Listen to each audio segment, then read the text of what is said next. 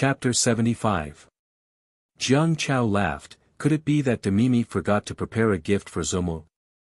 Wasn't it the same last time at maternal grandfather's house? Nyang even helped you prepare it. I'm laughing that thanks to Su Kong Dao Zhang, Wan Yang now knows that she has the fate of a lone star. These words were somewhat unclear, and everyone looked at her in confusion. Jiang Wan said, since Su Kong Dao Zhang can calculate Wan Yang's fate, he left 5 years ago. 5 years later, his skills have improved greatly. He should have a way to break this fate. As she thought this, the other Furins in the hall were already discussing this eldest miss of the Jiang family. Jiang Wan bowed to them one by one. She smiled warmly, and no one knew what she said, but she chatted happily with the other Furins. Very quickly, she won the favor of many people. Even the harshest assistant minister's wife could not be cold when she saw her. Lian Qiao, who was following behind Jiang Wan, felt a chill in her heart. What a vicious mind. After a few years of being an ant in the temple, the people of the capital would have long forgotten that Jiang Wan existed. And once she passed the age limit, Jiang Wan would grow older, and it would be even more difficult to find a marriage.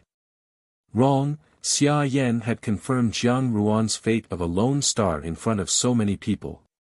Which good family in the capital would dare to want her? They would probably hide from her. How did you know that I am the wife of the army chief? Gu Furen was astonished. Gu Furen laughed, so that's how it is. Jiang Furen, your daughter is really pure and intelligent. She saw that Jiang Ruan's attitude was generous, her bearing was extraordinary, and she was also exceptionally intelligent. The only bad thing was that her appearance was too splendid. At such a young age, she was already so attractive. When she grew older, she would probably be a one-in-a-million beauty. However, having a splendid appearance was not a good thing, as it might cause trouble. He walked around in the hall, and his gaze gradually fell on Jiang Wan. Lian Qiao and Bai Ji looked at each other, and their eyes were full of smiles. Lian Qiao said, we servants will definitely dress Miss up beautifully, and compare with second Miss. Jiang Quan said, Mother, this Taoist priest is an old friend of this son. He also came to my Fu 5 years ago. Presumably, he received instructions from the courtyard over there. Jiang Wan did not care, don't take it to heart.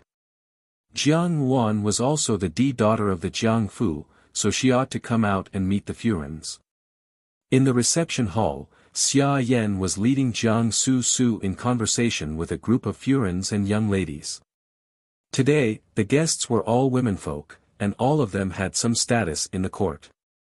The Shu daughter could not come out to receive the guests, so it was the mistress of the household and the daughter who received the ladies together. Everyone looked curiously at the wooden chest, and the old Jiang madam smiled as she instructed Kai K to open it. Kai K opened it as instructed and carefully carried out a white jade Buddha from within. This bodhisattva sculpture was vivid and lifelike. Its eyebrows and eyes were vivid, as if it was alive. The most precious one was carved out of a whole block of white jade. It was natural and seemed to be very valuable. Everyone clicked their tongues in wonder. Jiang Chao said, as soon as grandson saw this bodhisattva, he felt that she looked very familiar. When I looked carefully, isn't that my grandmother? I will buy it. I only hope that bodhisattva will bless me and keep my grandmother healthy. As soon as these words came out, everyone was startled and unconsciously looked at Jiang Wan with fear in their eyes. Even if she was as beautiful as a flower, in the eyes of everyone, she was no different from a demon. The old Jiang madam looked at them without batting an eyelid. At this moment, a shrill yell suddenly came from the hall. Where did this demon come from? It was a huge double-sided embroidery scroll with 100 longevity characters embroidered all over it. Not to mention the embroidery, just the thought and engineering involved was shocking. Mother. Su Kong Dao Zhang is an expert. Jiang Quan brushed off the old Jiang madam's intentions. Turning his head to face Su Kong Dao Zhang, he anxiously asked, is what Dao Zhang said true. Today, she did not put on any makeup, only a light rouge on her cheeks, which made her jade-like skin appear sparkling and translucent. Step by step, she walked in from outside the hall, her skirt not moving in the slightest. Although she was still young, she actually had a kind of charm. Xia Yan smiled, I have troubled Furen. Su was just a little frightened, but now she is fine. No one had heard of this part, and thought to themselves, no wonder Jiang Quan had said that this Taoist priest was an old friend. Had he told Jiang Ruan's fortune 5 years ago? At the side, Jiang Li let out an almost inaudible sneer. When it came to pleasing the old Jiang madam, Jiang Chao's methods were really at his fingertips. He specifically picked beautiful words to say, and the old Jiang madam just fell for it. All the Furens present had never seen Su Kong Dao Zhang before, so when they heard Jiang Quan's words, they all felt relieved. How can this be considered a joke? Xia Yan followed with a smile, Gu Furen has raised a good son. That day, the entire capital knew of the elegant bearing of the Zhuangyuan. She spoke sincerely and candidly, as if she was sincerely happy for Lu Furen. With such an elegant bearing of the Zhuangyuan, I wonder which family's daughter will have the good fortune to marry the Zhuangyuan. With Jiang Chao and Jiang Su in front of them, everyone turned their gazes to Jiang Ruan, wanting to see what good things Jiang Ruan could bring out. Jiang Ruan smiled slightly, my gift, for the time being, cannot be taken out. Impossible. Xia Yan stared blankly, she is the eldest young miss of our Fu. Lu Zhu thought for a moment, why don't Nubi go outside and find a craftsman? It's not a solution to keep on breaking it. Why would Ruan Yang want to harm the entire Jiangfu? Jiang Ruan asked. How could she be willing to harm it so easily? Step by step, she wanted to crush it, turn it into dregs, and forever disappear from this world. I heard that the Zongbing Darren is iron-blooded and valiant, and that he is deeply in love with Furen. When Wan Yang saw that the fragrant pouch on Furen's waist was embroidered with a shield instead of flowers and plants, she made a wild guess. Looking at it now, it seems that it was an accident. Xia Yan stared blankly for a moment, Su Kong Dao Zhang. Then, she apologized to the crowd, a few days ago, I invited this Dao Zhang to perform a religious ceremony for the Jiangfu. I did not expect that he would arrive today. Quickly stop arguing, Xia Yan said with a smile, Su, take out your birthday gift and let Zumo have a look. Su Kong Dao Zhang had already walked in. Seeing him, Jiang Quan was polite and said, long time no see. Ever since Lu Furen had arrived, she had been somewhat reserved. She was not very familiar with the social circles of the upper class. Fortunately, Lu Furen herself was the daughter of a scholar, so she was not lacking in manners. Hearing Gu Furen's words, she was somewhat embarrassed, Furen need not tease me. As soon as these words were spoken, Jiang Chao's expression froze, and Xia Yan was also stunned. Indeed, as the in-laws of the old Jiang madam's birthday banquet, not a single person from the Xia family was present.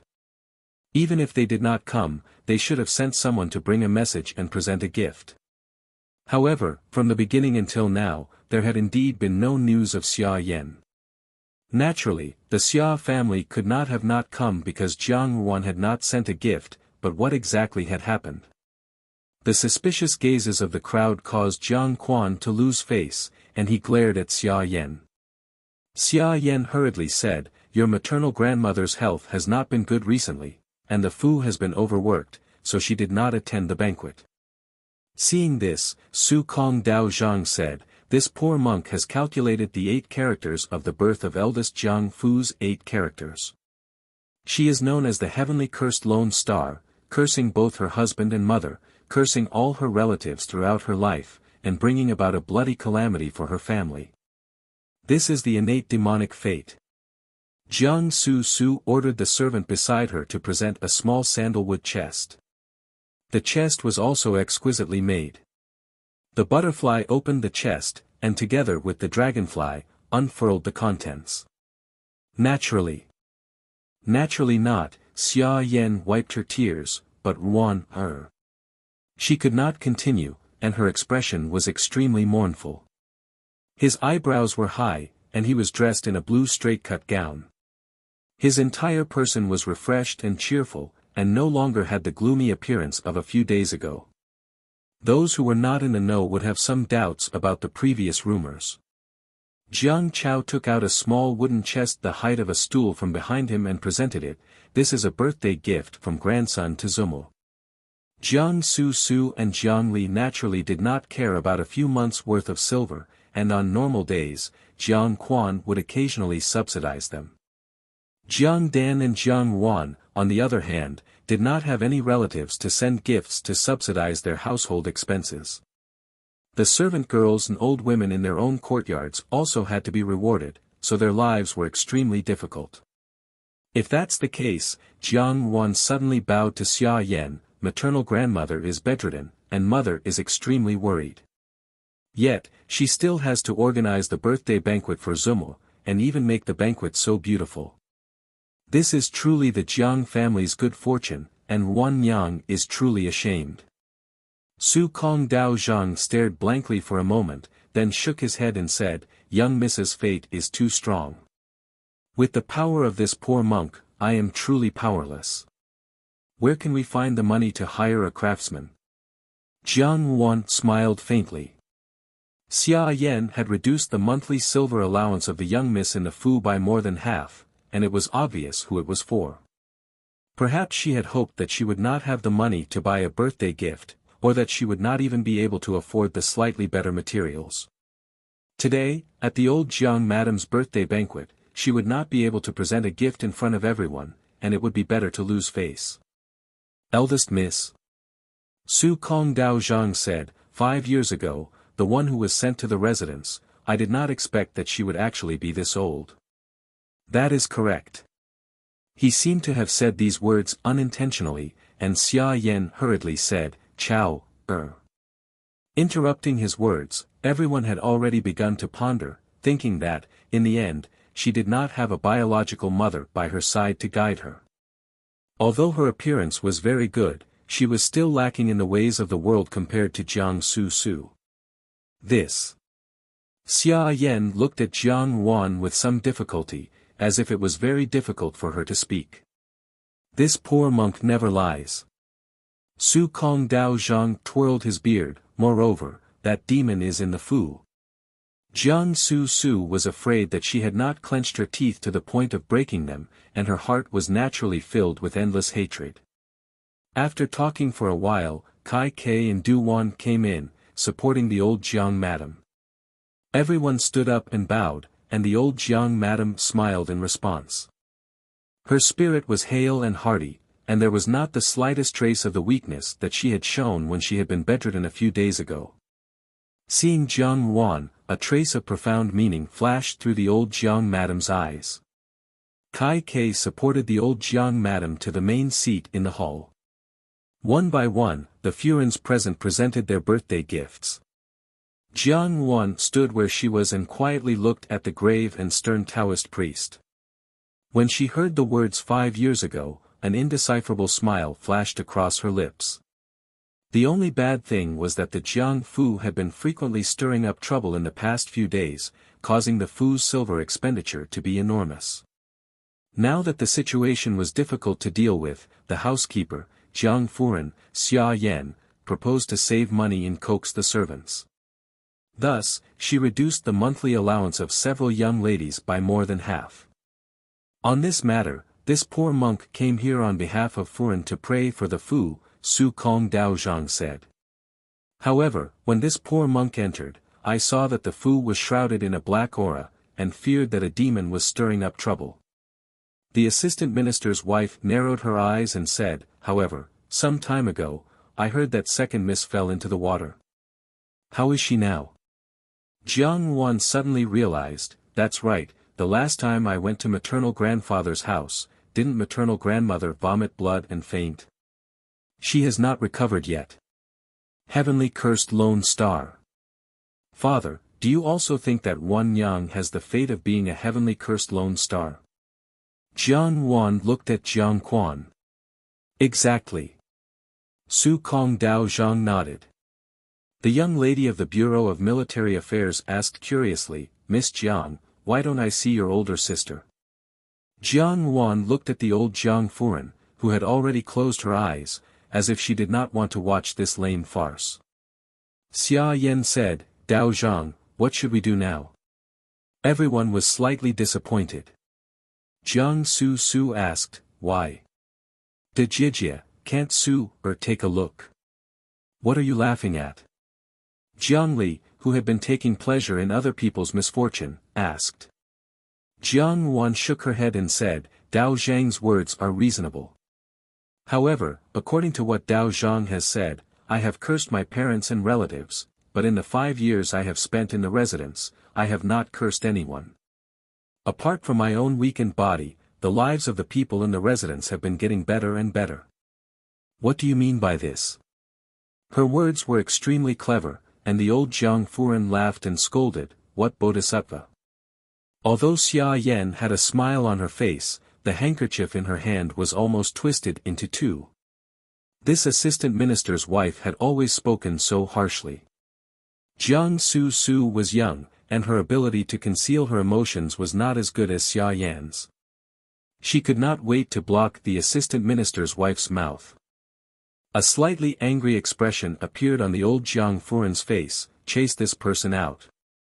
Just as everyone was lost in their own thoughts, they heard a crisp voice from outside the hall, Miss, slow down a little, be careful not to fall.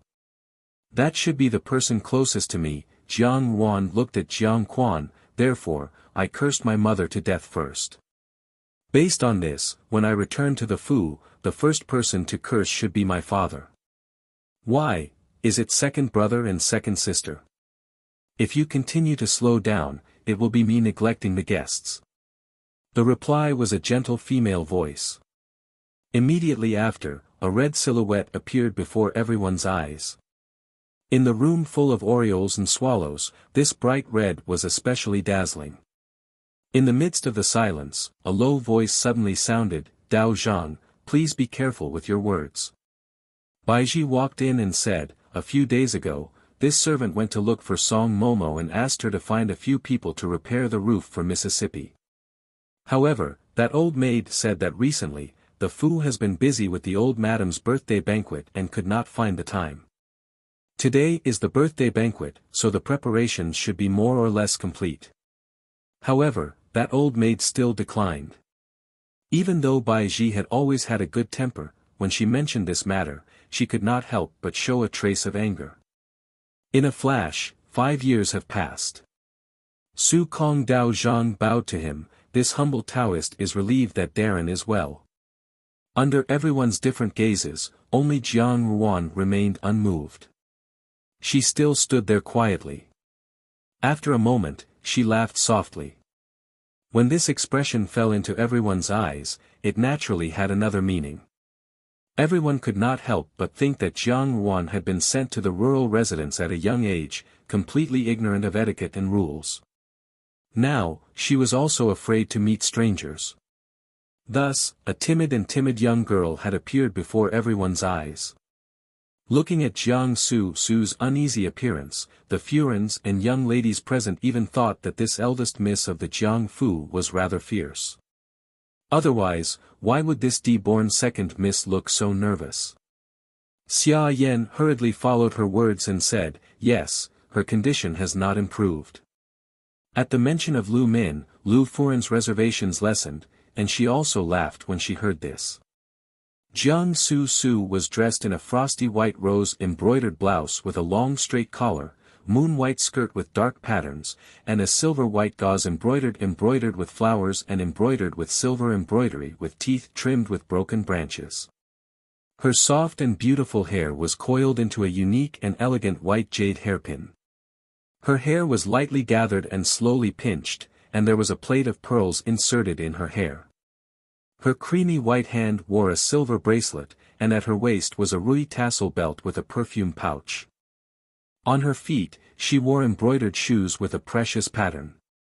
Her entire person was intelligent, elegant, and beautiful. Today, she did not wear a veil, and it was unknown what miraculous medicine had been used on her face, but the scars were much better. There was a thick layer of powder on her face, completely covering the scars. Her skin was considered fair, but because the powder was too thick, although she was still dainty and pleasant, she was not as elegant as she was usually. Jiang Chao chuckled and did not speak.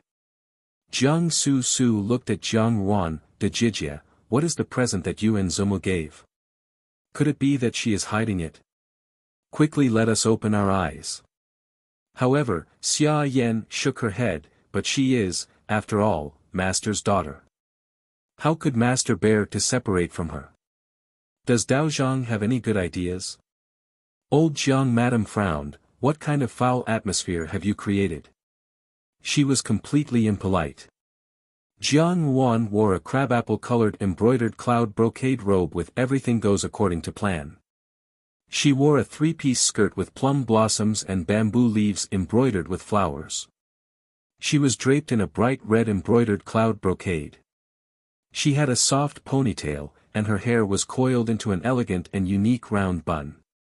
There was a carved crabapple bracelet inserted in her hair. Her creamy white hand wore a tricolored silk bracelet. She wore a peacock-patterned belt with a perfume pouch embroidered with wings of red plum blossoms. On her feet, she wore soft-soled boots. Su Kong Dao Zhang looked at Jiang Wan, if it was in the past, it would have been fine to place her in a residence. But now that you have brought her back, this evil aura is growing by the day. It would be best to find a family temple and have her stay there for a few years. Once she has calmed down a little, perhaps it will be resolved. When everyone saw this, they all held their breaths. Su Kong Dao Zhang said, although this humble monk does not know who Miss is, this humble monk dares to conclude that the black aura in the Fu is caused by this Mississippi. Gu Furen seemed to have just thought of something, speaking of which, the Fu's eldest miss is slightly older than second Mississippi. Is there an engagement? A trace of embarrassment flashed across Jiang Su Su's face, eldest sister does not usually come out. Perhaps there is no one here that she is familiar with. There was a trace of reverence in her tone. When Jiang Su Su saw this, she fiercely twisted her handkerchief. She did not understand why Jiang Wan, who had grown up in the residence, had such a noble bearing. When the Jiang family was mentioned, everyone only knew her name, Jiang Su Su. However, ever since Jiang Wan had returned, Jiang Wan had unexpectedly surpassed her. Even the appearance that she was most proud of was not good. In her heart, she scolded this foxy woman. Jiang Wan was so young, yet her every gesture had the charm of a mature woman. It made people feel disgusted just by looking at her. Old Jiang Madam also smiled, Su-er's thoughts are much more attentive than your older brothers. With Jiang Chao taking the lead, Jiang Su Su also stood up and curled her lips, older brother has given such a good present. Sun Yang really does not have the face to take out her own things. From the side, everyone saw a middle-aged Taoist wearing a green robe and hat appear in front of the hall. He carried a bundle on his back and held a peach tree branch in his hand. His expression was grim. I have let eldest brother see a joke, Jiang Wan said with a smile, but speaking of which, why did maternal grandfather's family come today? Could it be that because Ruan Yang forgot to prepare a gift for visiting, they will not even attend Zuma's birthday banquet? When Jiang Quan heard Jiang Ruan's words, he was already somewhat unhappy. Su Kong Dao Zhang paused and said, this humble monk also does not know. The rain continued to fall incessantly. The roof of Wanju's house, which had been temporarily vacated, had been in disrepair for many years and had unexpectedly begun to leak. Rainwater flowed through the hole in the roof and dripped into the room, causing the room to be extremely damp. Dewdrops found an iron bucket from outside and placed it at the hole. Although it would not drip everywhere for the time being, the cold wind that blew through the hole was enough to make them feel cold. Ruan Yang greets the Furen of the army commander. Jiang Wan smiled and greeted her. Jiang Quan looked straight at her. He only felt that although Jiang Ruan was looking at him with a smile, that pair of beautiful eyes seemed to have been immersed in ice, causing one's heart to feel cold. His vision blurred for a moment, as if he could see Zhao Mei lying on the bed with a haggard appearance, coldly questioning him. His heart panicked and he suddenly felt stifled. He coldly said, "Do you want to harm the entire Jiangfu?" "Not at all." Xia Yan was startled and looked inquisitively at Gu Furen. Why did Furen ask this? "Do you really want to freeze Miss alive until she falls ill?" Lian Qiao angrily said, "This is really too hateful." When Jiang Ruan heard this, there was a trace of mockery in her smile. If Xia Yan had said this, those who did not know would have thought that she and Jiang Quan had a deep father-daughter relationship. If not for Imperial Censor Wang's memorial, Jiang Quan was afraid that he could not wait to leave her in the rural residence for a long time and pretend that she, the Jiang family's young miss, did not exist. When Jiang Ruan walked to the front, Gu Furen smiled and said, "You are Jiang Ruan." "So that's how it is." Jiang Ruan suddenly understood and said with a smile, "So Ruan Yang has just returned from the rural residence to the Jiangfu, and the Jiangfu always has some inexplicable incidents. There is no need to trouble yourself. After today, someone will naturally come and repair it." Jiang Ruan walked to the dressing table and sat down. "Go and dress yourself. Presumably, some of the guests have already arrived. Even if second younger sister is in front to entertain the guests, as an older sister, I cannot always hide in the room." Everyone else in the hall was somewhat embarrassed. As the atmosphere grew cold, Gu Furen, who was in the Zongbing Darren Fu, said with a smile, "What imperial examinations are you talking about? Isn't the mother of the top scorer here?" As she said this, she looked towards Lu Furen, who was sitting quietly at the side. Jiang Ruan gently refused, "No." However, her tone was firm. The Momo ordered the servants to one side. Jiang Quan had also arrived with Jiang Li and Jiang Dan. Jiang Chao also followed behind.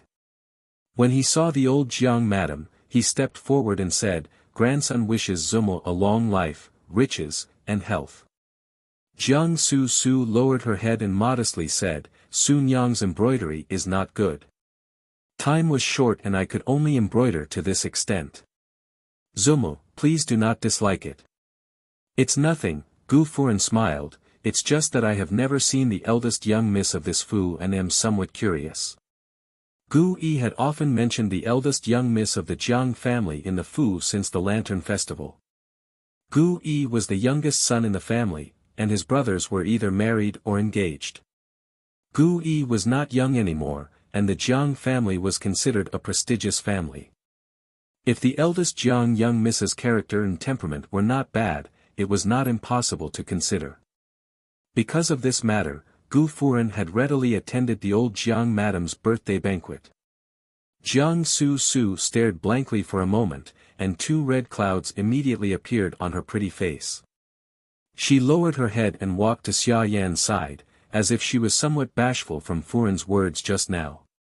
There was a hidden meaning behind these words. Everyone present was a shrewd person, and they had a lot of social interactions on a daily basis. How could they not understand this logic? Xia Yan pretended to carelessly touch her temples. Su Kong Dao Zhang immediately said, "That is because the people in the residence are not Mrs. relatives. They are merely farmers and servants." However, the assistant minister's wife did not let this matter go. "Then how is the Fu's second young master? I heard that he did not do well in the imperial examinations, and even had one of his fingers cut off." Sigh, at such a young age, one must be able to withstand failure. Just like the two in my family, they did not do very well in the imperial examinations, and all day long they still do not behave properly. The two young masters of Assistant Minister Gao's Fu had taken the imperial examinations at the same time as Jiang Chao, and had both obtained tribute yuan. All the Furens looked at her in astonishment, thinking, what was wrong with the daughter of the Jiang family, who had come from the wilderness? Looking at her bearing, it was clear that she was a noble from the palace. The Furins and young ladies present had naturally heard of the incident on the Ling Long boat on the day of the Lantern Festival. Recalling the scene of Jiang Su Su at that time, the way they looked at Xia Yan and her daughter was different. Dejected, Lu Zhu said, "This is really making things difficult." Taisha Furin smiled and said, "This must be the second young Mississippi. Now that she has matured, she is becoming more and more charming. In a few more years, who knows how many marriage proposals will break through the doorstep." However, Su Kong Dao Zhang said to Jiang Quan, "Darren, didn't this poor monk perform a divination with this young miss 5 years ago, warning her not to return to the Fu, or else it will cause a great calamity? Even if Darren is soft-hearted, you cannot bring about your own destruction." "Younger sister, please don't say that," Jiang Chao scratched his head, "my gifts have always been inferior to yours." She looked at the gentle young girl in front of her, and secretly ground her teeth to the point of breaking. Suddenly smiling, she said, "It's nothing." Thinking of what would happen in a moment, Xia Yan felt elated. "Dao Zhang, what are you saying?" Jiang Su Su said, "How can my Dejie be a monster?" She said it with gratitude, but Xia Yan felt a prickle on her back. Jiang Ruan's words implied that her own mother was bedridden, yet she still had the heart to organize the birthday banquet, which was unfilial. Today, in front of all the Furins, she had been talking and laughing, and had not revealed the slightest bit of melancholy. It was likely that all the Furins were currently pondering in their hearts. As it turns out, there are things that Dao Zhang is unaware of.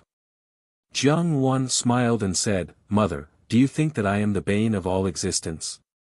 The embroidery was exquisite, and the colors of the patterns were bright and dignified. The handwriting was also meticulous, and the stitching technique could not be seen with a single glance. Even in the whole of the great Jin dynasty, it was considered to be of the highest quality. Jiang Su Su was indeed talented, and in the field of embroidery, she could be said to be the best in the capital. This filial piety and modesty immediately caused many of the Furins present to gasp in admiration. "Mother, what exactly is going on?" Jiang Chao asked, "What does Dao Zhang mean by these words?" Chapter 76. A monk in yellow robes slowly walked in from outside the hall. His beard had already turned completely white, and he held a Buddhist staff in his hand. Compared to Su Kong Dao Zhang, this old monk had a benevolent countenance, and his movements had a holy temperament that could not be profaned. He was truly like the eldest disciple of Buddha. When she saw this monk, Lian Xiao let out a long sigh of relief. Someone in the hall recognized the monk and exclaimed, "Isn't this Great Master Huiju? Why is he here?" Great Master Huiju's reputation was much greater than that of Su Kong Dao Zhang. All the wealthy families in the capital knew that at the end of last year, there had been an eminent monk in the capital who was highly skilled in Buddhism. When Xia Yan saw Huiju, she knew that things were not good, but Jiang Wan still stood in the hall with a smile on her face. She was suspicious as to how Jiang Wan had managed to establish a relationship with this monk. However, thinking of today's matter, she absolutely could not let Huiju spoil it. She smiled and said, "Why has the great master come to the Fu? Is he also here to exorcise the evil spirit?" Huiju put his palms together, slightly bowed his head and said, "Amit Ba Buddha." He then turned to Jiang Wan and said, "Mississippi, Dejie, you usually do not leave the house, when did you get to know this great master?" Jiang Su Su asked innocently, but her words were critical. If Jiang Wan was a virtuous maiden, even a monk would not be able to see her so casually. Jiang Wan sighed softly and looked at the old Jiang madam, who had opened her eyes at some point. "This is my gift to Zumu." Jiang Quan asked in a low voice, "What happened?" Compared to Su Kong Dao Zhang, he naturally understood that Great Master Huiju was more trustworthy. However, since he was related to Jiang Wan, he could not help but be somewhat suspicious. "A few days ago, Lin Zixiang and I went out to pick out some gifts for Zumu, but we were not satisfied. Zumu now has no worries about food and clothing, and even some grand and majestic gifts may not be able to catch her eye. Wan Yang thought that in this world, nothing was more important than safety, health, and lasting good fortune. I heard that there is a great master Huiju in the capital who is a disciple of Buddha. Coincidentally, Lin Zixiang's Fu has some friendship with the great master, so I asked Lin Zixiang to do a favor and invite the great master to pray for Zumo. In the capital, as long as there were wealthy families who believed in Buddhism, most of them had been invited by Huiju to preach Buddhist scriptures. Lin Zixiang's mother had always believed in Buddhism. This reason was sufficient, and no one would doubt it. She spoke with sincerity, as if it would be a waste of her sincerity if he did not believe her. Jiang Wan softly replied, if Wan Yang had known earlier that mother had already invited a Taoist priest to pray for the Jiang Fu, she definitely would not have acted on her own. She gave Huiju a gentle salute. I am indebted to the great master's favor that he is willing to make a trip here to pray for Zumo. Wan Yang is endlessly grateful. It's just that now we already have a Dao Zhang, so it would be unnecessary for me to see him like this. She smiled and said, however, Taoist priest is busy with exorcism and has no time to pray for grandmother. Master, please pray for grandmother now. The blessings from Buddha will definitely last for a long time. Everyone was slightly surprised when they heard what she said. Those who were more thoughtful wondered if this daughter of the Jiang family had been scared silly. Even now, she still had the mind to bring up the matter of praying for blessings. Those who were less thoughtful were full of praise for Jiang Wan. Even at this time, she still cared about praying for her own Zumo without caring about her cursed fate of being alone and cursed. Her filial piety was commendable. On the other hand, Xia Yan and the others, including Jiang Quan, the son, only cared about asking about the fate and did not care about the old madam's feelings at the moment. The old Jiang madam looked at Jiang Wan indifferently. Although she did not say anything, there was a glimmer of understanding in her eyes. However, she did not speak up to stop them and only watched quietly. This matter of praying for blessings, Taoist priest can also do it. Xia Yan was afraid that something strange would happen in the middle of the process and said, why bother the great master? Among the Furins present, there was finally someone who could not bear to watch any longer and reminded, in any case, this is also the eldest miss of the Jiang family's kind intentions. There is no need to disappoint the child. That's right, great master Huiju's reputation in the capital speaks for itself. How many people wish to pray for blessings but are unable to do so? The voices of the crowd grew louder and louder. There were those who sincerely felt that Jiang Wan was pitiful, and there were also those who wanted to fish in troubled waters and join in the commotion. Only Jiang Wan stood quietly in her original spot with a smile on her lips, seemingly unaffected by the situation in front of her. Huiju was the closest to her and could naturally see her expression clearly. Ever since he had appeared in the hall, the young girl in front of him still stood ramrod straight with a smile on her face. It was as if she had everything in the palm of her hand. He recalled that after Jiang Wan had left that day, it was indeed as she had said, that the prefectural magistrate's Fu had been haunted. The next day, she had invited him to exorcise the evil spirit. Could it be that, as she had said, there really were people in this world who knew the past and knew the future? He inwardly denied this possibility. This eldest miss of the Jiang family must have had an expert guiding her from behind. Otherwise, how could she know so many things? He shook his head and said, today, this old monk should have only been praying for the old madam of the Fu, but after listening to Taoist priest's words, this old monk has something to say. When Xia Yan heard this, she immediately smiled and said, Great Master, if you have anything to say, you can say it in private after the birthday banquet. A monk does not lie, Huiju said indifferently, it's just that this old monk sees that eldest Mrs. forehead is full, the bridge of her nose is straight, and her lips are plump. She is a person of good fortune. Taoist priest's words about the fate of the heavenly cursed lone star are heresy. His words were spoken in a righteous and awe-inspiring manner, causing others to have no choice but to believe him. After Su Kong Dao Zhang had seen Hui Ju, he had already felt somewhat guilty. He only knew a few little tricks.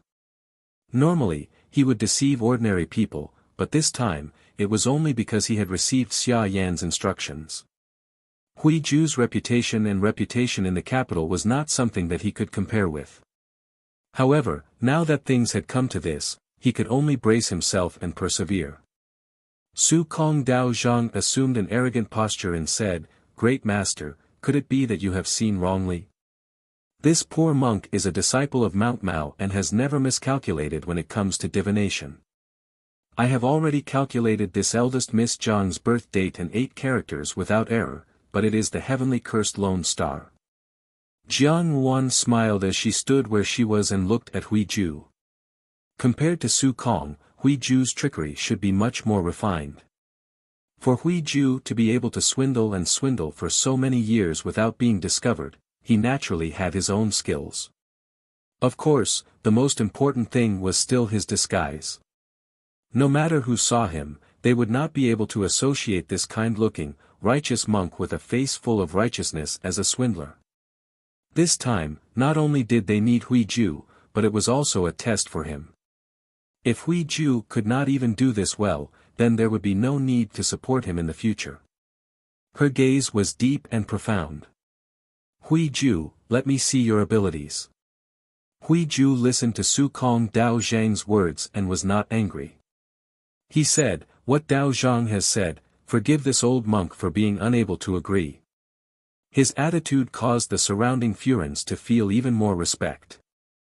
They felt that Hui Ju was neither servile nor overbearing, and was worthy of being an eminent monk of his generation. On the contrary, Su Kong Dao Zhang's attitude was arrogant, which unconsciously aroused the disgust of the crowd. Su Kong Dao Zhang was completely unaware of this. He only knew that he could not let Hui Ju ruin his speech, so he pretended to be angry and said, "Could it be that Great Master is deliberately making things difficult for this poor monk?" Hui Ju heaved a long sigh. If Dao Zhang insists on doing so, this old monk is powerless. However, I cannot watch Miss Jiang bear the blame for nothing. It is true that there is a black aura in the Fu, but it is not caused by the heavenly curse lone star.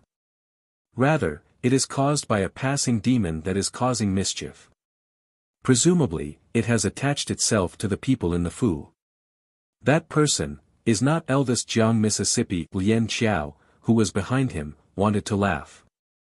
Such strange words, yet the Furins in the hall had grave expressions as they listened, as if they firmly believed him without a doubt.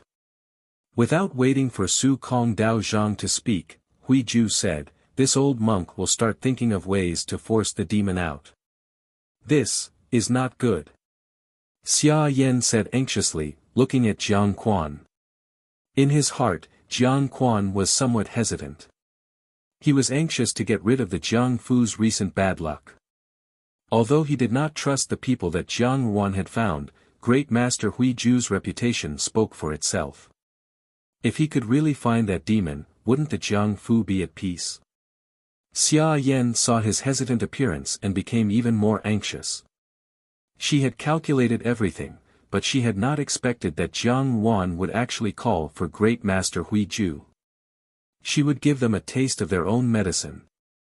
Great Master Hui Ju's reputation was much higher than that of Su Kong Dao Zhang.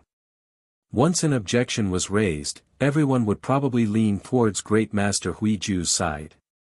Thinking of this, Xia Yan was both hateful and angry. Without waiting for Jiang Quan to make a choice, the old Jiang madam spoke, "Since Great Master has the heart, then I will have to trouble Great Master." Zomo. Jiang Su frowned. The old Jiang madam did not even look at her, and said to Xia Yan, "Wife, haven't you always wanted to get rid of the Jiang Fu's bad luck? Great Master Hui Ju is an eminent monk, wife, are you not happy?" "I dare not." Xia Yan squeezed out a smile. Su Kong Dao Zhang was ignored to one side, and Hui Ju put his palms together. "Amitabha, this old monk needs to go to each courtyard to take a look. This is not difficult." Jiang Quan said, "Lead the way for Great Master." Immediately, two servant girls came forward to lead the way for Hui Ju. Hui Ju and the servant girl walked at the front, while Xia Yan and her daughter followed closely behind, most likely to prevent Hui Ju from playing any tricks. Jiang Quan and the Furins who had come to watch the excitement also followed. Kai Ke and Du Wan supported the old Jiang madam, all of them wanting to see what was going on. Jiang Chao's venomous gaze almost drowned her, but Jiang Wan only pretended not to see it. She called out to Su Kong Daozhang, let's go together and take a look. Buddhism and Taoism each have their own strong points. Perhaps today will be a great way to increase one's cultivation. Her words were ridiculing, but her face held a gentle smile. For a moment, no one could figure out what she was thinking. Jiang Wan did not allow him to refuse, so Lien Xiao and Bai Ji surrounded Su Kong from the front and back. Su Kong had no choice but to brace himself and walk together. Hui Ju did as he had said and walked around each courtyard and each room. The few Yinyangs had not come out to receive guests today, and seeing such a scene, they were all somewhat surprised. The servants explained the reason to them, and they were bewildered in their hearts. Thus, they simply followed along. Hui Ju did not leave behind a single courtyard. The last courtyard was Hong Ying's. After hearing the ins and outs of the matter, Hong Ying hid behind Jiang Quan, still in a state of shock. Xia Yan frowned imperceptibly, but Hong Ying took advantage of the fact that no one was paying attention to take a quick look at Jiang Wan. After walking through all the courtyards and finding that they were safe and sound, Su Kong Daozhang could not help but provoke, "Great Master, didn't you say that there was a demon causing mischief? Now, it seems to be very peaceful. I am afraid that Great Master is mistaken." Hui Ju put his palms together, Amitabha Buddha. "Now, everyone, please follow this old monk to the main courtyard." In the central main courtyard of the Jiang Fu, in front of Jiang Quan's study, Hui Ju did not say anything. He only took out an incense burner from his bag and shook open the other cloth bag. Unexpectedly, there were some incense ashes. He poured the ashes into the incense burner and lit a joss stick. When the green smoke rose, he sat down cross-legged on the ground. With one hand looking at the wooden fish, and the other hand counting the prayer beads, he closed his eyes and began to meditate. Under such an atmosphere, everyone was somewhat nervous. Only Jiang Wan remained calm. Naturally, Xia Yan and Jiang Su were endlessly alarmed. Hui Ju recited sutras in this manner under the watchful eyes of everyone. At first, nothing happened, but after the time it takes to burn half an incense stick, for some unknown reason, a large dark mass of things actually flew down from the sky. Everyone was startled. The sky was originally gloomy, and that dark mass of things almost covered the entire sky above the Jiangfu. When it came closer, it could be seen clearly that it was actually hundreds of large, black-winged bats, flapping their wings as they flew over in a black mass. The madams and young ladies present all cried out in alarm. However, the black-winged bats did not stop after flying over the main courtyard. They continued flying forward, flying back and forth, and finally stopped in the air above Su Xin Yuan. After a while, the large bats suddenly rushed into a room. That room was originally a lady's boudoir, and there was even a maidservant sweeping inside. When such a large swarm of bats suddenly rushed in, the maidservant immediately ran out with a pale face. Everyone present was dumbfounded. Jiang Su and Xia Yan's faces were pale. Great Master Hui Ju stopped reciting sutras, the demons have already revealed themselves. Whose room is that? The assistant minister's wife took the lead to ask. Another foreign replied, it seems to be the courtyard of the Jiang Fu's second Mississippi. Jiang Chao's face was ashen. Great Master, what do you mean? Could it be that my younger sister is a demon? Hui Ju indifferently said, the second Jiang Miss is not a demon, but the evildoer causing mischief is currently in second Jiang Miss room. Second Jiang Miss has been staying with the demon for many years, and has been possessed, thus bringing disaster to the Fu. Everything was fine, so why would my younger sister be possessed by a demon? Jiang Chao's expression was unfriendly. Everything that has happened in this fu has only begun since eldest younger sister returned. Jiang Yuan smiled and did not speak, as if she had not heard Jiang Chao's slander. Hui Ju said, perhaps second Jiang Miss had previously encountered some danger, or perhaps she had been ill. The spiritual consciousness of an ill person is weak, and thus the demon took advantage of her weakness to enter. Didn't second Jiang Miss fall into the water on the Ling Long boat a few days ago? The assistant minister's wife smiled. At that time, she was fished out of the water, dripping wet, and on her last breath. I'm afraid that was when something unforeseen happened. Amitba. Hui Ju put his palms together. As soon as these words were spoken, everyone understood one after another that eldest Jiang Miss was not born with the heavenly cursed solitary star, but rather the evil aura brought about by the second Jiang Mississippi, recalling how Jiang Yuan had not lost her composure even when she had been wrongly accused, and had instead faced it with a smile. The Furins all sighed in admiration in their hearts. Since there was nothing to fight for, he started to speak up. So eldest Jiang Miss is innocent. Like I said, a young lady who looks quite good has suffered such humiliation for no reason. She almost became a scapegoat.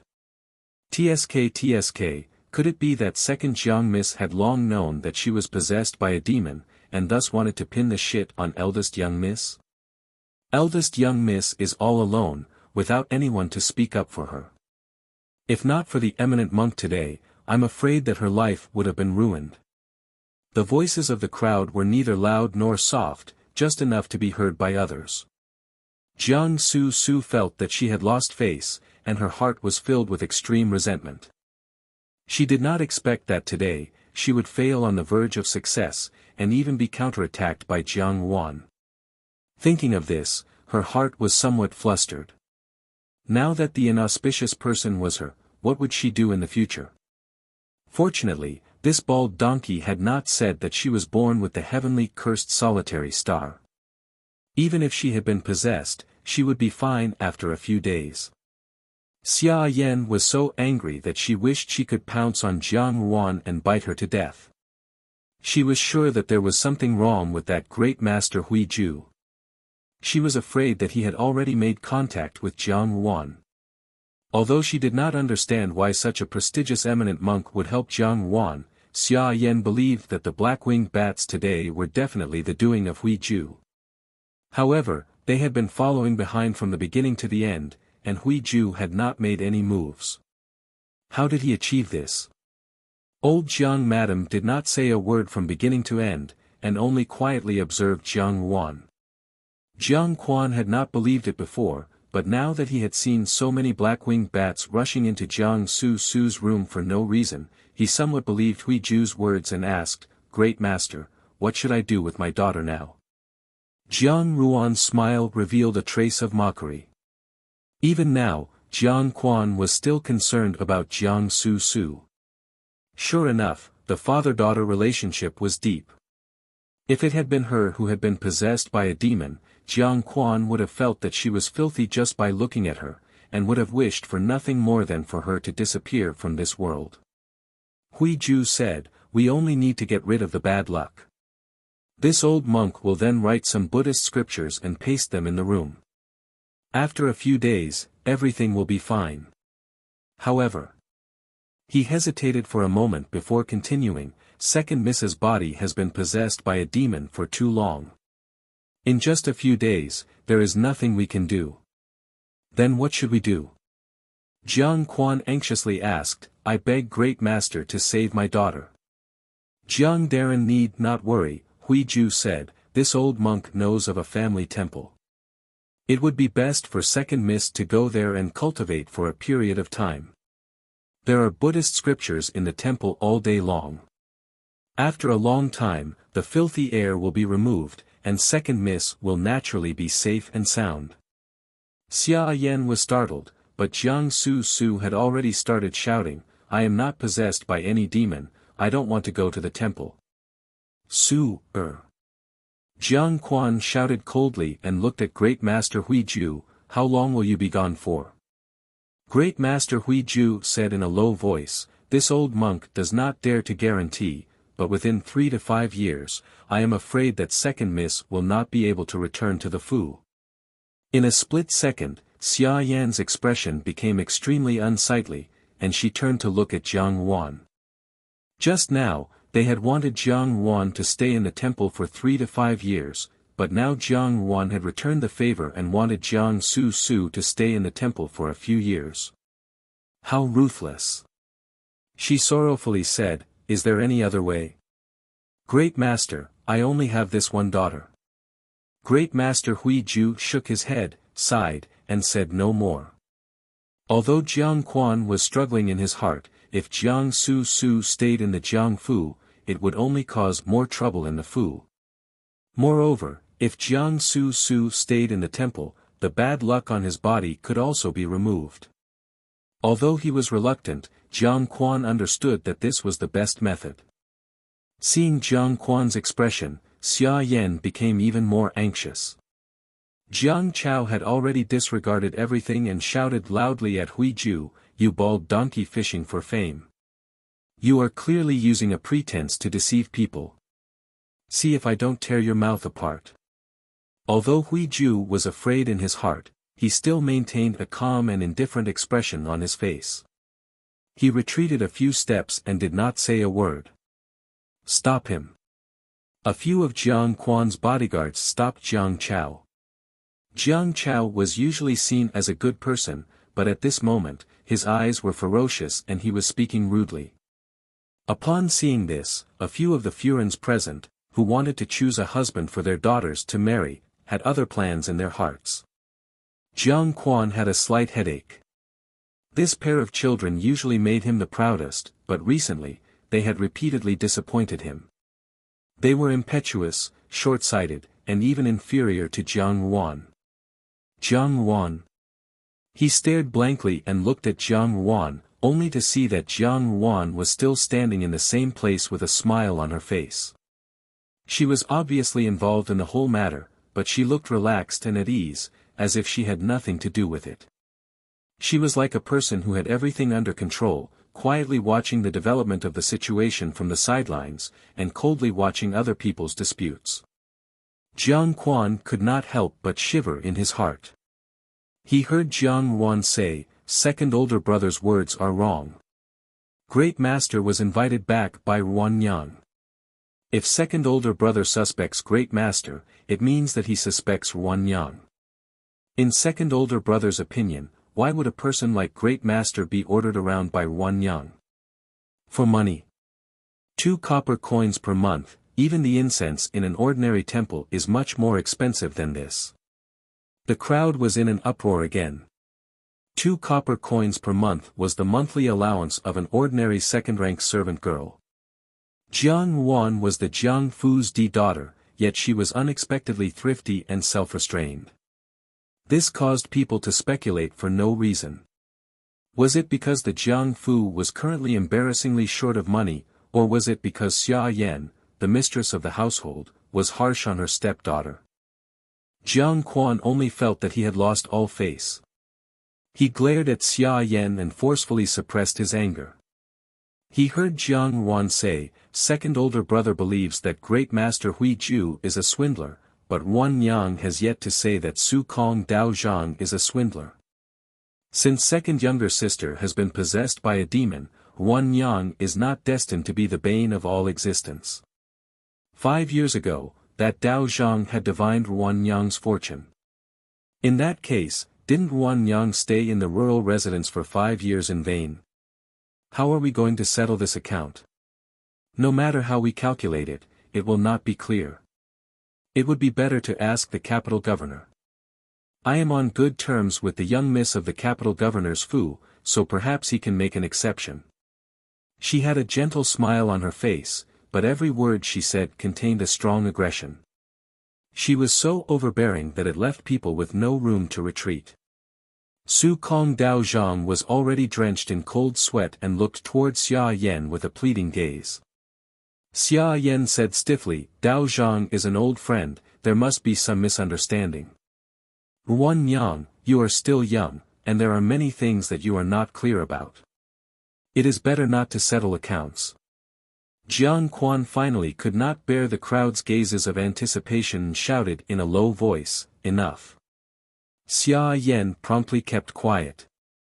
Hui Ju said, "This old monk will let my disciples send over the Buddhist scriptures. This matter is over, this old monk should also take his leave." Jiang Wan smiled, "No, great master has forgotten one thing."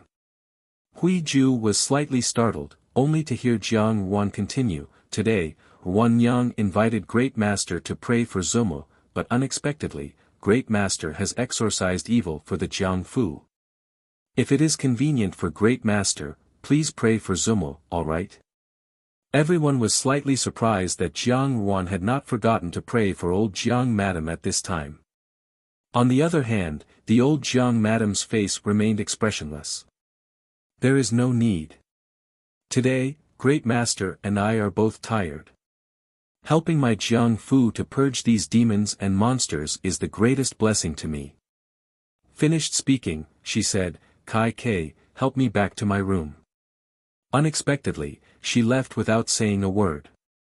Seeing this, the Furins hurriedly got up and took their leave.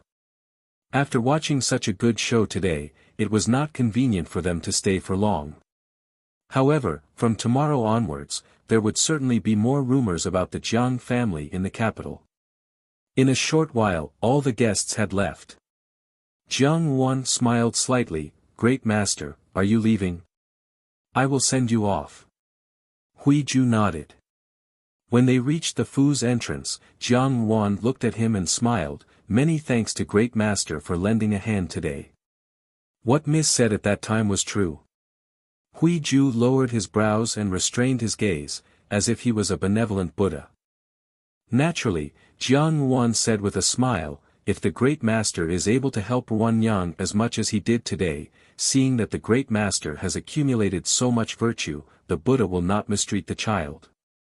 She said, "The great master has truly opened my eyes today."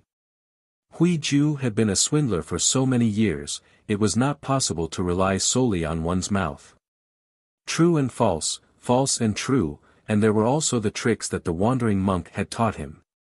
Today, when he passed by Jiang Su Su's room, he had conveniently sprinkled a handful of pig's blood powder. Bats liked pig's blood, and in this world, bats still did not appear. The pig's blood powder had also been mixed with other medicinal powders, and when mixed with the incense burning in the Zhengyuan, the bats would also pounce out during the day. Those who knew about this scene felt that it was not a big deal, but those who did not know felt that it was the appearance of demons.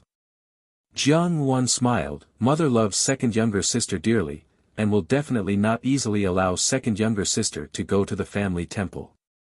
The bats will disperse during the day, but at night, they will knock on the door. Second young miss is worried, so naturally, she will not object." Hui Ju said indifferently. He had also smeared a lot of medicinal powder on Jiang Su Su's door. At night, the sound of the bats flying over and knocking on the door was loud enough, but when Jiang Su Su opened the door, she found that there was no one there.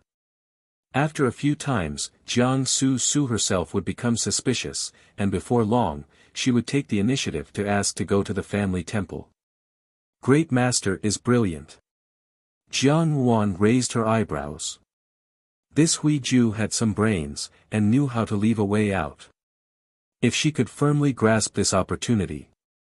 She smiled, "Great master has helped me so much, I also have a favor to return to great master. In a few days, I will pay a visit again. Great master, you must not forget my words." Hui Ju stared at the young girl in front of him in a daze, a cold smile in those beautiful eyes. She was so young, but her mind was more profound than any of the women in the inner courtyard he had ever met, and her wisdom was close to that of a demon. Hui Ju withdrew his thoughts, and after bidding farewell to Jiang Wan, he left. In the Zongbing Darren Fu. Gu Furen had just returned to the Fu when Gu Yi, who was outside, jumped in. In 2 or 3 steps, he walked in front of Gu Furen and said, "Mother, have you seen the eldest Jiang young miss? How is she?" Gu Furen smiled and said, her appearance is outstanding, her temperament is gentle, and she is well educated and reasonable. She also acts according to the rules. That is not bad. Gu Yi smiled and said, I knew that mother would think that she is not bad. After saying this, he scratched his head, you see, Tisk, how old is she? Quickly return to the room. When your father returns and sees you like this, he will punish you again. We will talk about this another day. Gu Furen scolded him with a smile. As soon as he heard that Gu Darren was returning, Gu Yi immediately slipped away like a wisp of smoke. After he left, Gu Furen heaved a deep sigh. Does Furen think that the eldest Jiang young miss is not good? The servant girl beside her asked softly. You have also seen it today. The waters of the Jiang family are not shallow. The eldest Jiang young miss has just returned to the Fu and has already set off such a big storm.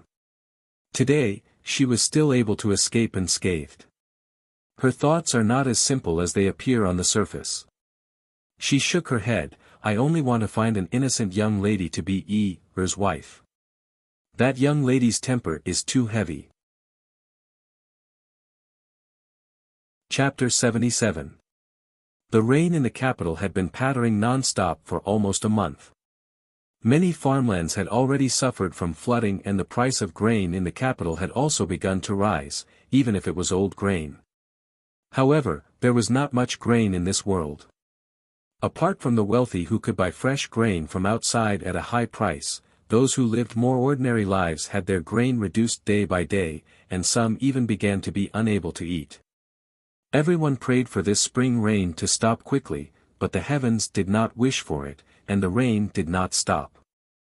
Jiang Quan had already arranged matters at the family temple. In a few days, Jiang Su would be sent to the temple. Although Xia Yan and Jiang Chao had been trying to persuade Jiang Quan had already made up his mind.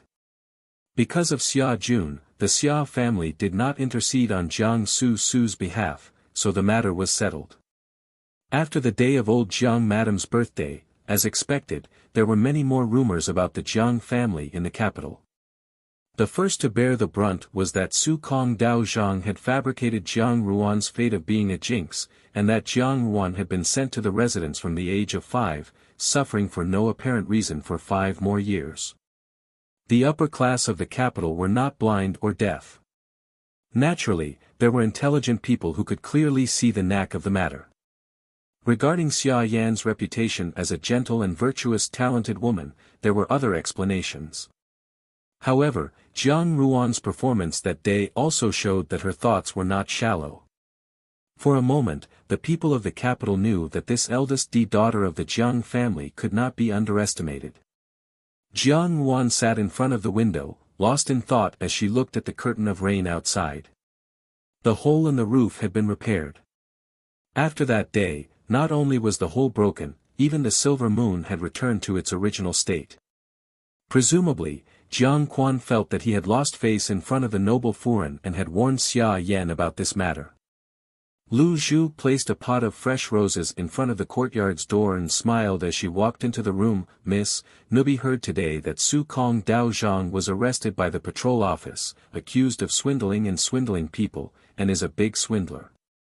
Now he has been sent to prison and received a good beating. I heard that one of his legs has been crippled.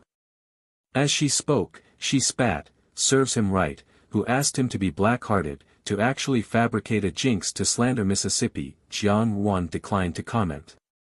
That day, there were many Furens present, so it was inevitable that someone would leak the news of Su Kong Dao Zhang. Su Kong Dao Zhang had been in business for so many years, and presumably, he had not only done business with Xia Yan's family. If the family that had invited him to their house had heard about this, they would certainly be angry and resentful. It would also be natural for them to lodge a complaint with the patrol office. Lian Xiao followed her gaze and looked out of the window. She sighed deeply and said, I wonder when this rain will stop. She suddenly whispered, Miss, food is scarce in the city now. Why don't you sell the food now? You will definitely make a lot of money. Jiang Yuan shook her head. Dewdrop asked, does Miss wish to wait a few more days? But we don't know when the rain will stop. Now is the perfect time. I'm not buying grain to sell. Jiang Yuan smiled faintly. What's the use of that? Dewdrop was puzzled. Save them. Save them. Dewdrop pondered over these two words. Suddenly, her eyes lit up. Young lady, do you want to wait for a few more days and distribute these grains to the victims of the disaster to save their lives? You're only half right, Jiang Yuan smiled and said, I don't want to save their lives. What she wanted to save was the Zhao family. Dewdrop blinked and did not ask further. She thought for a while and suddenly said, Young lady, this servant heard that the reservoir in the north of the capital has begun to overflow. His Majesty has ordered the 8th prince to go and control the flood. He has also specially transferred the young master of Prime Minister Li's Fu, Li, and Dewdrop was a second-rank servant girl. She usually had more opportunities to interact with people in the marketplace. She also knew how to deal with people and had a wide information network. She was the first to know a lot of news. Ah, Li, and Jiang Yuan smiled. Her eyes were astonishingly bright. He's finally here. Of Li Dong's 2 sons, Li Yang was dissolute and elegant, ignorant and incompetent. He was a complete hedonistic son of a rich family. Now that Li Yang had become a cripple, Li Dong would certainly not let the matter rest. However, the reason why he had not made a move against the Jiang family was most likely due to his youngest son. Lian was a sinister and cunning person. He was also extremely intelligent. In the beginning, Xianli had regarded him highly. If one were to say that Xianli had roped in Li Dong for Li Dong's power, the other 70% was because of Li An's intelligence and wisdom. Lian was a person who was extremely protective of his own people, especially Li Yang. Jiang Yuan smiled slightly. In her previous life, Xianli had told her a secret about Lian. It was a secret that even Li Yang and Li Dong did not know. And this secret would be her biggest bargaining chip. She said to Dewdrop, tell Lian Xiao and Bai Ji to quickly come back and get a set of e-cards. Young lady wants to play e-cards. Dewdrop smiled. This servant will call them back. The capital, Prime Minister's Fu. Li Dong sat on a soft couch in the middle of the hall. A beautiful concubine was massaging his shoulders. Below him, another beautiful concubine was kneeling and gently massaging his legs. The expressions on the 2 beautiful concubines' faces were somewhat fearful. Li Dong's complexion was ashen, and his face was full of fierceness. Obviously, he was in a bad mood. A manservant came to report, second young master has returned. A youth walked in from outside the hall. This youth looked to be about 17 or 18 years old. He was dressed in a sky-blue robe with a yellow tiger-patterned ribbon tied around his waist. His features were handsome, but his skin was pale, as if he had not walked under the sun for a long time. His pair of dark eyes were filled with gloom. Seeing this youth, Li Dong immediately stood up. Why are you only back now? Father. Lian frowned. How is eldest brother now? At the mention of Li Yang, a trace of ruthlessness flashed across Li Dong's face. What else can he do? His life is over. I must make sure that Jiang Su is buried with him. This matter cannot be acted blindly without thinking. Lian looked at Li Dong with displeasure. When Li Dong heard his words, he said angrily, in your letter, you told me not to touch the Jiang family for the time being. What is going on? Your brother is now lying in bed, unable to move. Why can't I go and kill that slut? Father, do you really think that eldest brother was harmed by the second Jiang miss? Lian asked. What do you mean? Lian looked at him mockingly. It can't be any more obvious. Father has already been blinded by anger and is no longer able to think seriously. This matter is nothing more than a provocation by someone with ulterior motives. They want to stir up conflict between the Jiang family and the Li family, and then sit back and reap the benefits.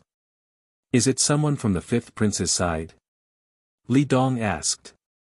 Currently, in the imperial court, the person with the greatest power was none other than the fifth prince. No. Lian interrupted him. The Jiangfu is but a small place. At that time, the person who plotted against eldest brother must have mixed in with the Jiangfu. It is very likely that he is a member of the Jiang family. I thought about it and concluded that the second Jiang miss is the least likely to plot against eldest brother. As for the other daughters of the Jiang family, the family of the third Jiang Miss's concubine and Jiang Quan's official career are involved, so it is impossible for them to destroy their own futures. Only the eldest miss and the fourth miss are left. These two biological mothers are not around, and they are not loved by Jiang Quan. If the people who do not want Jiang Quan to have a good life the most, it is probably these two. Looking at the consequences, the eldest Jiang miss will benefit the most. You are saying that the eldest Jiang miss plotted against your eldest brother and framed the second Jiang miss? Slut! Li Dong's face was extremely distorted. Not necessarily, so I need to make a trip to the Jiang family and see these two with my own eyes to be sure. A strange light flashed in Lian's eyes. Daring to plot against eldest brother, you have guts. If I catch you. The corners of Lian's mouth curled up in an excited smile. His handsome face looked exceptionally strange at this moment. It must be slowly tormented for it to be fun. Jiang Yuan was playing leaf cards with Lien Qiao and the others, and Jiang Yuan won every round. Lu Zhu pursed her lips and said, "Miss always wins. In any case, you should at least lose a round to make the servants happy. Could it be that you are cheating?" Lien Qiao knocked her on the head. "What nonsense are you talking about? Your skills are inferior, so you say that Miss is cheating. Don't you feel ashamed?" Jiang Yuan raised her eyebrows. "Didn't you learn leaf cards from a young age? Why do you still need people to let you play?" Lu Zhu blushed. "Miss is a natural-born expert." As they were chatting and laughing, a little maid suddenly came to the door and said, "Eldest Miss, the second young master of the Li family is in the hall. He wants to see you." Lien Qiao and Baiji's expressions changed. They looked at Jiang Yuan nervously. Jiang Yuan declined to comment and said, "His movements are really fast. Miss, be careful." Lu Zhu said seriously, "The second young master of the Li family is very shrewd. I'm afraid that he has seen through something. It was originally a show for him." Jiang Yuan smiled. "Lien Qiao, Baiji, let's go." The three of them walked into the hall. Unexpectedly, Jiang Su and Jiang Dan were also there. At this moment, Jiang Su was talking to the youngster. Lian said, "The second miss is such a wonderful person, but she has been possessed by a demon and has to live in seclusion in the family temple. It is really a pity." He looked rather regretful. Jiang Su's pair of beautiful eyes were full of tears. Looking at her, it was obvious that she was forcefully suppressing her grievances. She said, "It is all Sun Yang's fate." This second young master of the Li family was completely different from the eldest young master. Li Yang had become like that. Today, when Lian came over and asked to see her, Jiang Su was somewhat afraid. However, when she saw him, Lian was very gentle and did not blame her in the slightest. Instead, when he heard that she was going to the family temple, he even comforted her. A trace of resentment flashed in Jiang Su's heart. This was the marriage that Xia Yan had wanted to arrange for Jiang Yuan. Such a handsome and gentle man, why did Jiang Yuan always have such a good life? Jiang Yuan stood in front of the hall and naturally saw Jiang Su's bashful appearance. She could not help but sneer in her heart. Jiang Su was really naive. Did she really think that the person sitting in front of her was a gentle and noble young master? This young master's thoughts were deeper than the most poisonous snake. Jiang Dan had been sitting at the side with a timid and uneasy expression. When she saw Jiang Yuan, she was pleasantly surprised and said, "De Jijia." Jiang Su and Lian looked at Jiang Yuan. Jiang Yuan smiled and slowly stepped forward to greet Lian. "Greetings, second young master Li." Lian quickly looked at Jiang Yuan and smiled. "Eldest young Miss Jiang." Jiang Yuan sat down beside Jiang Dan and looked at Lian. "Second young master, what's the matter?" She was too lazy to talk nonsense and asked Lian directly. A trace of light flashed in Lian's eyes. He smiled and said, "It's nothing much.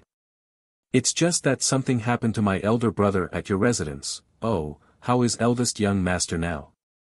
Her tone was worried, but her gaze was calm. "Not very good." Lian hung his head and sighed. "That day at your residence, he was seriously injured." "How unfortunate," Jiang Yuan said. Her flat and indifferent tone, for some reason, sounded very ear-piercing to Li An's ears. It was as if there was a hint of a smile. "What does eldest miss think of this matter?" Lian raised his voice.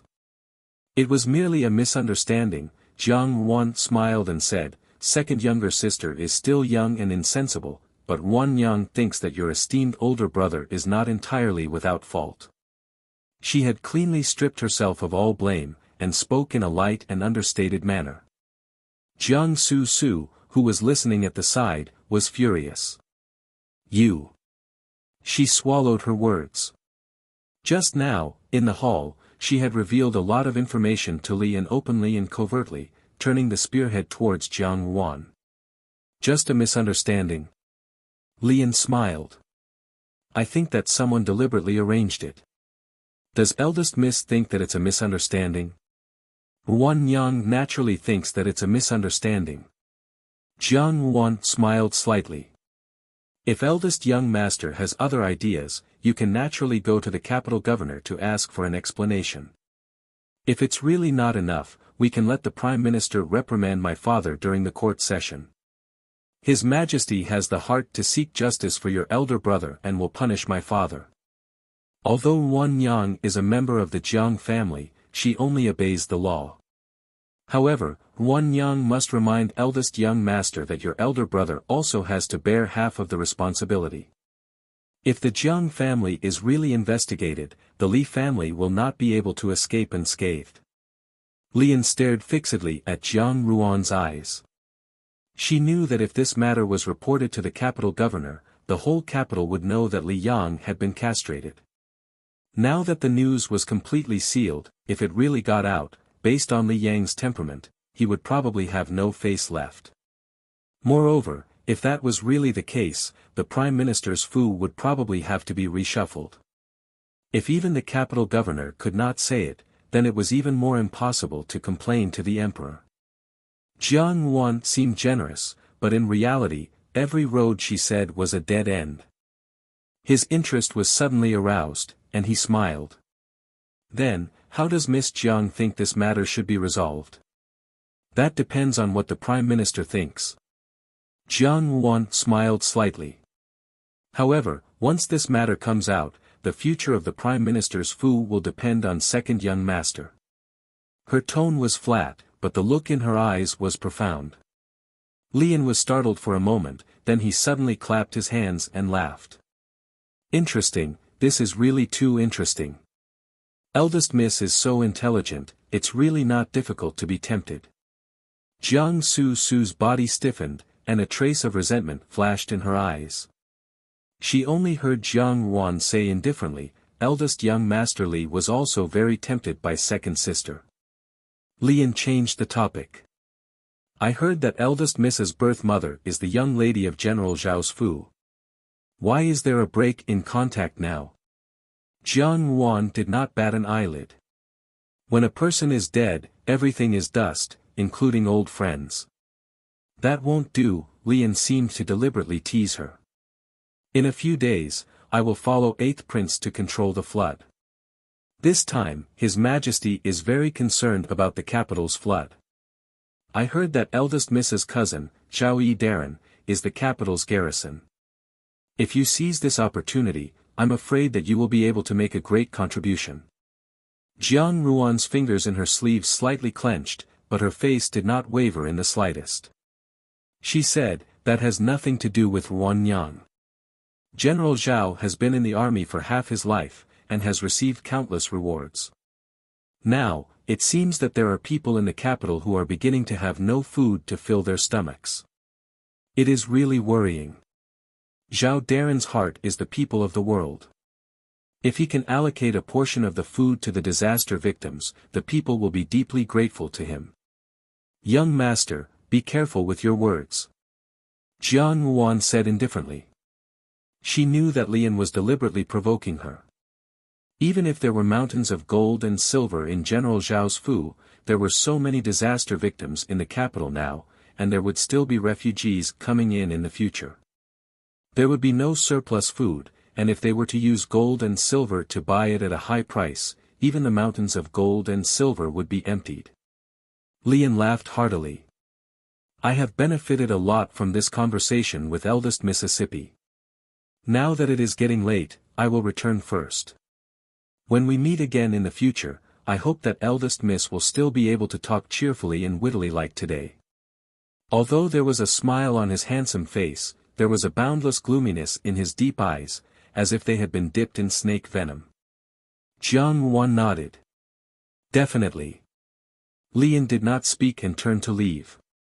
As soon as he turned his head, the smile on his face completely faded, and his expression became frighteningly gloomy. When he left the Jiangfu, the manservant beside him cautiously asked, "Young master, was it done by eldest Miss Jiang?" It was her. Lian flipped over and mounted the horse. That girl, who was still wet behind the ears, had a pair of eyes that could not see through her emotions. In the face of his doubt, she had accepted it, and even provoked him. He cracked his whip, and the horse let out a long neigh. In the blink of an eye, it had galloped away. Naturally, there was more than one horse on the streets of the capital. As Lian galloped the horse, he brushed past another horse. That horse was a rare, fine colt. Its glossy jet-black fur was magnificent and beautiful, and on it sat a person wearing a bamboo hat and a cloak. Stopping at a restaurant in the city, he handed the horse over to the waiter and went upstairs. When he reached the second floor, a maidservant led him to a private room. He pushed aside the beaded curtain and walked in. When the people in the room saw him, the eyes of the person sitting at the side lit up, second older brother. Guan Lianghan was the great general of the Great Jin dynasty. He was brave and skillful in battle, and his reputation as the god of war resounded throughout the land. This time, he had returned to the capital without following the main army, and had first slipped back on his own. He had always had an unrestrained temperament, and even if the emperor knew about it, he would turn a blind eye. He looked at the youth who had called him second older brother. It was Imo Kong. Imo Tsong said, "Second older brother, where are the fox and wolf cubs from the northwest that you said you would bring back for me?" He had long wanted to secretly raise such a small fox and wolf cub in the manor. "In a few days, when the troops return, I will send it to you." Guan Lianghan was in his early 30s. He was tall and handsome, but his face was covered with a full beard. At first glance, he looked like a fiend. "I see that the smell of cosmetics in the capital has made you look like a woman. Another day, I will let you follow older brother to the desert to train. You are as thin as a monkey." Mo Tsong was unconvinced. "Second older brother, what's so good about that?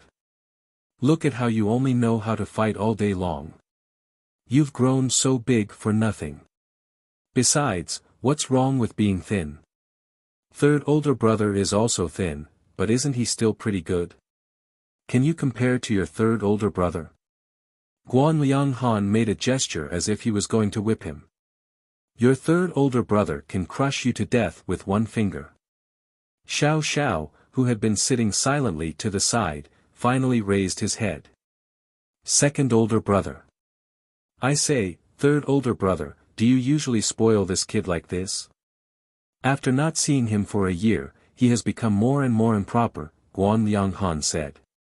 When they were young, they had come from the same sect. There were 8 brothers in total. Guan Liang Han was ranked 2nd, Xiao Xiao 3rd, Mo Tsong 7th, and Xian Li 8th. When Xian Li had first ascended the mountain to learn martial arts, something had happened after half a year. From then on, he no longer existed in the sect. Everyone had a tacit understanding not to mention this matter. No one outside knew of their relationship, so they only called him that in private. How long are you planning to stay in the capital this time? Xiao Xiao asked. Accustomed to Xiao Xiao's cold and cheerless temperament, Guan Liang Han scratched his head. The Northwest has sent people to negotiate peace. If we don't stir things up, we will temporarily stay in the capital. Ah, second older brother, we can play together in the future, Mo Tsong said excitedly. Who the hell wants to play with you, sissy? Guan Liang Han had always looked down on Mo Tsong's weakness. Mo Tsong's martial arts were also the weakest, and he had basically only learned superficial knowledge. Xiao Xiao said, third older brother, I want to ask you about someone. Who? Guan Liang Han asked. Jiang Xang. He asked, do you have this person under you? The eldest young master of the Jiang family. The Jiang family? Guan Liang Han frowned. Jiang Quan's Jiang family in the capital? I don't have anyone with the surname Jiang, so I don't know. Why are you looking for the eldest young master of the Jiang family? When did he get involved with the Jiang family? Third older brother, don't blame second older brother for not reminding you. The Jiang family is a pool of muddy water, and behind it is the Xia family. What kind of people are the Xia family? If they are involved with eighth older brother, then eighth older brother is stinking mud. Whoever gets involved with him will be fucking unlucky. I have no relationship with Xian Li, Xiao Xiao said. Second older brother, third older brother is not doing this for eighth prince, Mo Tsong teased. It's for that eldest young miss of the Jiang family. What eldest young miss of the Jiang family? Guan Liang Han said, doesn't Jiang Quan only have one daughter? That talented girl. Third older brother, do you fancy her? It can't be, when did your foresight become so bad? Guan Liang Han had not stayed in the capital for a year and was completely unaware of Jiang Ruan's affairs. Xiao Xiao looked at Mo Tsong coldly. Mo Tsong was unmoved and touched his nose. Third older brother, Yi Feng has already told me. Didn't you order him to investigate eldest young miss of the Jiang family? What's wrong with that? He smiled mischievously at Guan Liang Han and said, this eldest young miss of the Jiang family has just returned to the capital at the end of the year. She is the daughter of Minister Zhang's deceased wife. She is beautiful beyond compare, but her temperament is rather fierce. Moreover, she is very shrewd and has fooled second young miss and Jiang Furen. He thought of something and suddenly laughed. I'm afraid that even second young master Jiang has fallen into her trap. Mo Tsong was clever and could vaguely guess a little about Jiang Chao's affairs. Hearing Mo Tsong's words, Guan Liang Han frowned. So you're saying that she is a vicious and malicious woman? What kind of person she is not important. Xiao Xiao said indifferently, you really don't have a person named Jiang Xing under you? Seeing him like this, Guan Liang Han put away the indecent expression on his face and said, I don't have a person named Jiang Xing, but I know of a person named Zhao Xing. Zhao Xing? Xiao Xiao raised his eyebrows. That's him. Jiang Xing had originally hated the Jiang family. If he had entered the army, it was highly likely that he had changed his mother's surname. Where is he now? Xiao Xiao asked. I went to the capital first. He followed the army, Guan Liang Han said. He is the deputy general under my command. You said that he is the eldest young master of the Jiang family. Deputy general. Mo Tsong looked at Xiao Xiao. Third elder brother, your brother-in-law is quite good. Guan Lianghan and Xiao Xiao both regarded Mo Tsong as heir. Guan Lianghan said, "This Xiao Xing cannot be underestimated." At first, he started out as a small soldier who cooked. He did an outstanding job and was continuously promoted. When he first entered the army, he was as skinny as old Seven. He looked like a scholar who could be blown away by a gust of wind. He kept asking to go to the battlefield, but I did not agree. Later, when I saw that he had trained well, I brought him to fight. This person is not afraid of death. At first, he did not dare to kill people. Later on, he killed ruthlessly, and no longer had the sour air of a scholar. I saw that he was a man, and his fighting skills were getting better and better. After achieving several military merits, he was promoted to deputy general. This time, he was the one who took the initiative to come back to the capital with me. Xiao Xiao looked at him. Guan Lianghan said, "The eldest miss of the Jiang family that you speak of, if Xiao Xing is really Jiang Xing, then eldest Miss Jiang is his younger sister." I have heard of Xiao Xing's younger sister. When I first asked him why he was not afraid of death in battle, he said that he had to achieve military merits and be promoted in order to have the status to protect his younger sister. He paused and looked at Mo Kong. However, Xiao Xing told me about his younger sister. He said that she was simple and pleasant, gentle, and that she was bullied everywhere.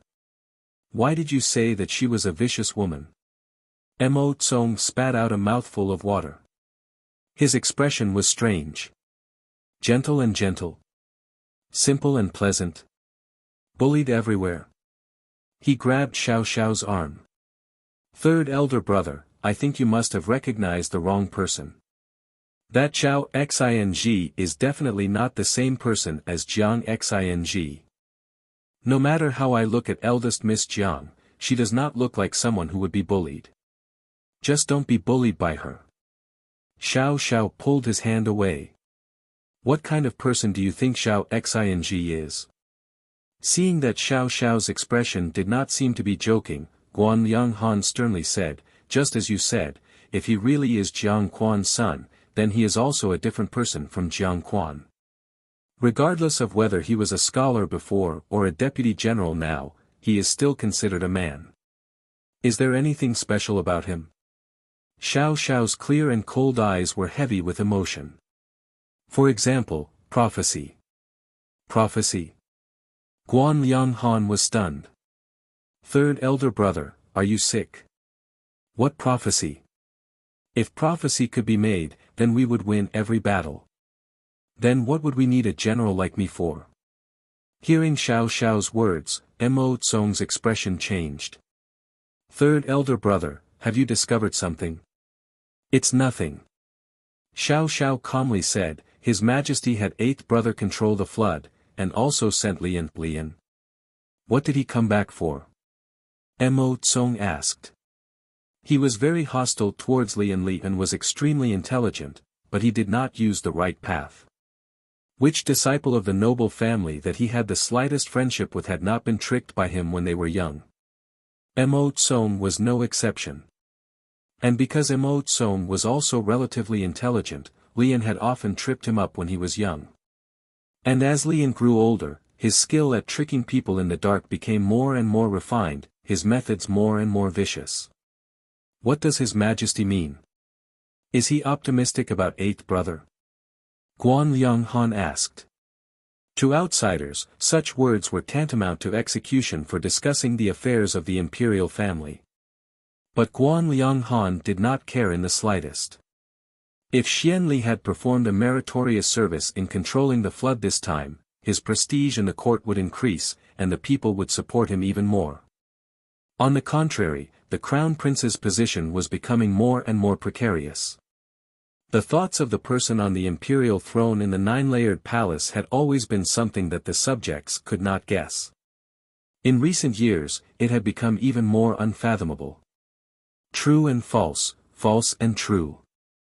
Perhaps even Xianli himself did not know the emperor's intentions. If he really thought highly of Xianli, the crown prince would not have lived until now. Xian Li said coldly. Third elder brother, then what do we do now? Wait. Xiao Xiao played with the dagger in his hand and calmly said, Li En's sudden return to the capital was not a coincidence. I want to see what the Li family wants. Chapter 78. 20 days passed in a row, and the rain in the capital did not stop. The pitter-patter of rain didn't seem like much, but regardless of whether it was day or night, large numbers of dead animals began to appear in the capital, needless to say, the Zhuang family. Not only the capital, but the entire Great Jin dynasty was shrouded in the shadow of the flood. A few days ago, the water level of the moat rose and broke the dam. Many people who lived near the moat drowned. The government's disaster relief efforts were like a mantis trying to stop a chariot, so controlling the flood became a top priority. The imperial court had allocated a large sum of money to various places for disaster relief. It looked like a large sum of money, but when it was passed down layer by layer, the officials who received the money had to be scraped with oil as usual. When it reached the hands of the victims, it was nothing more than a few bones. As a result, the number of disaster victims in various places increased. Many of their houses were washed away by the flood, and they became homeless refugees. The refugees all chose to go to Shangjing. Firstly, Shangjing's terrain was higher, so it was less affected by the disaster compared to other places. Secondly, it was under the emperor's jurisdiction after all. They thought that they might be able to eat a mouthful of hot rice from the Shangguan residence.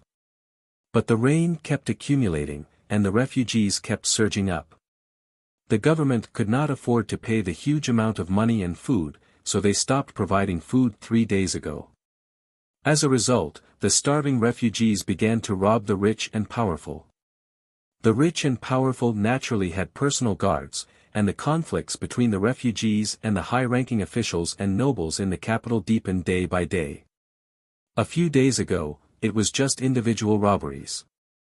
These days, they had begun to rob houses in groups of 3 or 5. The doors of the rich and powerful were tightly shut, not daring to go out. For a moment, the people of the capital were in a state of panic, hoping that the flood would pass as soon as possible. The Jiangfu's rations were still enough to last them for a period of time, so no one was aware of the crisis. If there was anything different, it was that the second young master of Prime Minister Li's Fu, Lian, would visit the Jiangfu every few days. He did not do anything, but only talked to Jiang Quan. His attitude was also considered polite. How could Jiang Quan not know what Li Dong was thinking?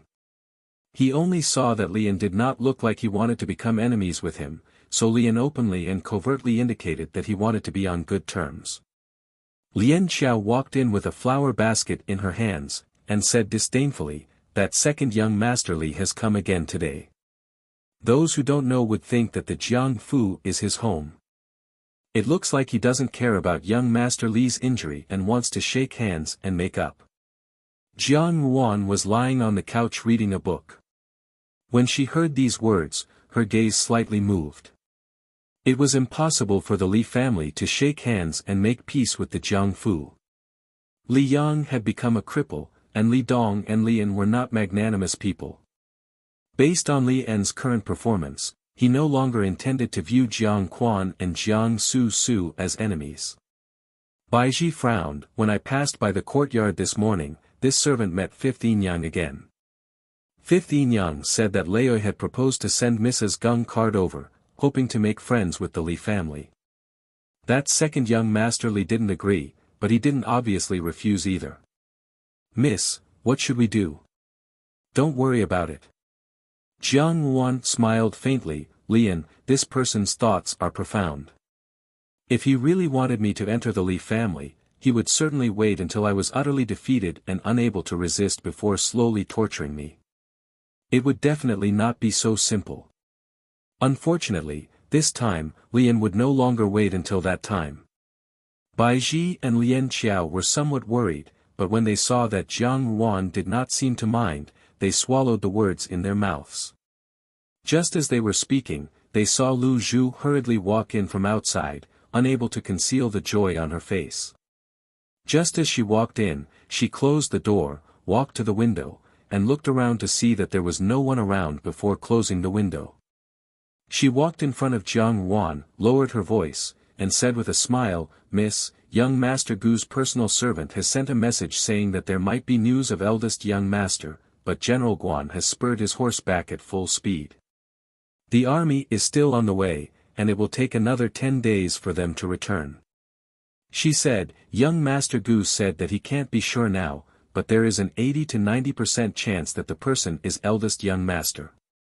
Lu Zhu laughed. "Eldest young master is now the deputy general." Lu Zhu and Bai Ji were stunned. Jiang Wan stood up and grabbed Lu Zhu's hand. "Is that true?" Lu Zhu looked at her excited appearance and smiled. "Absolutely true." Bai Ji and Lian Qiao both laughed and said, "Now the bitterness is over, and the sweetness is coming. When eldest young master returns to the Fu, he will definitely protect Miss well." Jiang Wan sat back on the soft couch, and her eyes began to heat up. Jiang Xing was still alive. Her only big brother was still alive. In this world, she was not a person who had no one to rely on. In this life, it was still not too late. She must help Jiang Xing rewrite the ending of his violent death. With this thought, the worries and melancholy from the past few days were swept away, replaced by a strong fighting spirit. In this life, Jiang Xing was alive and healthy. The two of them, brother and sister, must make the enemy of their previous life die a tragic death, and pay blood for blood. Jiang Wan suddenly stood up again, and her pair of beautiful eyes were charming and moving. "Since this is the case, there are some things that should be prepared." She said, "Lu Zhu, go outside and hire a few people, use the foreign refugees. Ensure that they eat and drink as a reward, and buy a big pot." "Miss, what is this for?" Lian Qiao asked hesitantly. "I want to give out porridge," Jiang Wan said lightly. The plan that she had been patiently waiting for a long time could finally be put to use at this time. There were more and more refugees in the capital, and the influx of a large number of refugees caused the capital to be shrouded in a sense of unease. On the streets, the common people walked hurriedly, each of their faces ashen. Most of them dragged their hungry bodies, hoping to get a job from a rich family as a reward to eat. Not to mention the refugees, the strong and healthy refugees began to openly rob on the streets. The city guards were busy, but the patrol office was unwilling to arrest these people and send them to prison. Food in prison also required food. But even so, the emperor did not expel the refugees. Now, the great Jin dynasty was calm on the surface, but the turmoil in the court was only understood by those involved.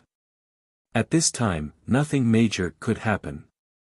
But in such a situation, the emperor was not in a good mood, and the officials trembled with fear when they went to court every day.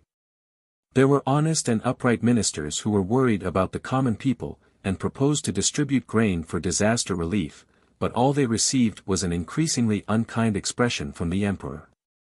The national treasury was empty.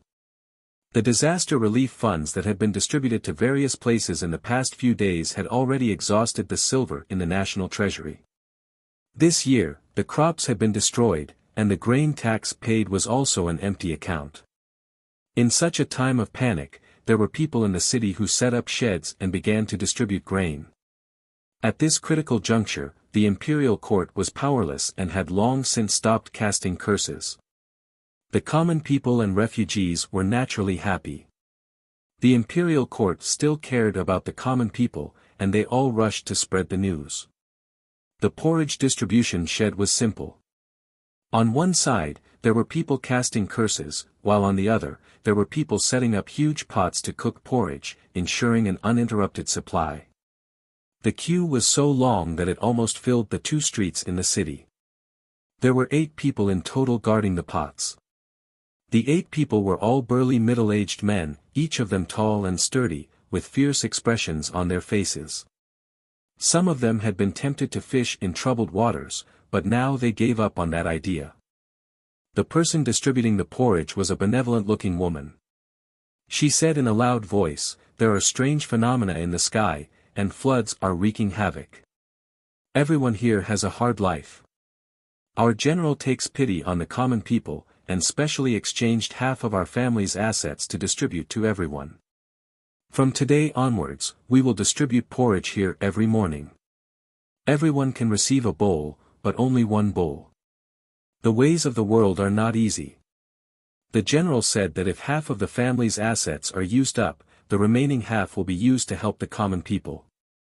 "Everyone, please understand that the heavens care for Great Jin, and His Majesty is magnanimous and wise. I believe that we will definitely survive this disaster." Her words were very encouraging, and in an instant, it gave hope to the people. Someone asked, "May I ask, madam, who is the general in this fu? How can a mere servant woman dare to address herself as madam?" The woman smiled, "This fu belongs to the Zhao family of the great general who supports the state. General Zhao." Some people in the crowd started discussing. Zhao Guang had a good reputation among the common people, and the crowd started shouting, "Many thanks to General Zhao for his benevolence. General Zhao is indeed a hero. If he wants us to work like an ox or a horse, we will agree." Many people exclaimed in admiration. Outside the crowd, there was a carriage parked. Lu Zhu lifted a corner of the carriage's curtain and peeked inside. She excitedly said in a small voice, "Miss, this is great."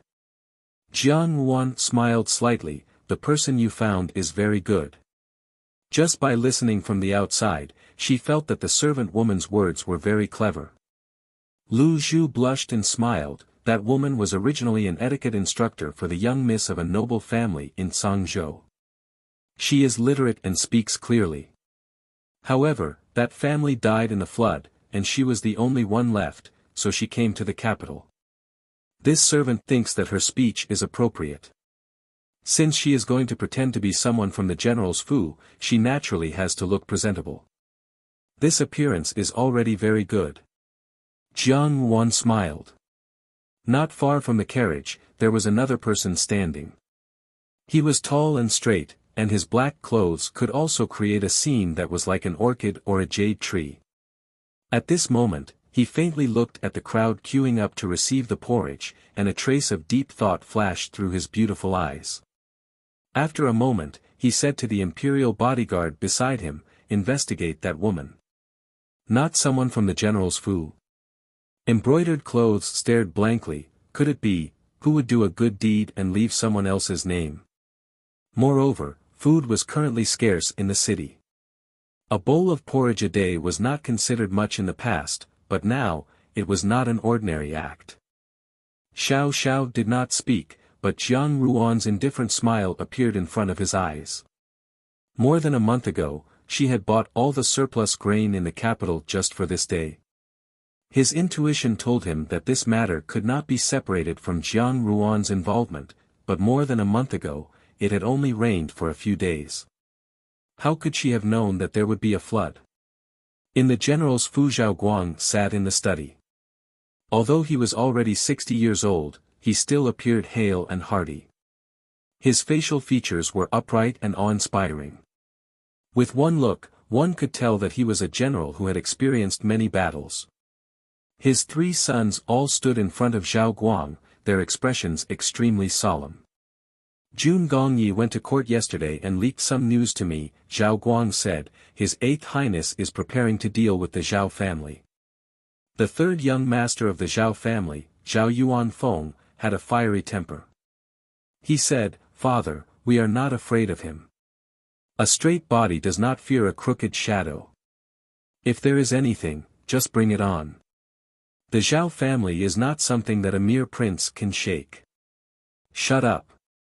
Zhao Guang angrily said, "Jun Gongyi has said that this matter is troublesome. Get lost, don't cause trouble for your father." 3rd brother, the 2nd young master, Zhao Yuanping, was fair and handsome. He had the bearing of a scholarly general. He said, "You don't know what kind of person Xian Li is. A few years ago, many people in the court who were not on his side fell into his hands. He will not use normal methods that are just and honorable. The eldest young master, Zhao Yuanjia, sighed. Second brother is right. However, why would the eighth prince suddenly want to deal with the Zhao family? The fifth prince has not been purged yet. We are supporting His Highness the Crown Prince. Why would he act rashly? I'm afraid he is preparing to go to war. Zhao Guang's gaze was heavy. His Majesty has protected the Crown Prince for so many years. Based on the eighth prince's intelligence, I'm afraid he has long seen through it. He wants to drag the Zhao family into this. Then what should we do? Zhao Yuanfeng was unwilling to give up. Let him scheme like this. Jun Gongyi would rather die than reveal even the slightest bit of information.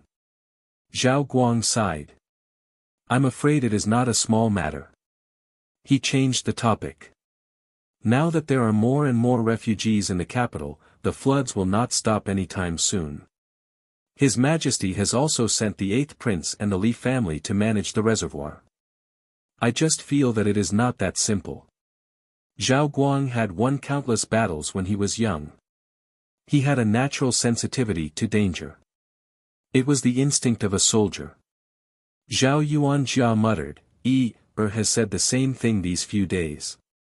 The number of guards in the city has more than doubled. I'm afraid the capital is going to change. Just as he was speaking, a manservant suddenly rushed in from outside and said, Master, something has happened. Zhao Guang frowned. What is it? The servant was quick-witted. In 2 or 3 sentences, he explained the situation clearly. Someone is giving out porridge in the city. 1 bowl a day, but they are doing it under the general's banner. What? Zhao Guang stood up from his seat. Is this true? Zhao Yuanfeng said, It can't be. Father, this is the eighth prince's idea. Is there something wrong with his brain? Zhao Guang frowned. Do you know that person? The servant shook his head. The people in the residence have gone to take a look. I don't know anyone. But they did nothing else. They are just giving out porridge. Father, should I go take a look? Zhao Yuanjia asked softly. No. Zhao Guang waved his hand. This matter is strange. Let's wait a few more days. What was certain was that the person giving out porridge was definitely not from the general's household. What did they want to do under the general's banner? Was it Xian Li's men or someone else? If it was Xian Li, did he have a backup plan? If it was someone else, who could afford to give out so much food? What was their background and what did they want to do? No matter what, they could not act rashly. The news of General Zhao's distribution of food and porridge spread like the wind throughout the capital that day. In a short while, the streets and alleys were full of talk. The eighth prince's residence naturally received the news as well. Xian Li smashed the porcelain cup in his hand. Although he still had a warm smile on his face, upon closer inspection, one could see that the muscles at the corners of his mouth were twitching. He was obviously very angry. Zhao Guang, he said coldly. An advisor asked, Your Highness, how did the news get out? Could there be a traitor in the residence? Xian Li laughed coldly. What other reason could there be? Zhao Guang actually had this trick up his sleeve. What an eye-opener. He had originally wanted to use this opportunity to suggest that Zhao Guang give out food for disaster relief. Then, he would have his men support him. Now that the national treasury was in a deficit, the emperor was anxious and would naturally agree. With the Zhao family weakened, it would be much easier to deal with them in the future. If he proposed this method, he would be able to win the emperor's favor, and the voices of the people in court would also rise. Now that Zhao Guang had taken the initiative to give out porridge, although it seemed that the Zhao family's financial resources would still be weakened, the significance to him was vastly different. Zhao Guang's initiative to give out porridge not only earned the emperor's praise, but also increased his prestige among the commoners. On the surface, it looked like the Zhao family's power had been weakened, but in reality, it had not been weakened at all. In fact, it had increased significantly. And if he didn't have the chance to intervene in this matter, it would be a waste of such a great opportunity. Why would Zhao Guang take the initiative to provide disaster relief? The advisor said, he has always had a bad temper. The Zhao family's accumulated wealth over several generations has been squandered just like that. How could he be so heartless? To donate all the money one had accumulated over several generations required a great deal of courage. He is very courageous, Xianli said, but all the more reason to keep him alive. To even think of such a method of advancing by retreating, the Zhao family's several generations of officials were not so easily toppled. He had never thought that someone else would use Zhao Guang's name to give out porridge. After all, food was now more expensive than silver. No one would be willing to spend such a large sum of money on someone else's wedding dress. Your Highness, the trader in the residence. The advisor asked hesitantly. To be able to pass information to the Zhao family right under my nose, they naturally won't be found out so easily. Kill them all and replace them with another batch, he said. Your Highness, the advisor was shocked. These are all carefully selected people. Training each one of them required a great deal of time and money. Killing them all just like that was not worth it. Xianli was unmoved. There was a cruel smile on his face. I would rather kill 1,000 wrongly than let one go. Kill them. The news that the general-in-chief who supports the nation, Zhao Guang, had spent all of his family's wealth to help the people quickly spread to the imperial court. The emperor was naturally very pleased. Zhao Guang's actions gave the emperor an excuse to ask other officials to help. Thus, all the officials in the imperial court contributed a sum of silver to fill the empty treasury. Zhao Guang received a verbal reward and gained a good reputation among the people. It seemed that he did not lose out. As promised, the people who gave out porridge came to the city early in the morning to give out porridge to the people. With a stable supply of food, the number of robbers in the capital decreased significantly. For a time, the city was much more peaceful.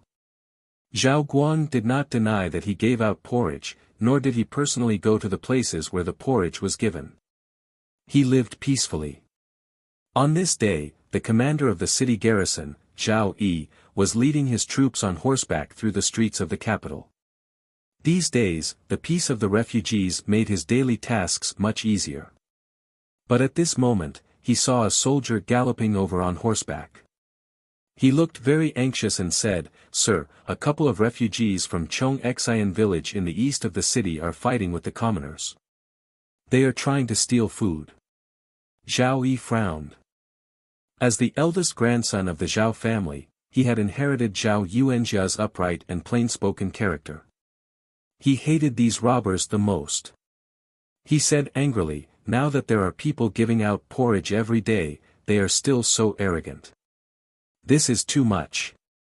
He then turned to the soldier behind him and said, "Follow me to take a look." "Sir." The soldier said, "There are also refugees fighting with the commoners at Wang Mountain in the west of the city. There are many more people there than at the east. Let another group of brothers go to Tsuwang Mountain in the west." Zhao Yi thought for a moment and said, "Since there are not many people at the east of the city, I will take 2 people. Since they are all unarmed refugees, they are only fighting for food. Don't kill them." He then turned to the 2 soldiers behind him and said, "You 2 come with me." After the soldier who passed the message saw Zhao Yi leave, he turned to the soldiers and said, "Follow me." The 2 groups of people went their separate ways. Zhao Yi, however, only brought 2 people. His martial arts were outstanding. Usually, he did not need so many people to suppress the refugees. Therefore, he did not put this matter in his eyes. The horse beneath him was galloping very fast, but in the distance, a carriage rushed out from the side. Zhao Yi was startled and quickly stopped the horse. The carriage also seemed to be startled, the horse let out a long neigh and with great difficulty came to a stop. Zhao Yi was worried. He dismounted and said, "The person inside, I wonder if she is injured." The driver was obviously hired at the last minute. He also looked inside, not knowing what to do. A moment later, the curtain of the carriage was lifted. A pretty girl in emerald green clothes jumped out. The girl jumped out of the carriage and said to Zhao Yi, "You are so rude. If my family's miss is injured in the slightest, I will definitely make you pay." Zhao Yi was an upright and kind-hearted person. At this moment, he said guiltily, "It is all my fault. However, I have important matters to attend to. If Miss does not mind, please report your residence's name. In a few days, I will come and apologize." The servant girl in emerald green clothes angrily pouted, "Who wants you to come and apologize? With your attire, you must be a city guard. Are you going to work? The capital is currently peaceful. Could it be that someone is causing trouble?" Zhao Yi cupped his hands in greeting. "There are refugees at Chongxian Manor in the east of the city. This matter is urgent. I will have to trouble Miss to let us pass. When I have dealt with this matter, I will definitely apologize." Chongxian Manor. A gentle voice came from the carriage. Immediately after, the curtain was lifted, revealing a bright and moving face. Jiang Wan smiled slightly. "Darren, are you mistaken? Why would someone rob Chongxian Manor?" Zhao Yi was somewhat absent-minded as he looked at that face. Their Zhao family had been practicing martial arts for 3 generations. He had heard that they used to have an aunt. However, she had lost contact with the Zhao family a long time ago. Usually, he came into contact with the boorish miss of the Wu family. When had he ever met such a bright and gentle young lady? Although his uncles all said that the young ladies of the scholarly families only knew how to embroider, they were actually very cunning. However, when he looked at this beautiful young lady in front of him, he actually blushed slightly. The soldier behind him coughed lightly. Zhao Yi abruptly returned to his senses and scratched his head in embarrassment. "This miss, why do you say so?" Jiang Wan took in his expression. This older cousin of the Zhao family was indeed an interesting person. She smiled and said, "A few days ago, I passed by Chongxian Manor. It is close to the mountainside and has been severely affected by the rain. The owner of Chongxian Manor has long moved his entire family away. Many refugees have moved there. There are no commoners living there. How could there be a robbery?" Zhao Yi was stunned and his expression became solemn. "Is what Miss said true? Why would I lie to you?" Jiang Wan smiled lightly. "Moreover." Zhao Yi stared at her closely. Jiang Wan said, "Moreover, when I went there a few days ago, the group of refugees all had knives and rods. They looked very fierce and fiendish. Darren, are you really planning to only bring these 2 people? I'm afraid that before we reach the manor, we will be killed by the refugees there." The 2 soldiers behind Zhao Yi were startled and hesitantly said, "Darren." Zhao Yi had sat in the position of city guard. Naturally, he was not an ignorant child who did not know anything. The meaning behind Jiang Ruan's words made him immediately suspect that today's incident was a premeditated conspiracy. Thinking of this, he unconsciously frowned. Jiang Wan smiled slightly. "Let me give Darren an idea. There are so many refugees in the east of the city. Darren, with only 2 people under you, it will certainly not be enough. Why don't you borrow some people from the capital governor to go to the east of the city? If the capital governor knew about this matter, he would not just stand by and watch." Zhao Yi's mind moved. Indeed, he only had 2 people. Advancing rashly was indeed not the best strategy. However, if they did not go to Chongxian Manor, they would not be able to clarify today's incident and capture the person behind the scenes. The capital governor was also in charge of maintaining order in the capital, so it was not difficult to borrow some people. Thinking of this, he looked deeply at Jiang Wan. This young girl's appearance was inexplicable. It was as if she had specifically waited for him to say this to her. It seemed as if she had said it unintentionally, but... Zhao Yi pondered, did she really not know anything? No matter what, if what Jiang Ruan said was true, she had saved his life. Zhao Yi cupped his hands, many thanks to Miss for telling me. Darren is too polite. Jiang Ruan smiled lightly and lowered the curtain of the carriage. Lu Zhu returned to the carriage. Jiang Ruan's voice came from the carriage, let me warn Darren again. The refugees in the east of the city are fierce and fiendish. They are not ordinary bandits. Darren, borrow people from the capital governor, the more the better. Otherwise, the entire army will be wiped out. Finished speaking, the carriage rumbled as it moved forward. Zhao Yi watched as the carriage gradually disappeared from his field of vision. He mounted the horse and shouted, to the capital governor's office. In the carriage, Jiang Ruan was leaning against the cushion in a daze. She had used the excuse of finding Lin Zixiang to go to the Lin Fu to save Zhao Yi's life. In her previous life, Zhao Yi had been hacked to death in a frenzy while suppressing the refugees at Chongxian village. At that time, Jiang Ruan had always been puzzled as to why the unarmed refugees would suddenly become so savage. No matter how weak Zhao Yi's skills were, he should not have met such a tragic end. Thus, when the refugees had entered the capital, she had sent Lu Zhu to find people to keep an eye on the movements at Chongxian village. Yesterday, someone had reported that a group of people had suddenly arrived at Chongxian village. They were all armed and dressed as refugees.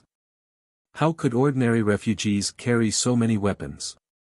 Moreover, they were a group of people. Presumably, someone had disguised themselves as refugees and was preparing to surround and kill Zhao Yi today. This person's calculations were also very precise. He had pushed all the blame onto the refugees. With Zhao Yi's death, the Zhao family's eldest legitimate grandson would be gone. The Zhao family had suffered such a heavy blow, and their strength would certainly be greatly weakened. Moreover, that person had cooperated and taken the Zhao family's money. It was very likely that the Zhao family would not be able to stand up again. Who could this person be? The Jiang family? The Xia family? The Li family? Jiang Ruan's gaze was deep. She was afraid that Xian Li could not escape this matter. The weakening of the Zhao family was what he was most happy to see. However, in this life, she had provided the Zhao family's food for disaster relief. Zhao Yi had also not died. The Zhao family was standing well among the nobles in the capital.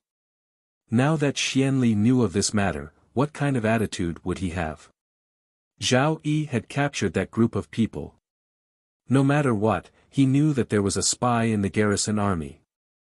When he returned and told the Zhao family would not be easily deceived. At the same time that he had thought things through, he would also begin to be vigilant.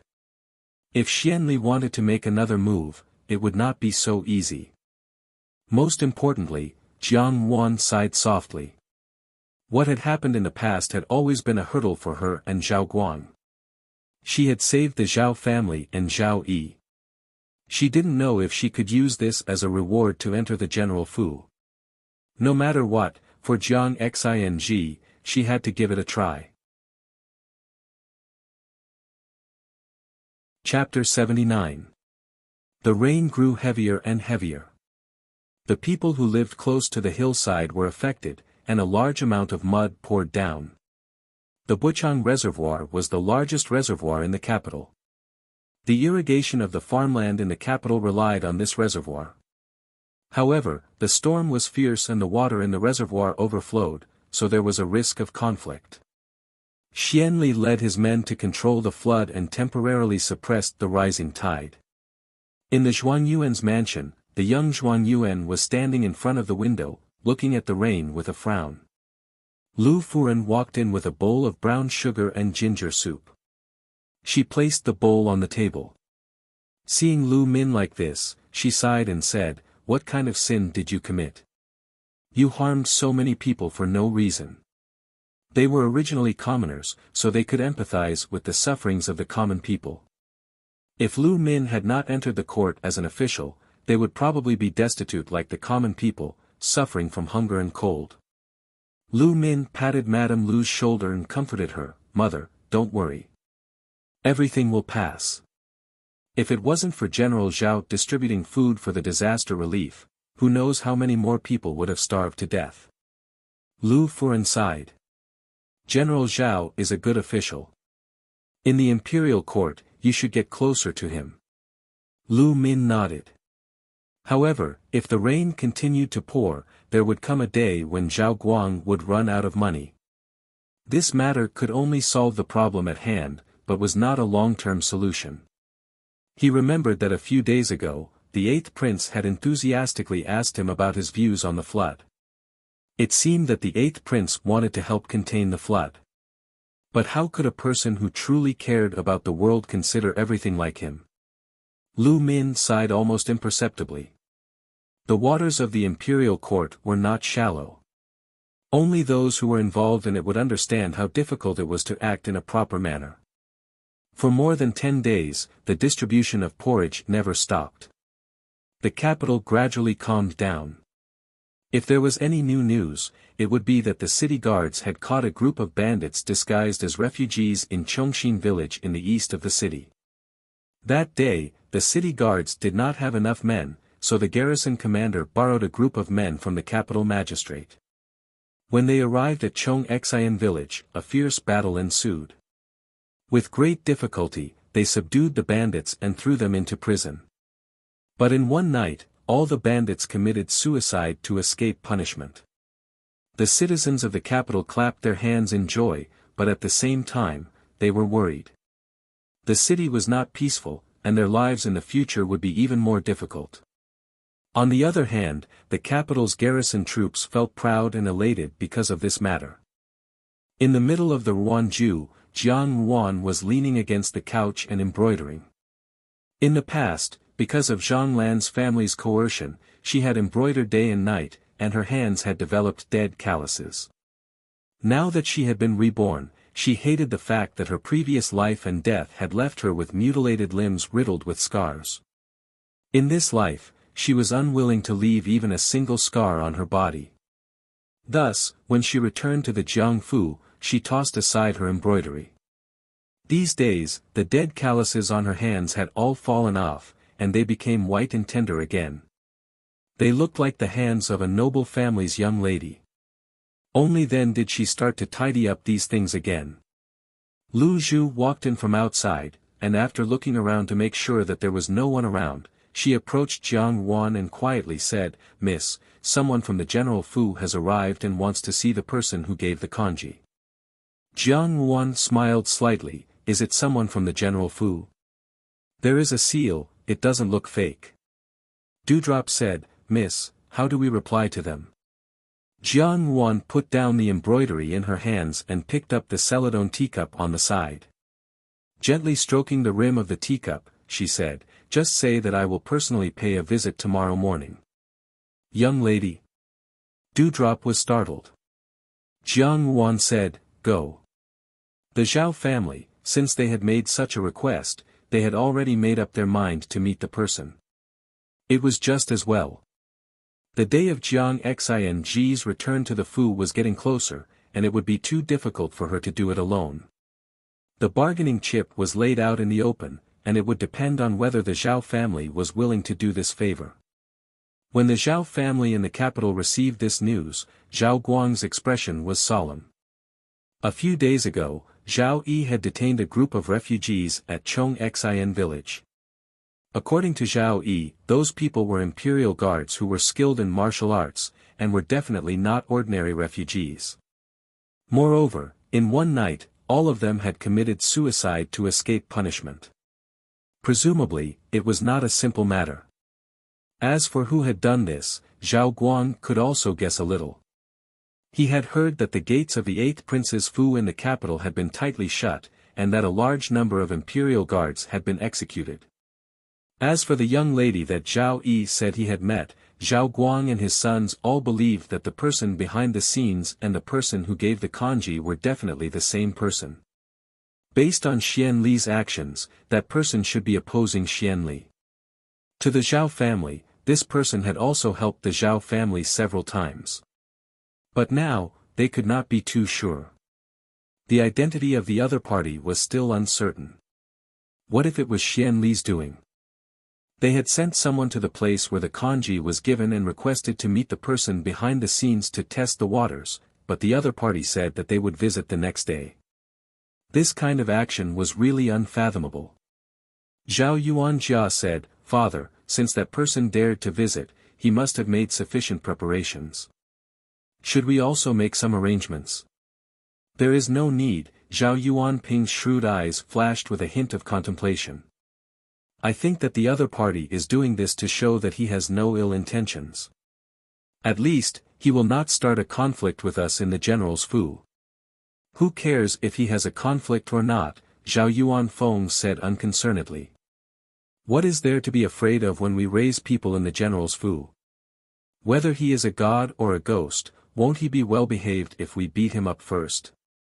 "Shut up," Zhao Guang was angered by Zhao Yuanfeng's words and glared at him. "Can't you fucking grow some brains? Second brother is right, but to prevent that person from playing any tricks, we should first settle down your mother, Madam, Yulong and the others." "Second brother," Zhao Yuanfeng nudged the smartest Zhao Yuanping, "who do you think that person is?" "I don't know," Zhao Yuanping shook his head. "We have seen all of father's colleagues, it cannot be one of them. In any case, we will know who it is tomorrow." That night, the Zhao family did not sleep well. Early the next morning, Jiang Wan left in a horse carriage. Lin Zixiang would send her an invitation every few days. Xia Yan wanted to maintain the appearance of a gentle, considerate, and loving mother, so she had no reason to stop her. Moreover, she had been busy with Jiang Su's affairs these past few days. Jiang Quan's attitude had softened, so Jiang Su did not have to go to the family temple. However, Jiang Su had not been able to sleep well for more than half a month. She kept saying that there was a ghost knocking on the door in the middle of the night. She had invited many doctors, but none of them had any effect. Xia Yan was extremely worried. Ever since the general's fu had won the emperor's praise by giving out porridge, his colleagues in the officialdom had taken advantage of the situation. For a time, the entrance of the general's fu had been crowded with visitors. Today, they had specially replied to all the invitations, specifically waiting for that one person. A green-gray horse carriage rumbled as it came to a stop in front of the general's fu. From inside, a tall young girl dressed as a maidservant jumped down and said a few words to the manservant who was guarding the door. The manservant hurriedly left. After a moment, Zhao Yi strode out from the door, followed by a few sturdy bodyguards. When he saw the maidservant, he was slightly startled. Then, he stared at the horse carriage that had stopped at the door. The maidservant walked to the side of the horse carriage, stood on tiptoe, and said a few words. The curtain of the horse carriage was lifted, and another person dressed as a maidservant jumped down from inside. Zhao Yi frowned. Why did this person bring along two maidservants? Why did they look like women? Immediately after, the tall maidservant supported the person in the horse carriage and walked out. It was an old woman with a stooped figure. Her eyes were blindfolded with a black cloth. She looked like a blind person, and was supported by the tall maidservant to one side. Zhao Yi's eyes widened, and it was difficult for him to conceal the shock in his heart. Could it be that it was this blind old woman? This was really too shocking.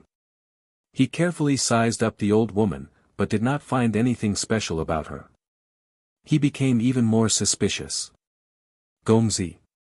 A gentle voice came from the front. Only then did Zhao Yi discover that while he was staring at the blind old woman, another person had unknowingly alighted from the horse carriage. She was wearing a bamboo hat, and her face could not be seen.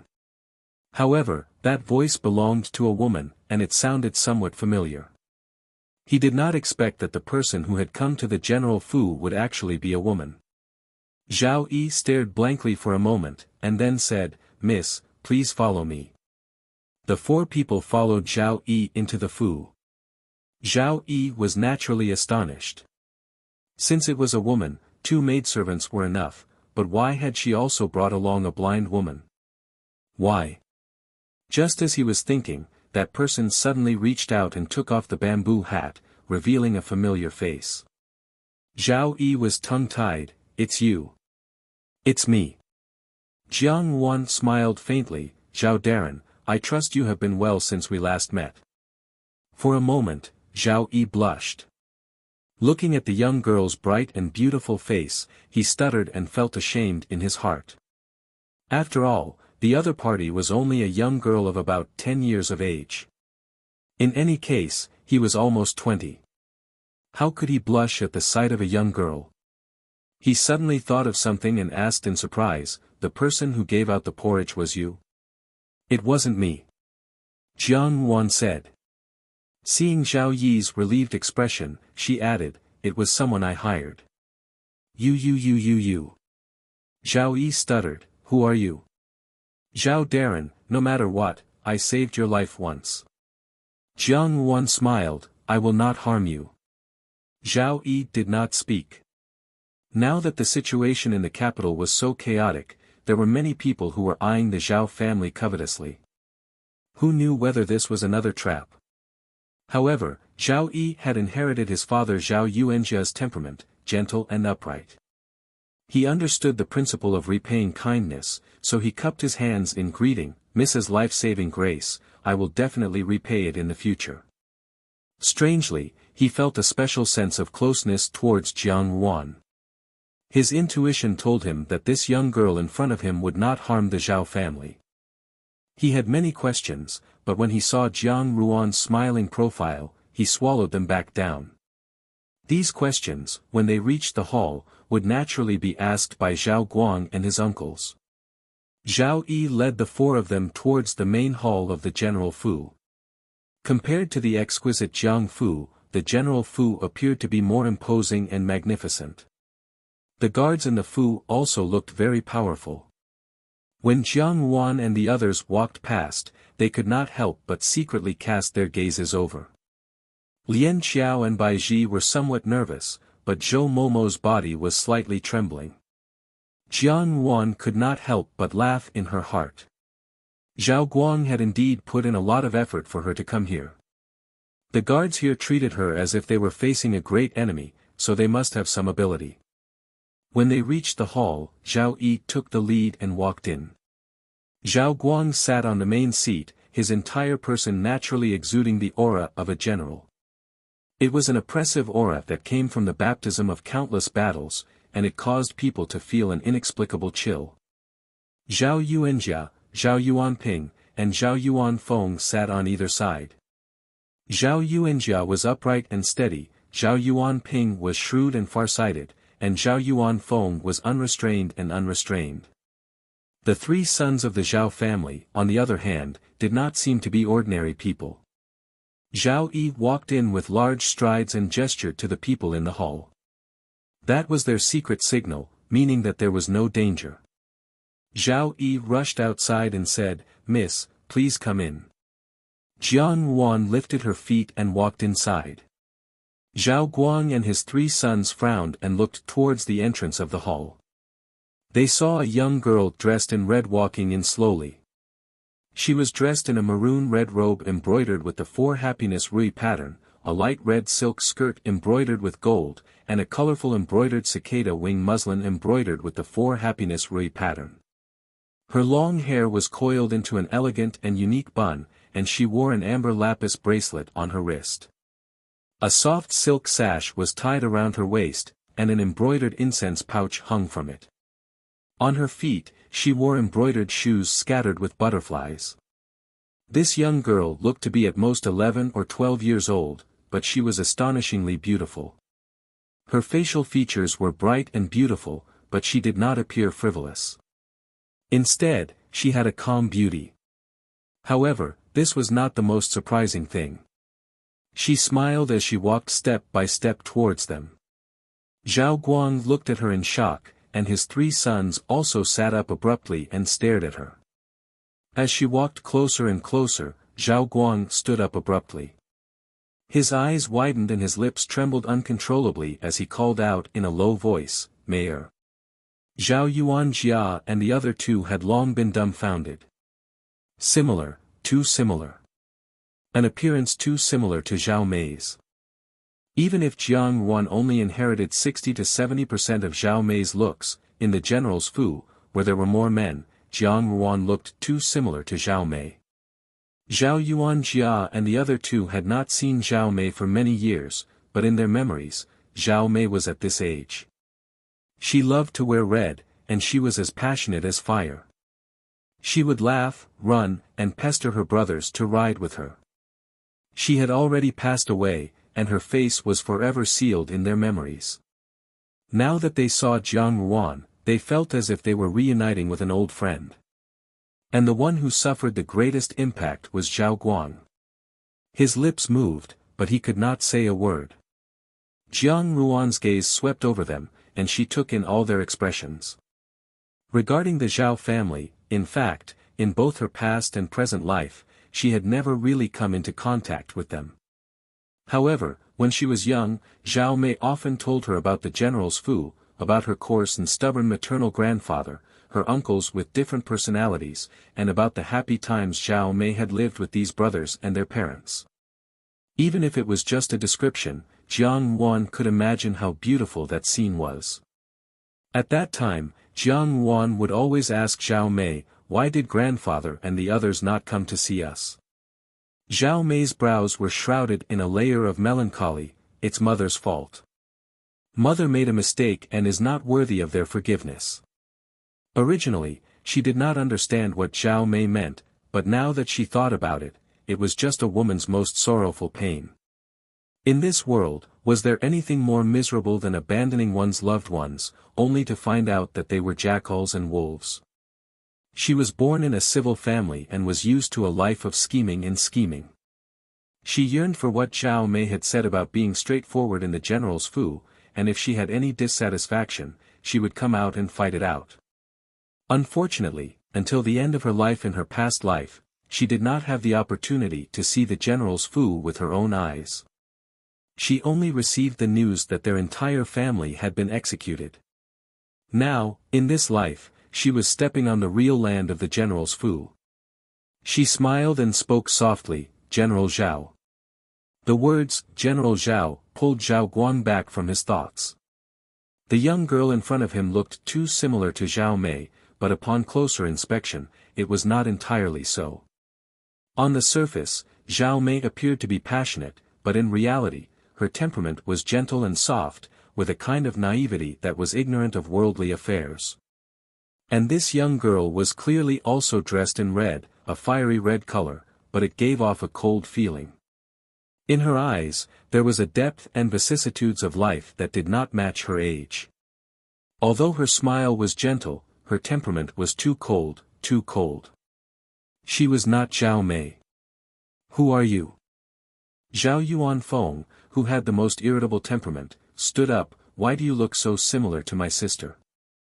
Among the sons of the Zhao family, Zhao Yuanfeng and Zhao Mei had the best relationship. Zhao Yuanjia was more than 10 years older than Zhao Mei and had always been a caring elder brother. Zhao Yuanping was intelligent and farsighted. Although he usually doted on Zhao Mei, he did not know how to make her happy. Only Zhao Yuanfeng and his brother had a passionate and uninhibited temperament.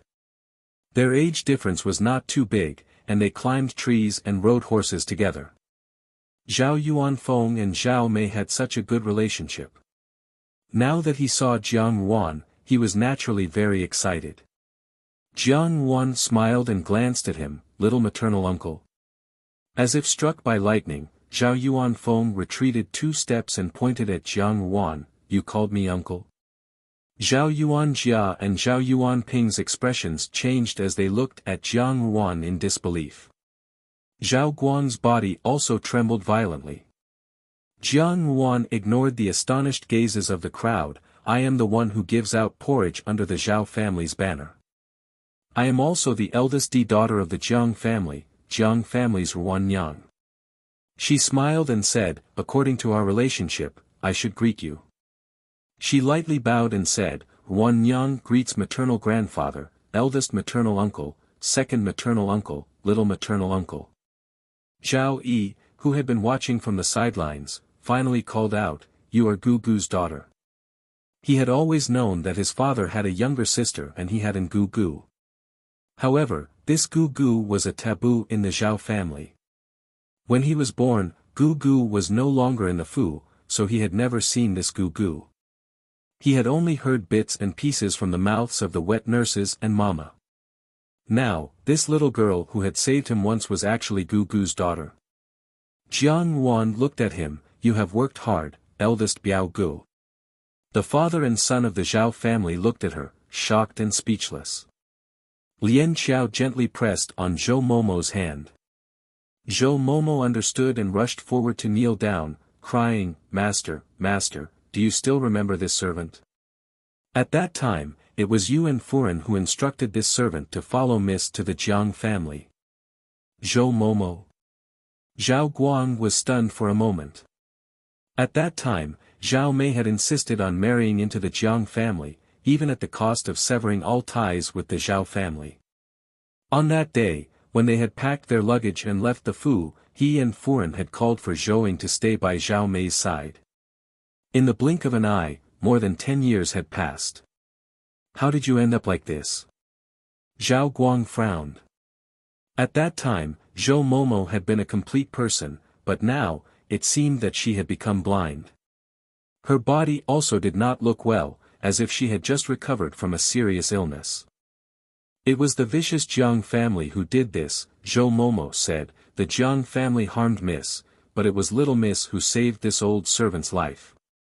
Not only did the Jiang family harm little Miss, they also harmed little Miss's son and daughter. Master, please save little Miss. As she finished speaking, she fiercely kowtowed to Zhao Guang. Jiang Wan ordered Baiji to help Zhou Momo up and looked at Zhao Guang. Zhao Guang's expression was one of shock. In an instant, his face turned ashen. He gritted his teeth and said, Jiang Quan. It is my biological father, Jiang Wan said indifferently, General, please help Wan Yang. Chapter 80. The father and son of the Zhao family were silent. The 3 generations of the Zhao family were all generals. Madame Su had given birth to 3 sons and 1 daughter. Zhao Mei was the 3rd. Towards this only daughter, the entire Zhao family could not wait to dote on her. Although Zhao Guang was a general, and his actions were rough, he was extremely patient with Zhao Mei. From a babbling infant to a delicate little girl to a slender and elegant young lady, Zhao Guang had raised them all in the palm of his hand.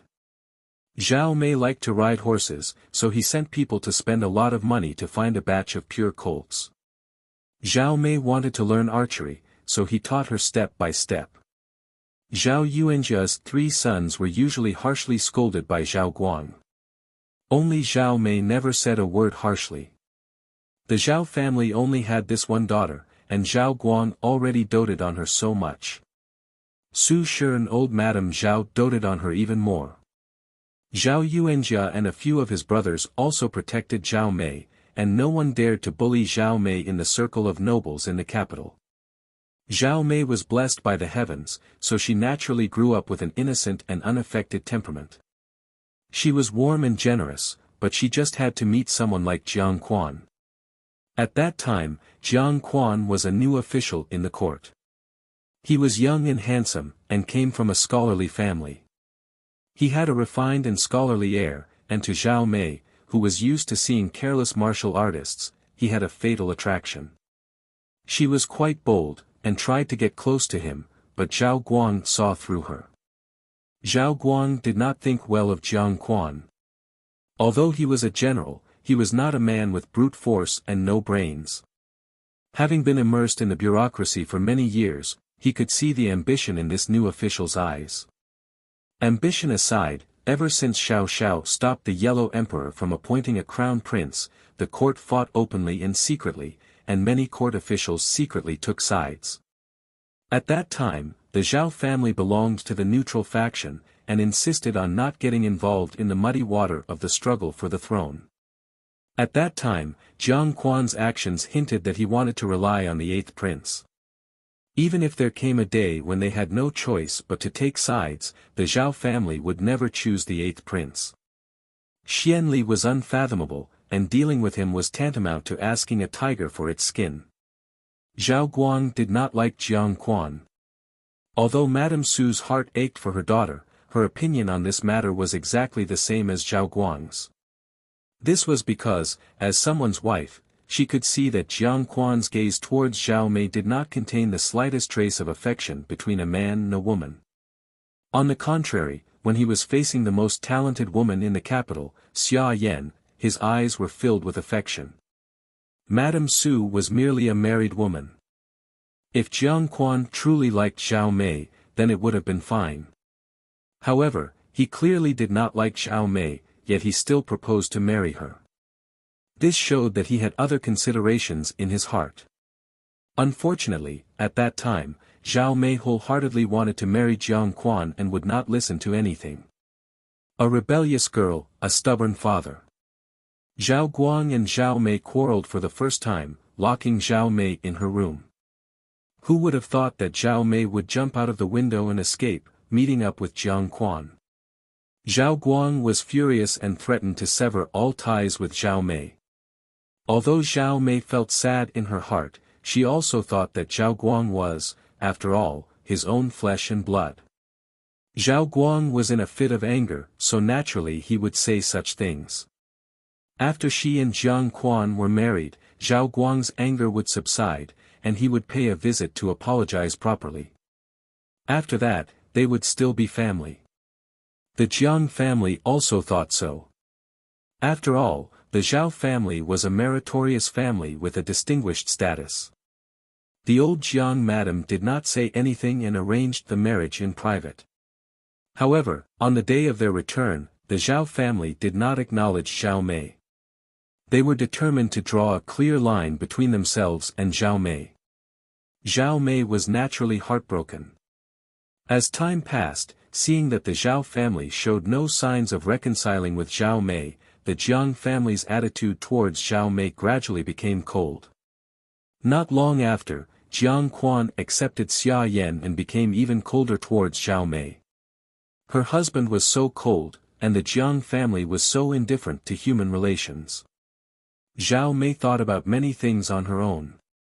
She felt that she did not have the face to meet her parents and brothers, and did not want to involve the Zhao family in the muddy waters of the Jiang family. Later, when the Zhao family heard about Xia Yan's matter and came to visit, they used an extremely harsh tone to send the people who came. Gradually, the Zhao clan and the Jiang clan became like strangers to each other. The atmosphere in the hall became very strange. Zhao Guang looked at Jiang Wan with a complicated expression. All these years, it was not that he had not sent people to the Jiang Fu. When Zhao Mei was there, her attitude was always very harsh, as if she was facing an enemy. As time went by, Zhao Guang's heart became cold, and he just pretended that he did not have this daughter. He even turned a blind eye to the entire Jiang family, and no news of the Jiang family could reach the General Fu. Now, this granddaughter had suddenly come. Not only that, but the wet nurse who had previously served Zhao Mei had also brought such shocking news. The Zhao family was the most protective, and upon hearing this, they would certainly be furious. Zhao Yuanping, who had been silent all this time, said, "So, you are my niece. Why did you give out porridge before?" Jiang Yuan raised her head to look at him. This man, who was rumored to be the smartest man in the Zhao family, was born with the elegance of a scholarly official. She smiled faintly. Eighth Prince wants to use this opportunity to disperse the Zhao family's wealth and reduce their influence. Since second maternal uncle calls me his niece, it is only a slight effort. Where did you get the money? Zhao Yuanping stared at her, not letting go of any trace of expression on her face. Jiang Ruan's expression did not change. Nowadays, the price of grain has increased more than 10 times, but I bought it more than a month ago. Zhao Yuanping ridiculed her, could it be that you can predict the future? It was just a coincidence. Jiang Ruan nodded. A glint flashed across Zhao Yuanping's eyes. He was not like Zhao Guang, who was muddled by familial affection, nor was he like Zhao Yuanjia, nor was he like Zhao Yuanfeng, who only cared about being surprised. As the calmest person in the Zhao family, after a brief moment of shock, he had been observing Jiang Ruan. Although Jiang Ruan looked very much like his deceased third sister, Jiang Ruan and Zhao Mei were completely different people. For example, right now, there was not a single flaw in her expression. From beginning to end, she had watched the Zhao family's agitation without a trace of emotion. She was even calmer and more self-controlled than any enemy he had ever met. But, she was only a niece. Ridiculous. How do you know 8th Prince's plan? Zhao Guang asked sternly. Jiang Ruan's words shocked them. However, a young girl in the boudoir should not know such matters of the imperial court. She had said it so bluntly, which made it even more strange. It made people suspect that this was just one of Jiang Quan's schemes. Wait, the one who was the most impatient was Zhao Yuanfeng. His mind was completely focused on the matter of his niece, so he said, "What are you talking about? You did not come today to acknowledge your ancestors and return to your family?" Jiang Ruan smiled as she looked at him. This was the youngest uncle that Zhao Mei had said was the closest to her. Now, after so many years, his temperament had not changed at all. She said, "Acknowledging my ancestors and return to my family depends on General and Madame's wishes. Ruan Yang's identity is not important. Today, I have come to ask for a deal." "What deal?" Zhao Guang's face turned cold. If it was related to Jiang Quan, then Jiang Ruan's purpose for coming today was suspicious.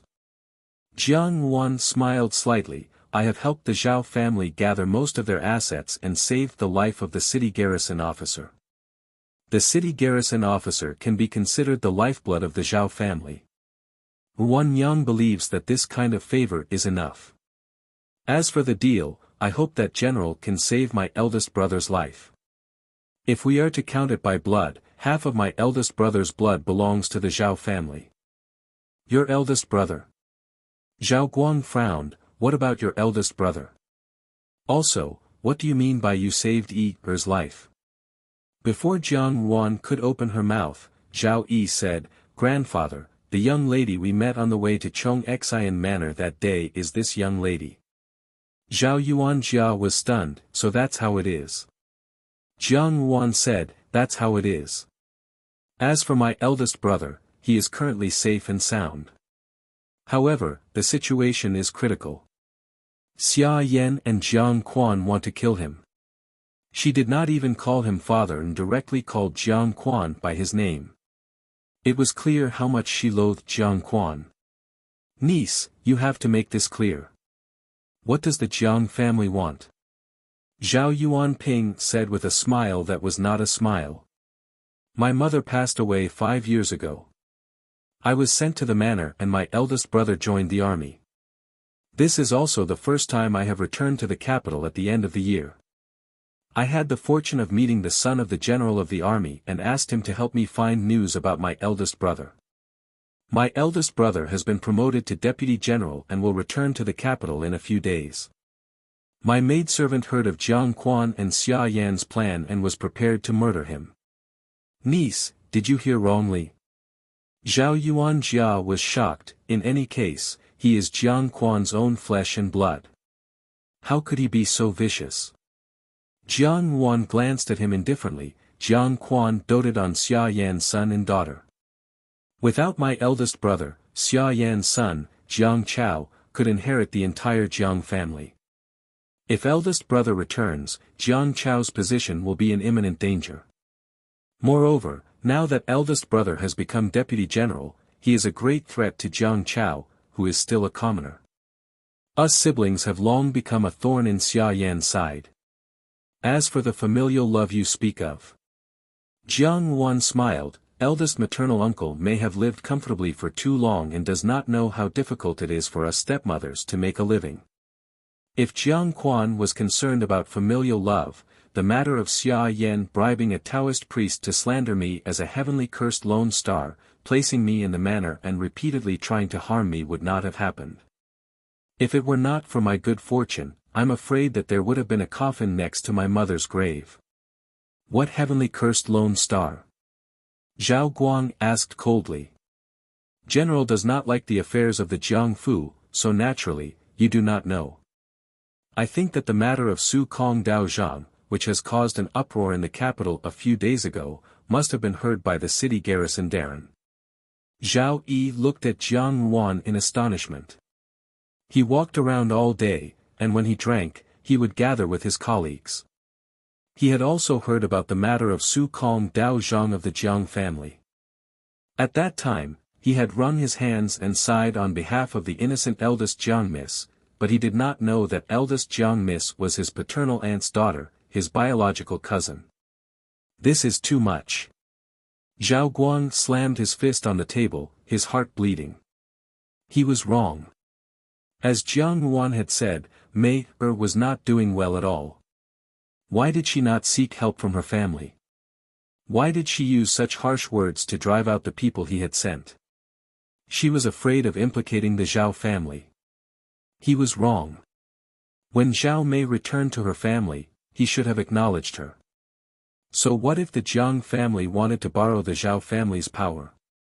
At least Jiang Quan would not dare to bully Mei Er like he was doing now, and force her children. My mother was killed by the Jiang family. Although I have yet to find evidence, I will find it one day. Jiang Wan said, my mother never hated the Zhao family. When I was very young, she often talked to me about the Zhao family. Jiang Wan looked at Zhao Guang. I have a blood feud with the Jiang family that needs to be avenged, but now, I only hope that General can make this deal with me and save my eldest brother. She was not sure how deep the Zhao family's feelings for Zhao Mei were. She had said so much, but it was only to make Zhao Guang feel guilty. This deal seemed very worthwhile, but the Zhao family had always been stubborn. If Zhao Guang felt remorseful, he would agree to her help. She swept a glance around the hall. The Zhao father and son's eyes were filled with resentment. Obviously, she had aroused their anger towards Jiang Quan. Except for one. Jiang Wan met Zhao Yuanfang's probing gaze and smiled faintly. Yes, that was it. No matter how much the Zhao family loved Zhao Mei, she had been dead for many years. Someone who had died many years ago, and who had disobeyed her parents and severed ties with them, would their feelings for her fade? Jiang Wan did not know. She could only rely on the words that Zhao Mei had once said about the Zhao family to win over their hearts bit by bit. Apart from the slightly calm Zhao Yuanping, the Zhao father and son's eyes were red. They were emotional people, and Jiang Wan was talking about the Zhao family's most beloved youngest daughter. Naturally, they were indignant. Looking at Jiang Ruan's words again, although she had played it down, how could the matter of being framed by her stepmother in the rural residence be easy? Jiang Quan and his wife dared to harm Zhao Mei and even dared to kill Jiang Xing. How many dangers had Jiang Wan experienced to live until now? Zhao Guang was furious. Jiang Wan looked at him quietly. General, do you accept this deal or not? What if I don't? Zhao Guang asked. I will stop giving out porridge.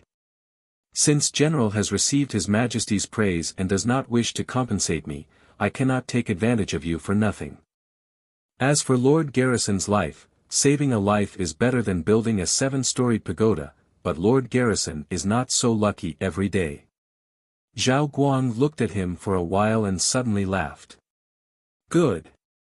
At first, he felt that this little girl had a cold aura all over her. She was young and unpredictable, so he was very suspicious. Now that he knew about Zhao Mei, his heart was filled with regret and hatred. His suspicions of Jiang Wan disappeared, and he only treated her as his own granddaughter. How could he look at her? She was proud of her advance and retreat, generous in her conduct, and her intelligence was also top-notch. The daughter of the Zhao family should have this kind of bearing. What general? Zhao Guang said coldly. Call me grandfather. Jiang Yuan raised her eyebrows and readily accepted his advice. Grandfather. Zhao Yuanfeng was the first to jump up and walk to Jiang Ruan's side. You really are my niece. After he finished speaking, he looked her up and down and shook his head. Ah, your looks are more outstanding than Mei Er, but your personality is not as cute as Mei Er. Zhao Mei was gentle, but she was not a gentle person. Zhao Yuanjia and Zhao Yi were naturally happy. Only Zhao Yuanping remained calm and collected as he sat on the spot and looked at Jiang Yuan again. As they spoke, a few voices came from the back of the hall. Yulong, don't run.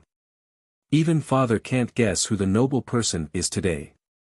Naturally, I have to go see. Mother, grandmother, don't follow me.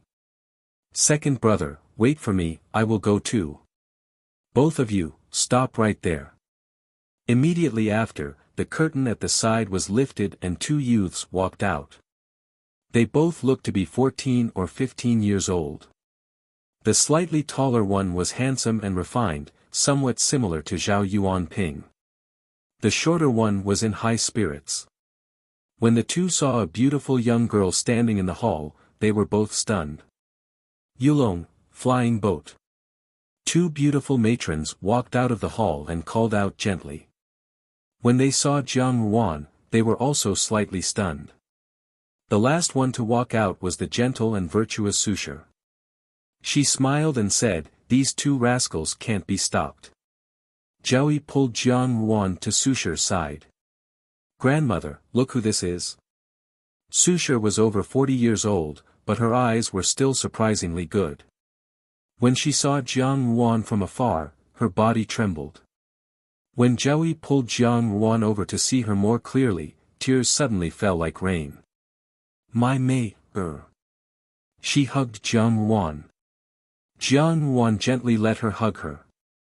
After Zhao Mei passed away, no one had hugged her so gently. Susher's embrace also made her feel a little absent-minded. Zhao Yulong walked in front of Zhao Yuanping and said, Father, who is she? Zhao Yuanping forced a smile. She is your aunt's daughter, your cousin. Susher, who was hugging Jiang Yuan, trembled when she heard this. She slowly released Jiang Yuan and looked at her with tearful eyes. Just now, the pleasant surprise gradually faded. She thought that the heavens had given her a chance to meet her daughter in the netherworld. Then, another wave of joy filled her heart. She said, You are Yuan Er. When Zhao Mei had just given birth to Jiang Yuan, she had also asked around. Jiang Yuan nodded. Susher looked at her and for a moment, did not know what to say. She only caressed her hand. Really good, you are as beautiful as your mother. You are already a young lady. Zhao Feizhou stood beside his mother and looked at Jiang Yuan curiously. Susher said, After so many years, I thought that I would never have the chance to see you again.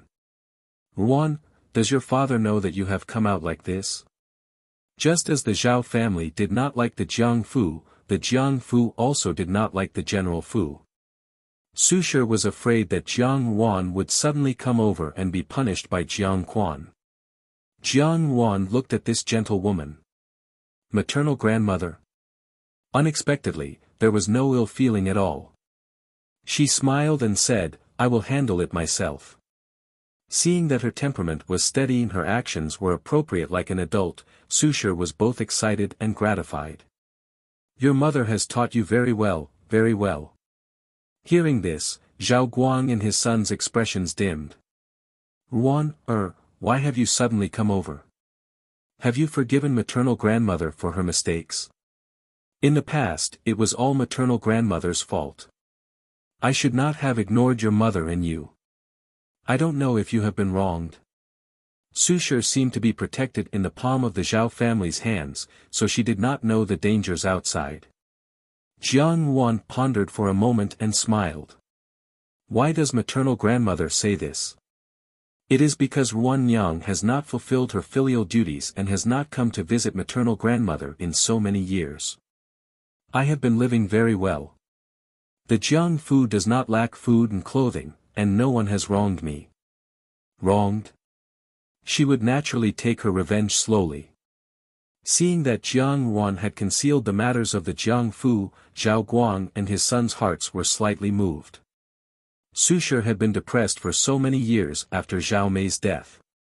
If she knew that Jiang Ruan and her sister had suffered, her heart would certainly be in extreme pain. However, Jiang Ruan did not mention it. In the end, she had taken care of Su Shi's feelings. She smiled slightly. This time, I have specially come to see maternal grandfather's family. Chapter 81. Su Shi was so moved that it was difficult for her to control herself. All sorts of feelings welled up in her heart. She hugged Jiang Ruan and said, "That unfortunate Mei of mine passed away early. Ruan has grown up so big, I don't know how much suffering she has suffered. It's all this old woman's fault." Seeing that Su Shi was about to cry again, Zhao Guang hurried forward and patted her shoulder, comforting her, "Friend, isn't Ruan back now? Why are you thinking about such unhappy things?" Zhao Yi also consoled, "Grandmother, now that cousin is back, it's time to be happy." The two Zhao grannies also consoled her.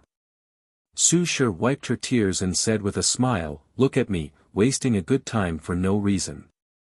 Ruan, don't blame this old woman." Jiang Ruan smiled slightly and did not say anything. With Su Shi's arrival, Zhao Guang and his son could no longer inquire about the Jiang family. They only asked Su Shi how Jiang Ruan had survived all these years. Jiang Ruan answered them one by one, hiding the fact that the Jiang family had not treated her well.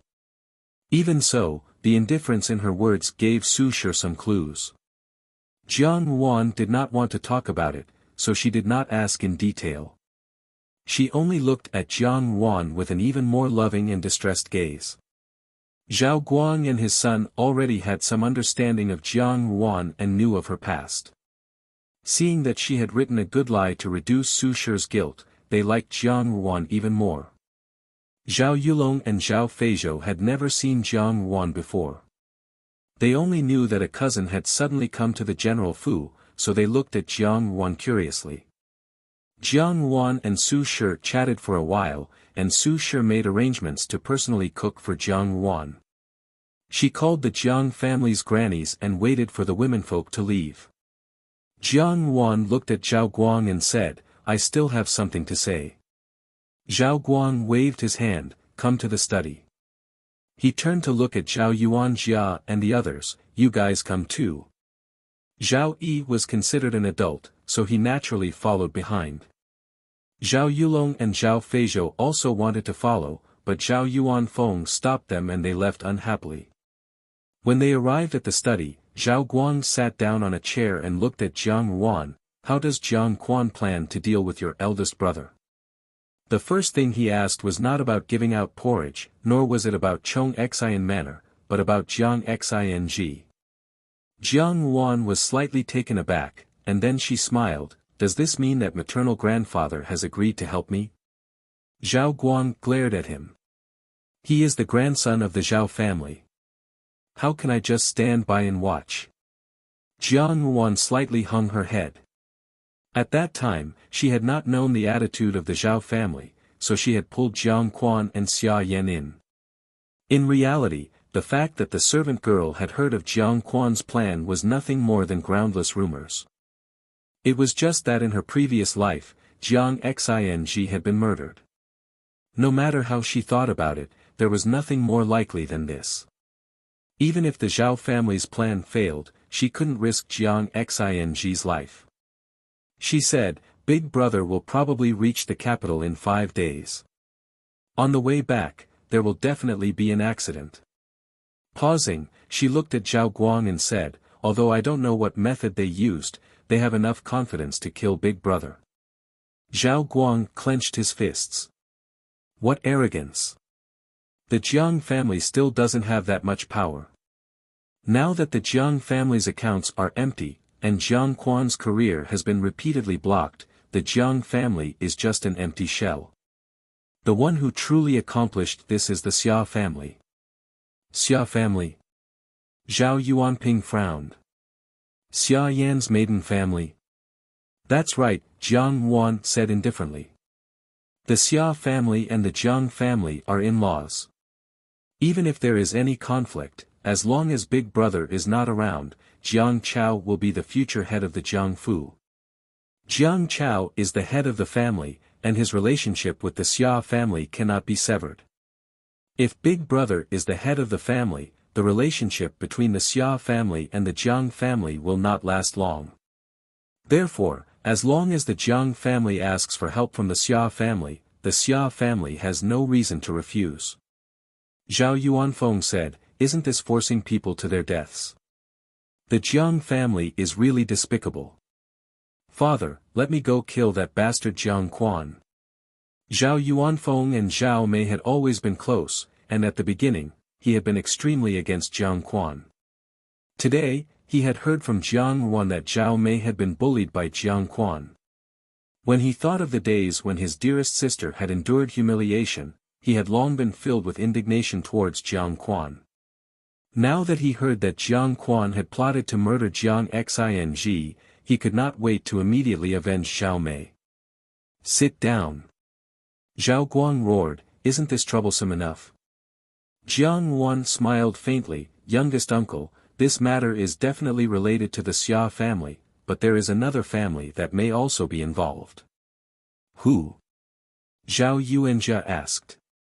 "Prime Minister Li Dong's family." Once these words were spoken, everyone's expressions changed. After a moment, Zhao Yi asked, "How did Li Dong get involved with the Xia family and the Jiang family?" "Li Dong is the 8th prince's man, and the Xia family is also the 8th prince's man. The Li family and the Xia family are one. When the Jiang family is in trouble, the Li family will not stand idly by." Jiang Wan smiled, "Moreover, Jiang Quan also wants to marry me to eldest young Master Li, so that I can be a stepping stone to befriend the Li family." "Shameless." Zhao Guang slammed the table, the muscles on his cheeks trembling in anger, and his eyes were bloodshot. Who in the capital did not know what kind of person Li Yang was? He was a debauchee who slept with women. He could not even fit a backyard full of beautiful concubines, and he loved to play the father-son game with Li Dong. Jiang Wan entering the Li family was tantamount to a sheep entering a tiger's den. Jiang Quan was Jiang Ruan's own flesh and blood, but he had the face to do it. Zhao Yi also said in disbelief, "Biaomei, is what you said true?" Jiang Wan nodded. Perhaps the Li family and the Xia family would plot against Jiang Xing, but of course, it was not because of this reason. Rather, it was because Lian had been frequently running around with the Jiang Fu recently, and his relationship with Jiang Su and Xia Yan had become much more harmonious. Lian's intellect was not that of an ordinary person, and it was likely that he had discovered that Li Yang's matter was not Jiang Su's doing. If Lian knew that she was the culprit, he would think of a way to take revenge. If Xia Yan wanted to plot against Jiang Xing, Lian would naturally be happy to join in. Zhao Yuanjia muttered, "Even a vicious tiger will not eat its cubs. Those who are loyal are usually those who butcher dogs, and those who are unfaithful are mostly scholars. Jiang Quan and Jiang Su have always been famous for their talents, so naturally, they are cruel and unscrupulous." Jiang Wan said lightly. She spoke in a casual manner, as if she was talking about an extremely ordinary matter. However, within that gentle voice, there was a ruthless hatred that caused one to shiver inexplicably. After a pause, she said, "If they want to ambush people on the road, they should naturally bring a lot of troops and horses. I will have to trouble maternal grandfather to send troops, and also to send people to monitor the movements of the Xia and Li families. If there are any unusual movements, follow them, and they can protect my eldest brother's life." "Is there a need to send troops to this extent?" Zhao Yuanjia said hesitantly, since Xing is the deputy general, he will return with the troops. With such a large troop, how would they dare to kill people in broad daylight? I do not know what method they used, Jiang Yuan said, I only know that if they do not send enough troops, my eldest brother will be in danger. They will only choose to act before entering the capital. Once they enter the capital, under the feet of the emperor, it will be difficult to act again. So, they will definitely think of a way to take my eldest brother's life. Eldest maternal uncle, don't doubt me. Her tone was a little cold. Zhao Yuanjia was stunned, and said, I am not doubting you. Maternal grandfather, do you agree to my conditions? Jiang Yuan asked. Although Zhao Guang was a military general, he was not an impulsive person. Usually, when he fought a battle, he would guarantee that nothing would go wrong. But now, without thinking, he said, I promise you.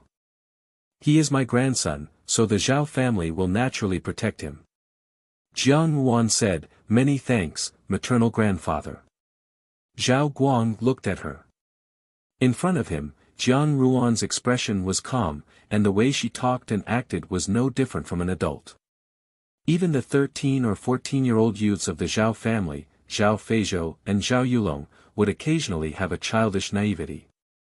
But there was not a trace of childishness on Jiang Yuan. On the surface, she looked gentle, but there was a kind of indifference. Only those who had experienced the baptism of blood on the battlefield would have such a vicious aura, and it had already penetrated deep into Jiang Yuan's bones. He sighed in his heart. Su Shi could not see clearly, but he knew many people. After the initial shock, he could see that from beginning to end, Jiang Yuan did not have the slightest trace of excitement to recognize her as a relative. Her heart was as firm as a rock. Perhaps, every word she said to the Zhao family today was a reply that had been carefully thought out, and every word had a special meaning. She was scheming against the entire Zhao family, but the method she used was not a conspiracy, nor was it coercion. It was like a silent moistening, and people had no choice but to agree to her request. Even if they were being schemed against, they were willing. For Jiang Yuan to be so precocious, her many years of life in the Jiang family must have been 10,000 times more dangerous than what she had described. After all, he was a descendant of the Zhao family. When he thought of the deceased Zhao Mei, how could he remain indifferent? Thinking of this, he did not want to ask about the matter of the porridge and Chong Xian manor anymore. He said, your maternal grandmother should have already prepared the meal. Cough, let's go out together. As he spoke, he stood up and slowly walked out. He did not know if it was because the matter of Zhao Mei had hit him too hard, but his tall and sturdy back seemed to have aged a little. Zhao Yuanjia and the others also followed him out of the study. Just as Jiang Yuan was about to leave, a figure appeared in front of her. Zhao Yuanping stopped her and smiled, what exactly do you want to do? He looked at him inquiringly. Wan Yang does not understand what second maternal uncle said. Why did the Li family participate? It is not because of the reason you said that Jiang Xing would definitely be ambushed. You are so certain that there must be other reasons. Father does not ask, but it does not mean that I will not ask. Zhao Yuanping's expression gradually became serious. Jiang Yuan, even if you are Mei Er's daughter, I still want to ask, what exactly do you want to do? Jiang Yuan looked at him quietly. The Zhao family's 3 generations were all military generals, but Zhao Yuanping was born with incomparable intelligence. Unfortunately, the Zhao family disdained to walk the path of literature. Thus, Zhao Yuanping could not pass the imperial examinations and bring glory to the Zhao family. He was familiar with the art of war, and as a strategist with wonderful foresight, he was also very outstanding in one aspect, and that was to grasp the hearts of people. On the battlefield, guessing the enemy's thoughts could help the army win the battle better. At present, Zhao Yuanping was on guard against her. However, she had never thought of hiding it from Zhao Yuanping. She said, second maternal uncle, why are you so nervous? I will not harm the Zhao family. Otherwise, I would not have given out porridge, and I would not have saved de Biao Ji's life. Second maternal uncle is so suspicious of me. Up until now, have any of the things I have done been detrimental to the Jiang family? Seeing that Zhao Yuanping's expression did not change, she smiled faintly and said, "Moreover, if I can save my eldest brother, it is necessary to capture a group of assassins. Following the vines to the melon, the captured people will be able to expose the Li family. The Li family and the Zhao family have always been at odds with each other in the imperial court. Second maternal uncle is not aware of this. Once something happens to the Li family, the eighth prince's power will be damaged. Isn't this the scene that the General Fu would be most happy to see?" Zhao Yuanping suppressed the astonishment in his heart and frowned. Jiang Wan had openly announced these private matters in broad daylight. Moreover, every sentence had pierced through his thoughts. For a moment, Zhao Yuanping had nothing to say. Jiang Wan said, "Second maternal uncle, rest assured that I will not harm the Zhao family. The Jiang family and I have an irreconcilable hatred. Even if it is to create trouble for the Jiang family, I will do my best to help the Zhao family." Saying this, she lightly bowed to Zhao Yuanping and left without saying anything. Zhao Yuanping pondered for a moment behind her, and then he also laughed softly. Restoring his previous expression, he walked towards the main hall. The Zhao Fu was filled with a warm and joyful atmosphere, while the rest of the capital was gloomy, as if a storm had suddenly descended. In the Jiang Fu's Yan Hua Yuan, Xia Yan grabbed Lin Lang and said, "Did you hear it clearly? Did Sun Darren really say that?" Lin Lang nodded, "Yes, Furen. Eldest young master has indeed become a deputy general and will arrive in the capital in 5 days. What should we do now?" Xia Yan's grip on the teacup tightened, and with a "pa" sound, she threw the teacup to the ground. The top-notch pastel porcelain cup with a golden butterfly depicting a beautiful woman was instantly smashed into pieces. Lin Lang stood to one side, not daring to breathe loudly. She looked at Xia Yan, somewhat cowering. Xia Yan gritted her teeth and said, "That little bastard actually had such a fortuitous encounter. How could he not have been shot to death on the battlefield?" At present, she had been having a headache all day over how to prevent Jiang Su from going to the family temple. Jiang Quan seemed to have steeled his heart, but Jiang Su had not been able to sleep well since the day Hui Ju had left.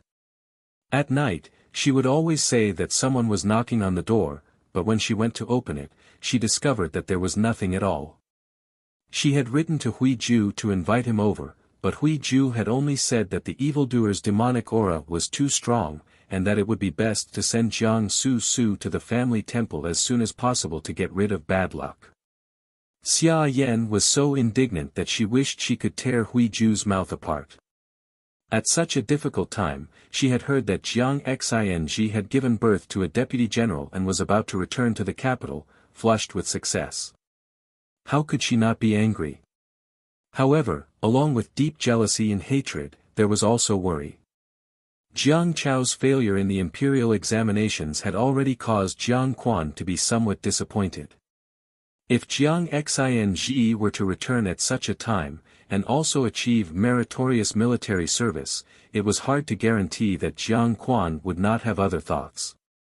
Even if Jiang Quan did not like Jiang Xing and would not shake Jiang Chao's position, Jiang Chao was unable to enter the imperial court, and thus had no way of interacting with people in the bureaucracy.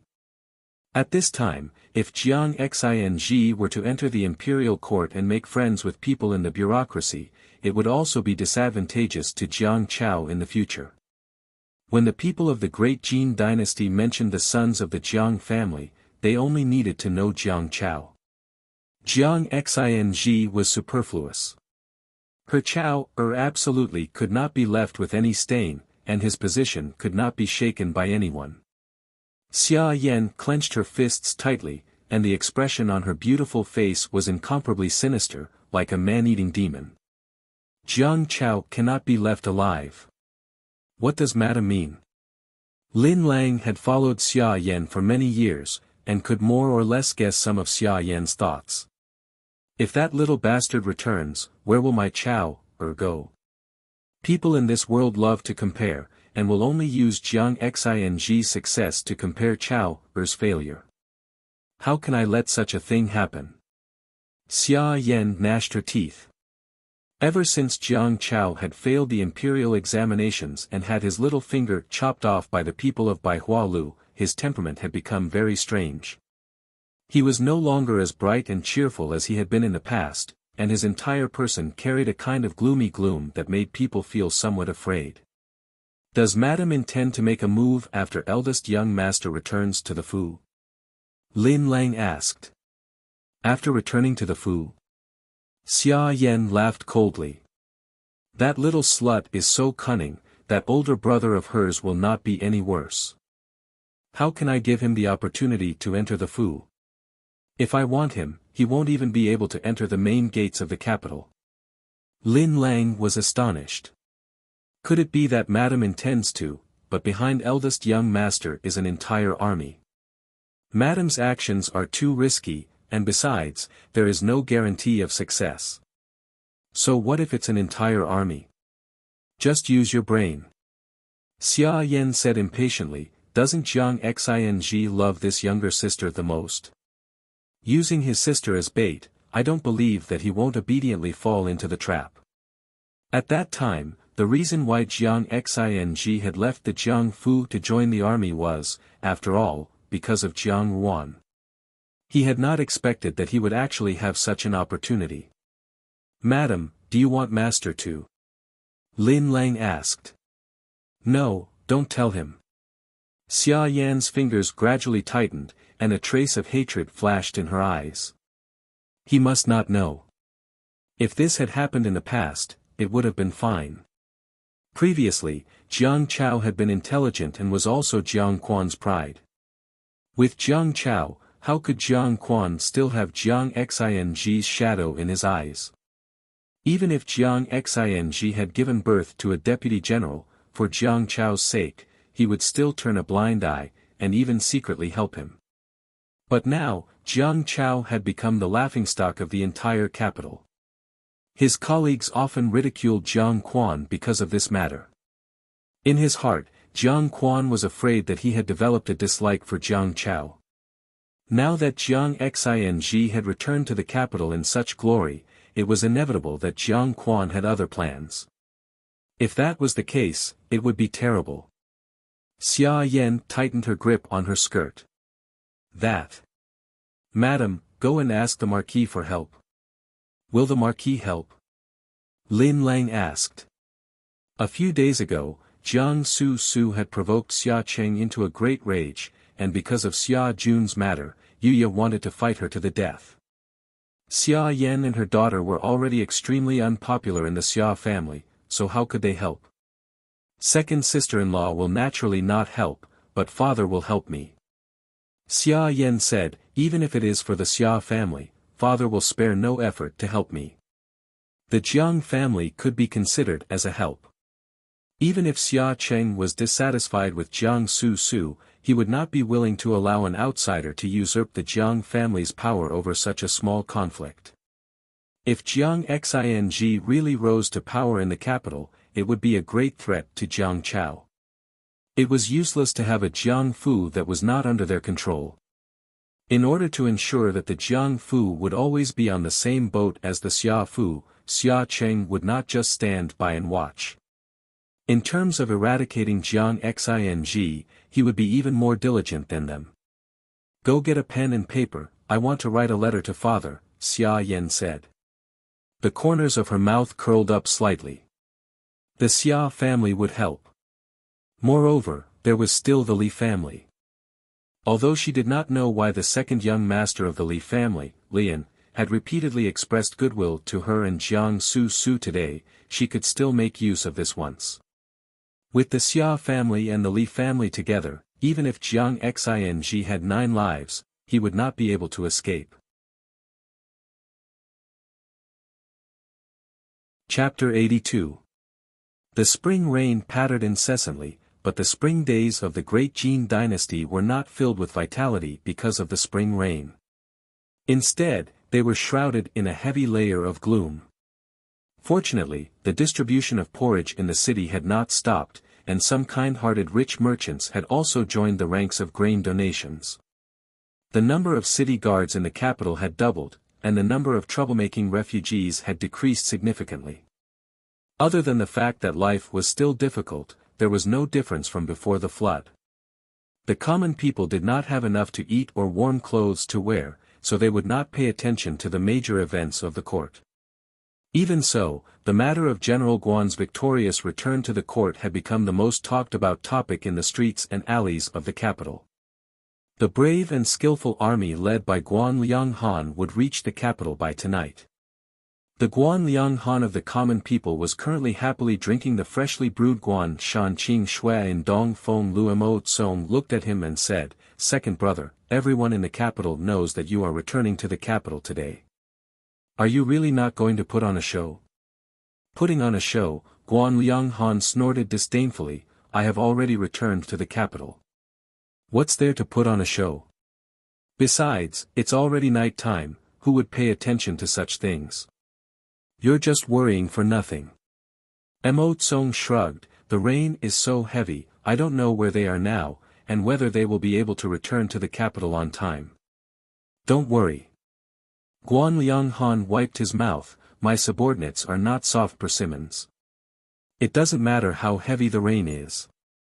By now, they should have reached Wulin Road." Wulin Road was not an official road. The official road had been washed away by the rising flood a few days ago, and horses could not pass through. Wulin Road was connected to a large ebony forest, stretching for thousands of miles. The terrain was complex, and the trees were lush and verdant. If one was not careful, it was easy to lose one's way, and there were also wild beasts in the forest. However, there was no harm in the presence of an entire army. Guan Liang Han raised his head and poured wine into his mouth, vaguely saying, "Just wait patiently." In the Jiangfu, Jiang Ruan was sitting in front of the window, lost in thought as she gazed at the rain. She did not know why, but she had been restless since early in the morning. Lian Qiao hurriedly ran in and said, "Miss, this servant saw an unfamiliar old woman enter Yan Hua Yuan." When she came out, she seemed very happy, and the people in Yan Hua Yuan were also in a jubilant mood. Jiang Ruan's eyes twitched, "Did you see clearly?" Lian Qiao nodded. Jiang Ruan said, "I want to leave immediately." "Bai Ji, Lian Qiao, follow me. Lu Zhu, you stay in the Fu. If they ask, just say that I went out with Miss Wen to pick out some jewelry."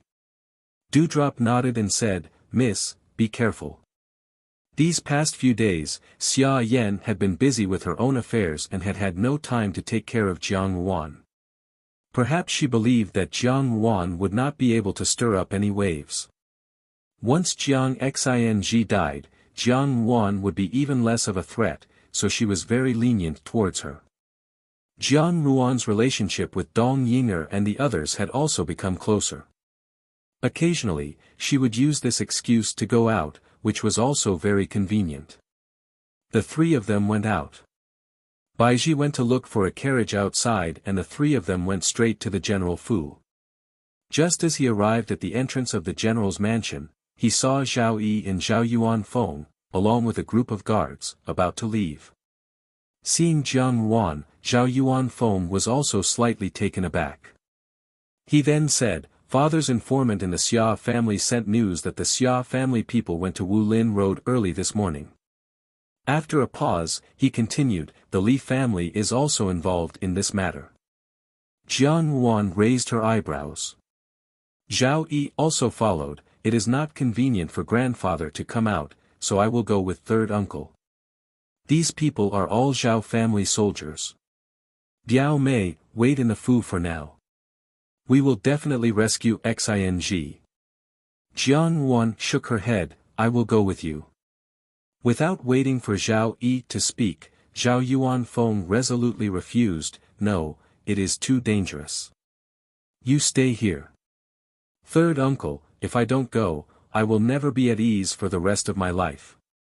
This matter is extremely urgent, third uncle should not waste time here. I can protect myself. If the matter is really so dangerous that even I cannot protect myself, it will be even more troublesome. It is also a blessing for me to die with Gij. Her tone was indifferent, and there was even a kind of indifference to life and death. Zhao Yuanfeng's heart could not help but sink. Looking at Jiang Ruan's determined appearance, he remembered Zhao Guang's evaluation of Jiang Ruan yesterday. He steeled his heart, fine, but you must be careful. Swords and knives have no eyes. If something really happens to you, how will I explain it to your deceased mother?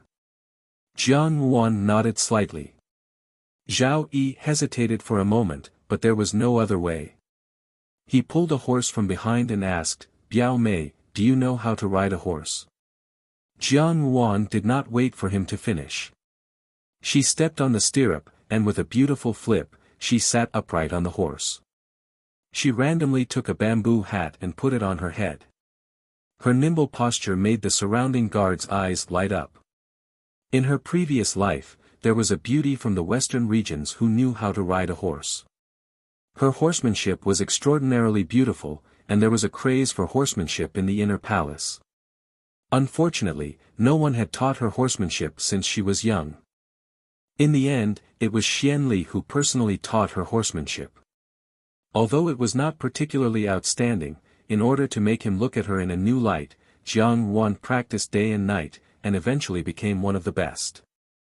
In her second life, she did not expect that her first demonstration of horsemanship would be to save Jiang Xing. Bai Ji and Lian Qiao did not know how to ride a horse, so they could not tag along. They could only wait at the General Fu. Somewhat worried, they exhorted Jiang Ruan, Miss, be careful on the road. Time was of the essence, and they could not stay any longer. Zhao Yuanfeng whipped the horse, let's go. The group of people galloped their horses, whipping their whips, and galloped towards the outskirts of the city. The horses' hooves stirred up splashes of water, splashing crisply along the way. At first, Zhao Yi and Zhao Yuanfeng were still somewhat worried about Jiang Ruan. After all, a girl's body was delicate, and they were afraid that she would not be able to withstand such a fast and bumpy ride. However, Jiang Ruan did not show any signs of discomfort along the way, so they were relieved. The horses galloped even faster. Mo Tsong and Guan Lianghan had just come down from Dongfeng Lu, and when they saw Xiao Xiao below, they greeted him. Just as they were about to speak, they saw a group of people galloping past on horseback. The water that was stirred up splashed onto Mo Tsong's body. Mo Tsong jumped a step back and angrily said, Hey, this young master's clothes are dirty. Guan Lianghan laughed heartily, we're all men, what's the point of being so calculative? Isn't that Zhao Yuanfeng, that fellow? Xiao Xiao was slightly startled, and following Guan Lianghan's gaze, he saw a slender figure among the group of people on horseback. It was particularly eye-catching among the crowd of burly men. Although he was wearing a bamboo hat, looking at Zhao Yuanfeng and Zhao Yi riding beside him, and then recalling the recent investigation of the Jiang family's daughter frequently entering the General Fu, it was not difficult to guess the identity of the person on horseback. What are they going to do? Guan Lianghan muttered to himself. The people behind him are the Zhao family army. Xiao Xiao reminded him, they are dressed as imperial bodyguards. Privately using troops. Oh, this fellow from the Zhao family is not afraid of death. Guan Lianghan said in amusement. Xiao Xiao frowned, and suddenly turned to leave. Seeing this, Guan Lianghan hurriedly followed behind him and asked, Lao San, where are you going? I still have something to tell you. Xiao Xiao walked downstairs to the place where the horses were tied up. As he untied the reins, he said, we'll talk later. Guan Lianghan looked at him. You want to follow Zhao Yuanfeng? Xiao Xiao did not speak. He only single-mindedly focused on his own actions, which could be considered a tacit agreement. Guan Liang Han suddenly laughed heartily. Interesting. I also want to see what that fellow from the Zhao family is up to. Lao Qi, bring my horse over. He then patted Xiao Xiao's shoulder. I will go with you. Mo Tsong reluctantly brought Guan Liang Han's horse over and asked, Second brother, third brother, can you take me with you? Mo Tsong was not afraid of heaven or earth, but he was most afraid of riding a horse. When he was young, he had once fallen off the back of a horse while riding and had to recuperate in bed for 3 months. As a result, he was unwilling to ride alone again. Xiao Xiao said, no. Mo Tsong rubbed his nose and heard Guan Liang Han say, just stay here obediently. Saying this, he flipped over and mounted the horse. Without looking at Mo Tsong again, he cracked his whip and the horse immediately galloped away. Mo Tsong was so angry that his face was ashen, but there was nothing he could do. The 2 horses, one in front and one behind, followed the people in front. When Guan Liang Han caught up to Xiao Xiao's horse, his expression changed. With a solemn expression, he asked, Third brother, do you know something? Xiao Xiao did not have much of a relationship with the people of the general's household, so he could not possibly catch up to them and reminisce about old times. Something must have happened. As a fellow military official, Guan Liang Han was often not in the capital, so he also wanted to know if the Zhao family had any secrets. Hearing this, Xiao Xiao looked at him in astonishment. His beautiful eyes narrowed slightly, and he said indifferently, they are heading out of the city. Yes, what about it? Guan Liang Han asked. At the moment, there were only refugees entering the capital, and no commoners leaving the city. Compared to the outside, the capital was already much, much better. Moreover, there must be some other reason why Zhao Yuanfeng and his nephew were leading the Zhao family army disguised as imperial bodyguards. What could it be? Although Guan Liang Han was far away at the frontier, as an official of the same court, he was able to understand the temperament of some of his colleagues. Zhao Yuanfeng, the 3rd young master of the Zhao family, was usually rash and impulsive, but he was not a picky eater. Moreover, the Zhao family was strict in its conduct, and the same was true of its military conduct. It was impossible for them to casually use their soldiers for other purposes. Your army, roughly where is it now? Xiao Xiao asked. The official road has been destroyed. It should be Wulin Road. I came back from Wulin Road. Calculating the journey, I should be passing through Wulin Road very soon, Guan Liang Han said. Immediately, he thought of something and looked at Xiao Xiao in surprise. Third brother, you can't be saying that the Zhao family is going after my army. The Zhao family and my Guan family army have nothing to do with each other. Now, only you and 7th brother know that I have returned to the capital. The Zhao family is definitely not going to Wulin Road to welcome me, and it is definitely not going after me. Xiao Xiao shook his head, no, it has nothing to do with you. Then what do you mean? Guan Liang Han was even more confused by his words. Xiao Xiao clamped his legs around the horse's belly, and the horse charged forward like an arrow. He lowered his long eyelashes and said, I can't say for sure either. The continuous rain had turned the road along the way into a muddy mess, and the slippery mountain rocks had added a lot of difficulty to the journey. A journey of 3 days on foot would definitely take them 5 days to reach their destination. The Guan family army had been on the road for many days, and the soldiers were already showing signs of fatigue. In front of them was Wulin Road. The rain had washed away the official road, and Wulin Road was densely covered with trees. It was easy to get lost, and the road was endless. The army stopped in front of Wulin Road to rest. Guan Liang Han was not present, so the entire army obeyed Jiang Xing's command. A soldier warmly called out to Jiang Xing, Deputy General, come sit down and eat something. Jiang Xing smiled and shook his head, no need. The soldier did not say anything more. From a small soldier who cooked food to a deputy general on the battlefield, Jiang Xing had spent a whole 5 years. The Jiang family valued literature over martial arts, and he had grown up reading the 4 books and 5 classics, so he had never practiced martial arts. However, it was not until he could not even protect his own sister that he understood the principle of being a useless scholar. Even when he had arrived at the army camp, he had received a lot of cold looks from the beginning. On the battlefield, blades and swords had no eyes. With his aptitude, being able to keep his life was already a blessing from the heavens. However, in the end, Jiang Xing had still reached the position he had today. He stroked the horse's head, feeling somewhat timid in his heart. When he had first decided to join the army, it had been a moment of youthful impulsiveness. Later on, when he had entered the battlefield, he had been unable to control himself and had not returned to the capital for 5 years. Now that he thought about it, it was not a good idea to put Jiang Ruan in the position where the Jiang family ate people. Over the years, he had also changed his name and secretly sent people to bring letters to Jiang Ruan, but there had never been a reply. The closer they got to the capital, the more worried Jiang Xing became. After so many years, would Jiang Ruan be living well? Would she encounter any mishaps? After Zhao Mei's death, Xia Yan had a sweet face but a bitter heart. Jiang Quan had never liked the siblings, and Jiang Ruan was alone. Would she be bullied by the brothers and sisters of the Jiangfu? The more he thought about it, the more Jiang Xing's heart gave birth to a strange feeling. An indescribable irritation gradually arose.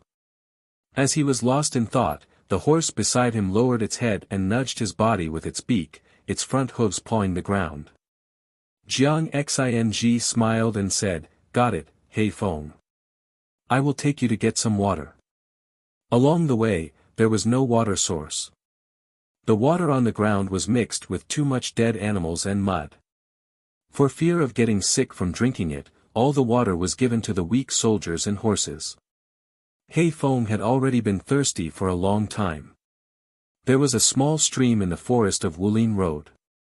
Jiang Xing instructed a soldier beside him, "I will take Zhui Feng to fetch some water. You let the brothers rest here first, I will return quickly." The soldier received the order and left. Jiang Xing leaped onto the horse's back and affectionately patted Hei Feng's neck, "Let's go." Hei Feng snorted and ran forward. Although it was easy to get lost in Wulin Road, an old horse knew the way, so Jiang Xing was not worried. Hei Feng had only run a few steps when he saw a meandering stream appear in front of him. Because they were in the middle of the Wulin forest, the dense tree branches blocked most of the rainwater. From a distance, the stream was crystal clear, completely unsullied by the mud. Jiang Xing was delighted, but at this moment, Hei Feng stopped. Jiang Xing thought that the horse was tired, so he patted its head, "We will be there soon." "Hei Feng, walk a little further." Hei Feng snorted a few times, raised its front hooves heavily, and put them down again. Unexpectedly, it refused to take another step. Jiang Xing was surprised, but Hei Feng was already anxiously stomping on the ground. Hei Feng was a warhorse that had been on the battlefield, so it had some intelligence. Jiang Xing was suspicious, but he calmly stroked the mane on Hei Feng's neck. Hei Feng felt Jiang Xing's comfort and gradually calmed down. Jiang Xing focused his eyes and heard a whoosh. The sound of something breaking through the air came from the forest. Jiang Xing suddenly reached out and caught the object. It was an arrow with a red cloth bag tied to it. Jiang Xing suspiciously removed the red cloth bag and opened it. There was half a piece of amber inside. He stared blankly and clenched his fists tightly. When Zhao Mei was alive, there were 2 half-moon-shaped pieces of amber. The 2 pieces of amber were 2 complete pieces, but they could be pieced together to form a whole piece. The butterflies in the amber also happened to be the butterfly wings on the middle half of each piece. It was completely natural and lifelike. Zhao Mei made a necklace out of the amber and gave one piece to Jiang Xing and the other to Jiang Ruan. The piece of amber in front of him was clearly the piece on Jiang Ruan's body. Someone had taken Jiang Ruan's things. Although he didn't know what their purpose was, it was related to Jiang Ruan. Jiang Xing's hands caressed the amber on his neck. His eyes narrowed, and in an instant, he emitted a kind of hostility. The place where the troops and horses were resting was very close, but if they went any deeper, there might be unknown dangers. There was a rustling sound in the forest. In the depths of the forest, a corner of a robe flashed quickly, heading towards the center of the dense forest. Jiang Xing fiercely slapped the horse's belly, Jia. Whether it was a conspiracy or not, the other party had used Jiang Ruan to threaten him, so he couldn't remain indifferent. He couldn't even send a message to the troops. At this moment, Jiang Xing's heart was full of impatience, as if he had walked through a raging inferno. He Feng felt his anger. Even if it was unwilling to go forward, it still let out a long neigh and rushed into the dense forest. The terrain of the ebony forest was complex, and it was Jiang Xing's first time here. Unfortunately, the person in front of him was extremely skilled, and he specifically chose the rugged and narrow path to go forward. He Feng followed, and the deeper they went into the forest, the taller the ebony trees became. They almost covered the entire sky, and not a single trace of light could be seen. In the darkness, the shadow of the person in front of him flashed and suddenly disappeared. He Feng abruptly stopped. Jiang Xing sat upright on the horse, motionless. The forest was strangely quiet. From the time they had left the stream to this place, they didn't know how far away they had been from the troops. And the disappearance of the person in front of him could only prove that this was a trap. Who had set this trap, and for what purpose? Jiang Xing's expression was calm. After the impatience and worry in his heart dissipated, he actually rejoiced a little. Since it was proven to be a trap, perhaps Jiang Ruan was safe. He slowly unsheathed the saber at his waist.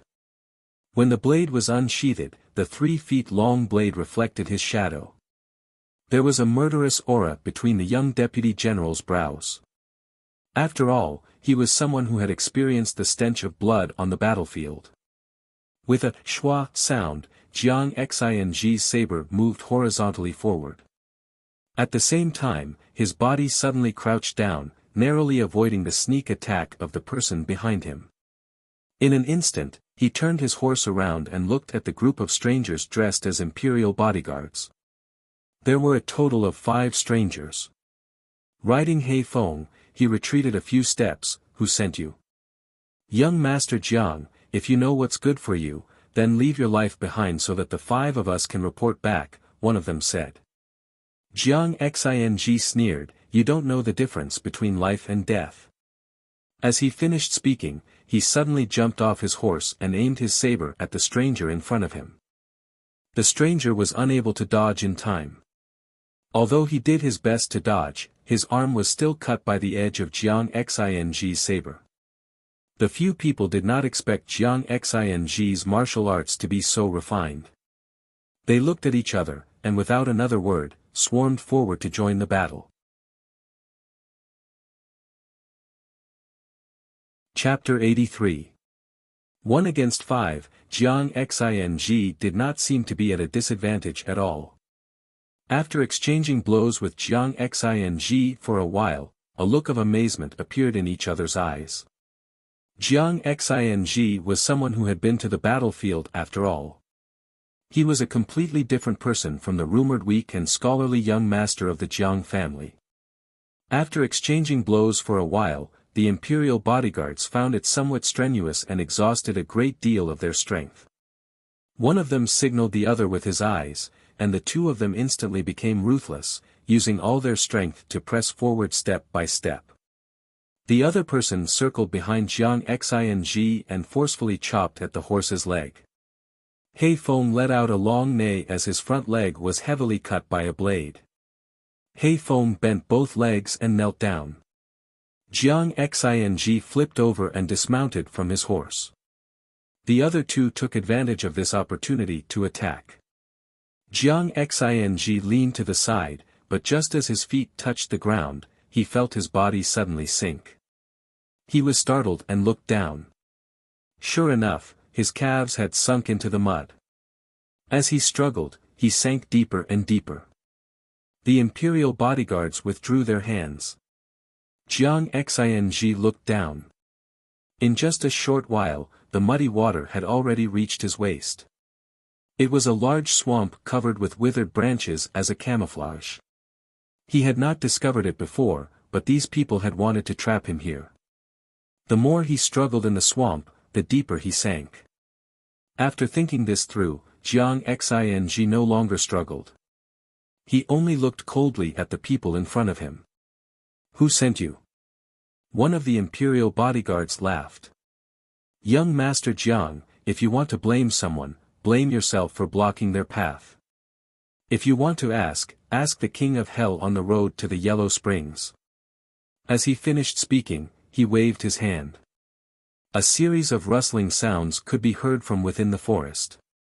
Countless heads popped out, all of them holding bows and arrows. They knocked their bows and shot arrows at Jiang Xing. Jiang Xing suddenly understood.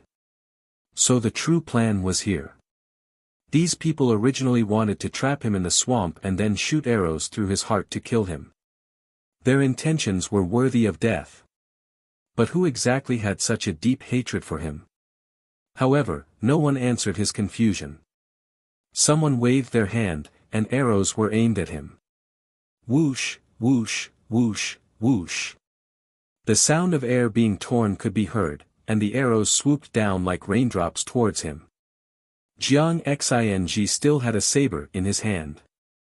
Naturally, he could not just sit there and wait for death. He quickly swung his saber to block a round of arrows. The arrows were blocked by the saber, and they all fell into the mud. Jiang Xing frowned. Every time he swung his saber, his body would sink. If this continued, even if he was not shot to death by the arrows, he would be submerged in the swamp and disappear from this world. No matter what he did, he couldn't escape death. He was in a dilemma. What a vicious scheme. The imperial bodyguard waved his hand, and a new round of arrows came one after another. This time, it was even more concentrated. Jiang Xing slowly lifted his saber, but before he could swing it, the arrows that were still in the air seemed to have been possessed by some evil spirit, and they fell to the ground in midair. In the distance, there was a series of bang, bang, bang, bang sounds of swords and knives colliding, and the urgent sound of horse hooves. He focused his eyes and saw that there was actually a group of people galloping from the depths of the ebony forest. Wherever they went, they chopped down the people who had knocked their bows and shot arrows. This group of people arrived abruptly. Not only was Jiang Xing astonished, but the imperial bodyguards were also shocked. One by one, they turned around to deal with the people on the horses. They were too far away, so Jiang Xing could not see clearly. The two men at the front had unfamiliar facial features, but there was a horse in the middle that rode slightly slower. The person on the horse was dressed in red and wore a bamboo hat. Jiang Xing could not see the person's face clearly, but he felt that there was something strange in his heart. On the horse's back, Jiang Wan clenched her fists tightly. Even after experiencing the painful torment of her previous life, she thought that her temperament had been tempered to be tenacious and cold. However, when she saw the situation in front of her, she still felt an irresistible anger from the bottom of her heart. So, in her previous life, this was the truth behind Jiang Xing's death. The eldest young master of the Jiang family, who had thought that he would be able to return home in splendor with the wind of success, had been trapped in this dark and gloomy ebony forest, like a trapped beast trapped in a swamp. Thousands of arrows pierced through his heart, and he died. In a place not far from the capital, he had quietly disappeared from this world. The Xia family, the Jiang family, the Li family. If she did not collect this debt, she, Jiang Ruan, swore that she was not a human. The archers lying in ambush in the depths of the forest saw that the situation was not right and began to exchange blows with the people that Zhao Yuanfeng had brought with him. However, there were simply too many archers, and for a moment, it was difficult to distinguish who was superior and who was superior. Seeing that Jiang Xing's body was still slowly sinking into the swamp, Jiang Ruan's heart shivered. She no longer thought about it and urged her horse to rush straight towards Jiang Xing. The imperial bodyguards had originally thought that the situation had already been settled. Who would have thought that a group of people would suddenly appear out of nowhere? Naturally, they were extremely angry. Several of them exchanged blows with Zhao Yuanfeng and Zhao Yi, but one of them noticed Jiang Ruan. Among this group of people, Jiang Ruan appeared to be somewhat special. With her petite figure, it was difficult for people not to notice her. The imperial bodyguard leaped up, and with a schwa sound, he chopped down on Jiang Ruan's body. Zhao Yi and the others were relatively far away from Jiang Ruan. At this moment, they were busy fighting with the others, and had no time to pay attention to her. Jiang Ruan's eyes narrowed. Seeing the tip of the knife coming at her, she suddenly lowered her body, and her whole body was flat on the horse's back, barely dodging the knife. That person's knife did not succeed, so he changed the direction of the knife in his hand and fiercely chopped towards Jiang Ruan. The horse was startled by the wind brought about by the knife's edge and abruptly stopped in its tracks. Jiang Ruan had nowhere to retreat, and could only raise her hand to block the wind of the knife. She gritted her teeth and closed her eyes. In any case, it was only an arm. However, in the end, the wind of the knife did not chop down. Jiang Ruan only heard a crisp ding and the man's muffled groan. When she opened her eyes again, the man in front of her had used his left hand to cover his wrist. His right hand was somewhat trembling, to the point that he could not hold the knife steadily. Blood was spilling from his fingertips. Jiang Ruan lowered her head and saw a distorted and deformed bronze plate. Just as the imperial bodyguard in front of her was about to raise his knife again, suddenly, as if a gust of wind had blown past, a figure leaped over and instantly exchanged blows with him. Jiang Ruan was slightly startled. In just a moment, the imperial bodyguard's neck had been slashed by a knife. Clutching his neck, he rolled on the ground. Even Jiang Xing had been entangled with several people for a long time. With a single move, this person had dealt with one of them. When the others saw this, one after another, they surrounded him. Jiang Ruan was still on the horse when this person turned his head to look at her. It was Xiao Xiao. His elegant and heroic face turned away, and he said indifferently, "Go behind me." His eyes coldly stared at the two imperial bodyguards who had surrounded him, as if he did not place them in his eyes in the slightest. The imperial bodyguards had come to deal with Xiao Xiao. Zhao Yi had the opportunity to gallop over on his horse, and worriedly asked, "Biaomei, are you all right?" Jiang Ruan shook her head. When Zhao Yi saw Xiao Xiao, he was stunned again. "Xiao Wangye." Jiang Ruan said to Zhao Yi, "There's no time to lose, let's hurry and save my eldest brother." In the ebony forest, the sounds of fighting and killing resounded incessantly. Without demur, Zhao Yi rushed towards Jiang Xing's location. The archers lying in ambush in the forest were more troublesome than they had imagined. Firstly, there were many of them, unexpectedly more than double the number of the Zhao family army. Secondly, these people did not seem to be idlers, but rather seemed to be part of an organized and disciplined army. The remaining imperial bodyguards aimed their spears at Xiao Xiao and Zhao Yuanfeng. Fortunately, both of their martial arts were not weak, so they did not fall into a disadvantageous position. Zhao Yi expended a great deal of effort before he was able to pull Jiang Xing out of the swamp. At this moment, he heard a loud shout, "Xing, damn it, how did you end up like this?" It was actually Guan Lianghan, who had been tailing behind. While he was speaking, he had been waiting in the same spot for a long time. Finally, he realized that something was wrong, and the Guan family army, who had come out to search for Jiang Xing, also hurried over. Seeing this, Guan Lianghan straightforwardly gave an order, "Damn it, where did this little brat come from, scheming against your grandfather? Go and annihilate all those archers for me." The Guan family army had brought many more people than Zhao Yuanfeng, so subduing these archers was a piece of cake. With Guan Lianghan's help, the archers were quickly subdued to the ground. The remaining imperial bodyguards were also under the swords of Xiao Xiao and Zhao Yuanfeng. They all turned pale with fright. This matter that had been in the bag, how could they have known that there would be a slip-up at this moment? Guan Lianghan stepped forward and kicked the chin of the leading imperial bodyguard. "Hey, speak clearly to your father, who sent you?" That imperial bodyguard glared at them, his throat moving. Seeing this, Jiang Yuan immediately said, "Not good, they want to commit suicide." These people turned out to be death warriors. Their mission had failed, and they would not be able to report back. Falling into the hands of the enemy, they would naturally have to take poison to commit suicide. But what kind of person was Xiao Xiao?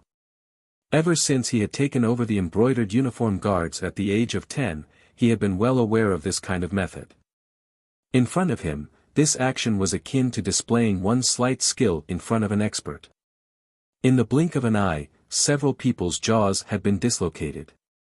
The poison hidden under their tongues could not be swallowed, and they rolled on the ground in pain. Xiao Xiao's sudden action had saved them a lot of trouble. Everyone breathed a sigh of relief. Jiang Xing had escaped a calamity.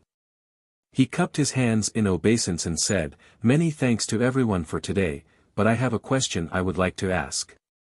He had not finished speaking when he heard a gentle voice, "Eldest brother." Jiang Xing stared blankly. Jiang Yuan had already taken off the bamboo hat on her head and thrown it to the side, revealing her face under the hat. Seeing Jiang Xing's blank expression, she smiled slightly and said, "Eldest brother." Jiang Xing stared motionlessly at the young girl in front of him.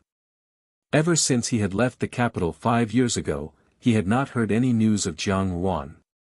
The young girl in front of him was extremely unfamiliar, but there was a sense of familiarity between her brows. Who was this? In his memory, the young and adorable girl who would pull on his clothes and call him eldest brother had already disappeared. The young girl in front of him now had the appearance of a young and inexperienced girl. She had lost the childishness she once had, and was now like a blossoming flower. His younger sister had grown up. Jiang Xing's eyes became hot and he called out, "Ah Yuan." While Jiang Xing was sizing up Jiang Yuan was also quietly sizing him up. The Jiang family had always valued literature and belittled martial arts. The descendants of the Jiang family were also not allowed to enter the martial path, so they could only follow literature. Jiang Xing had always had the appearance of a gentle and refined young master. Although his brows were still handsome, the gentle and refined youth of the past had faded away. His skin was darker than before, but in its place was a kind of iron blood that had been baptized on the battlefield. The fortitude that belonged to a soldier. This was completely different from the Jiang Xing in her memory. When they met again, it had already been a lifetime ago. She slowly walked forward, and Jiang Xing lowered his head to look at her. Jiang Yuan gently opened her arms, ignoring the gazes of the crowd, and hugged Jiang Xing. She said, "Welcome back, eldest brother." The brother and sister finally met. Zhao Yuanfeng rubbed his sore eyes and said to Xiao Xiao and Guan Lianghan, who were standing to the side, "Xiao Wangye, General Guan, why are you here?"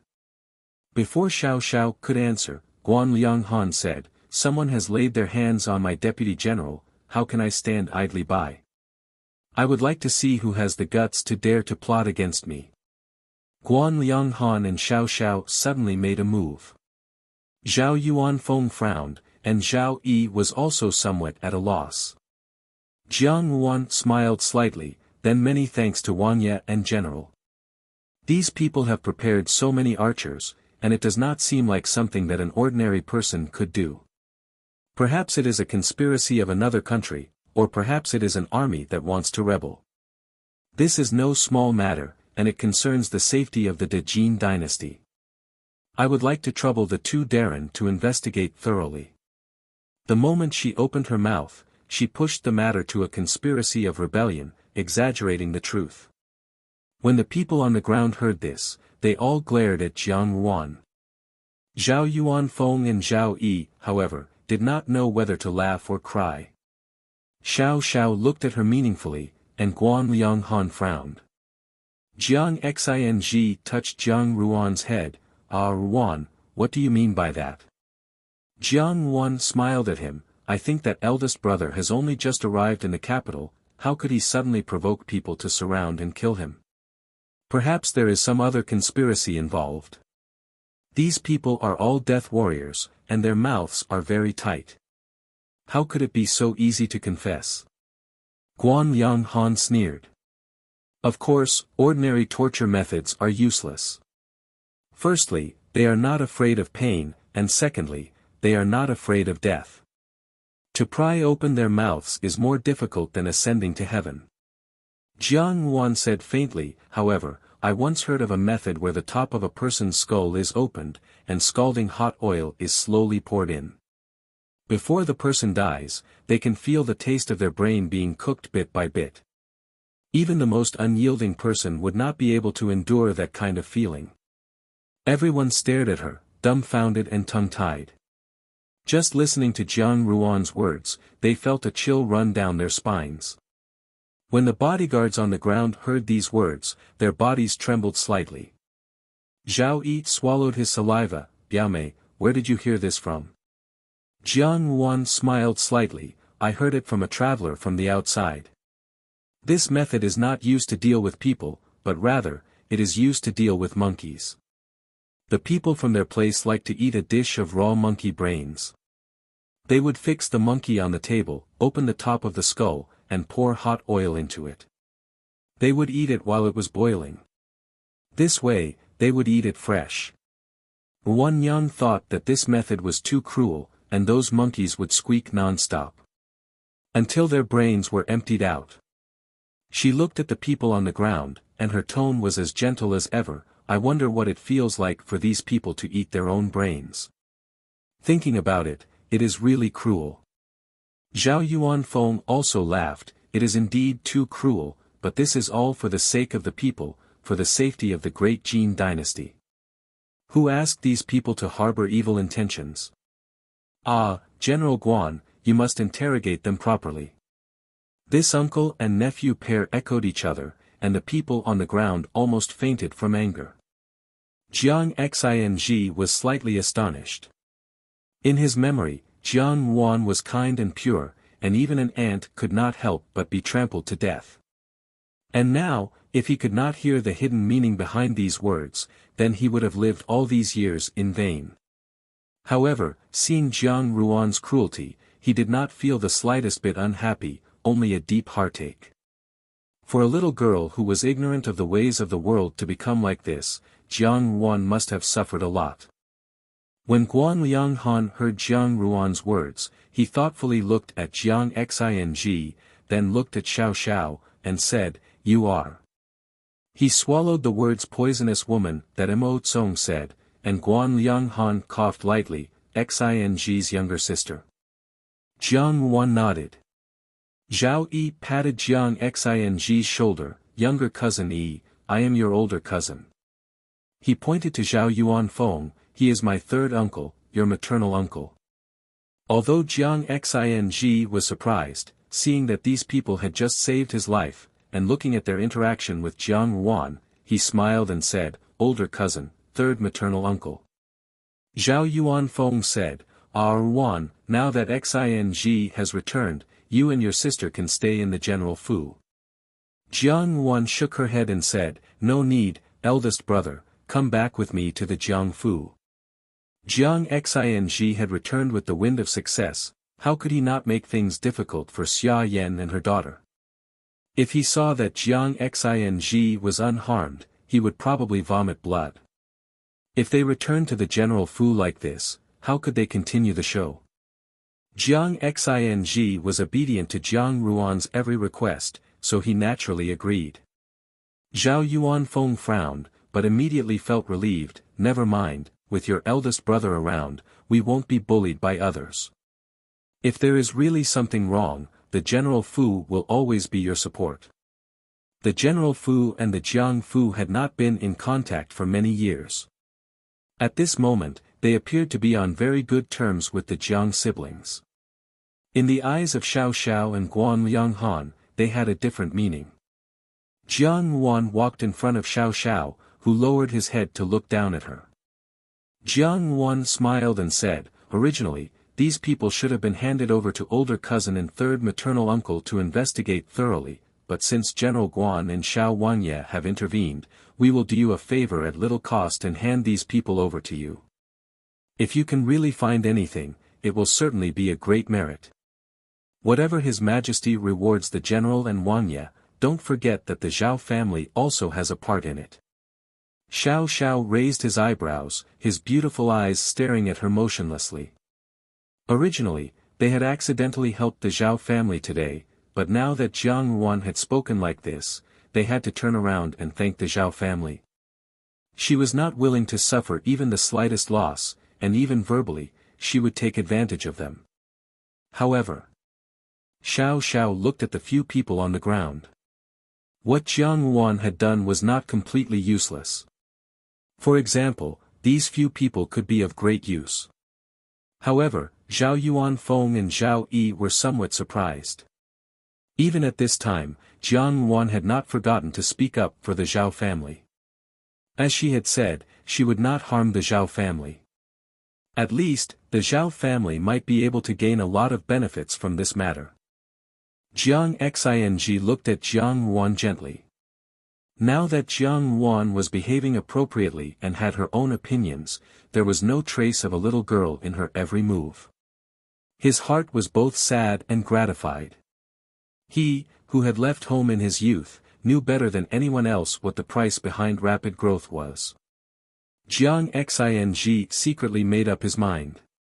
Now that he had returned to the capital, he would definitely protect Jiang Yuan and not let anyone in the Jiang family bully her. His younger sister would naturally be pampered like any other young miss. As if she knew what he was thinking, Jiang Yuan lightly patted Jiang Xing's hand. "Eldest brother, I have lived very well these past few years, and it is even better to see you. Now that you have returned to the capital and have achieved military merits, if you don't ride a horse and parade the streets, it would simply be a waste of the numerous victories on the battlefield. I want everyone in the capital of the great Jin dynasty to see your heroic bearing, and I want you to become the capital's youngest hero."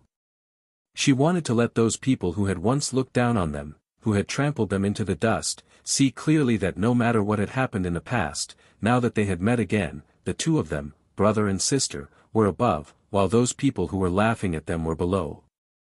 You're tuning into the Han Li's Wuxia Adventures YouTube channel. We're so grateful for your support, and don't forget to subscribe to join us on this incredible journey through captivating stories. Your generosity through donations truly makes a world of difference, as it's the primary source of revenue that allows me to expand and enhance this channel for you.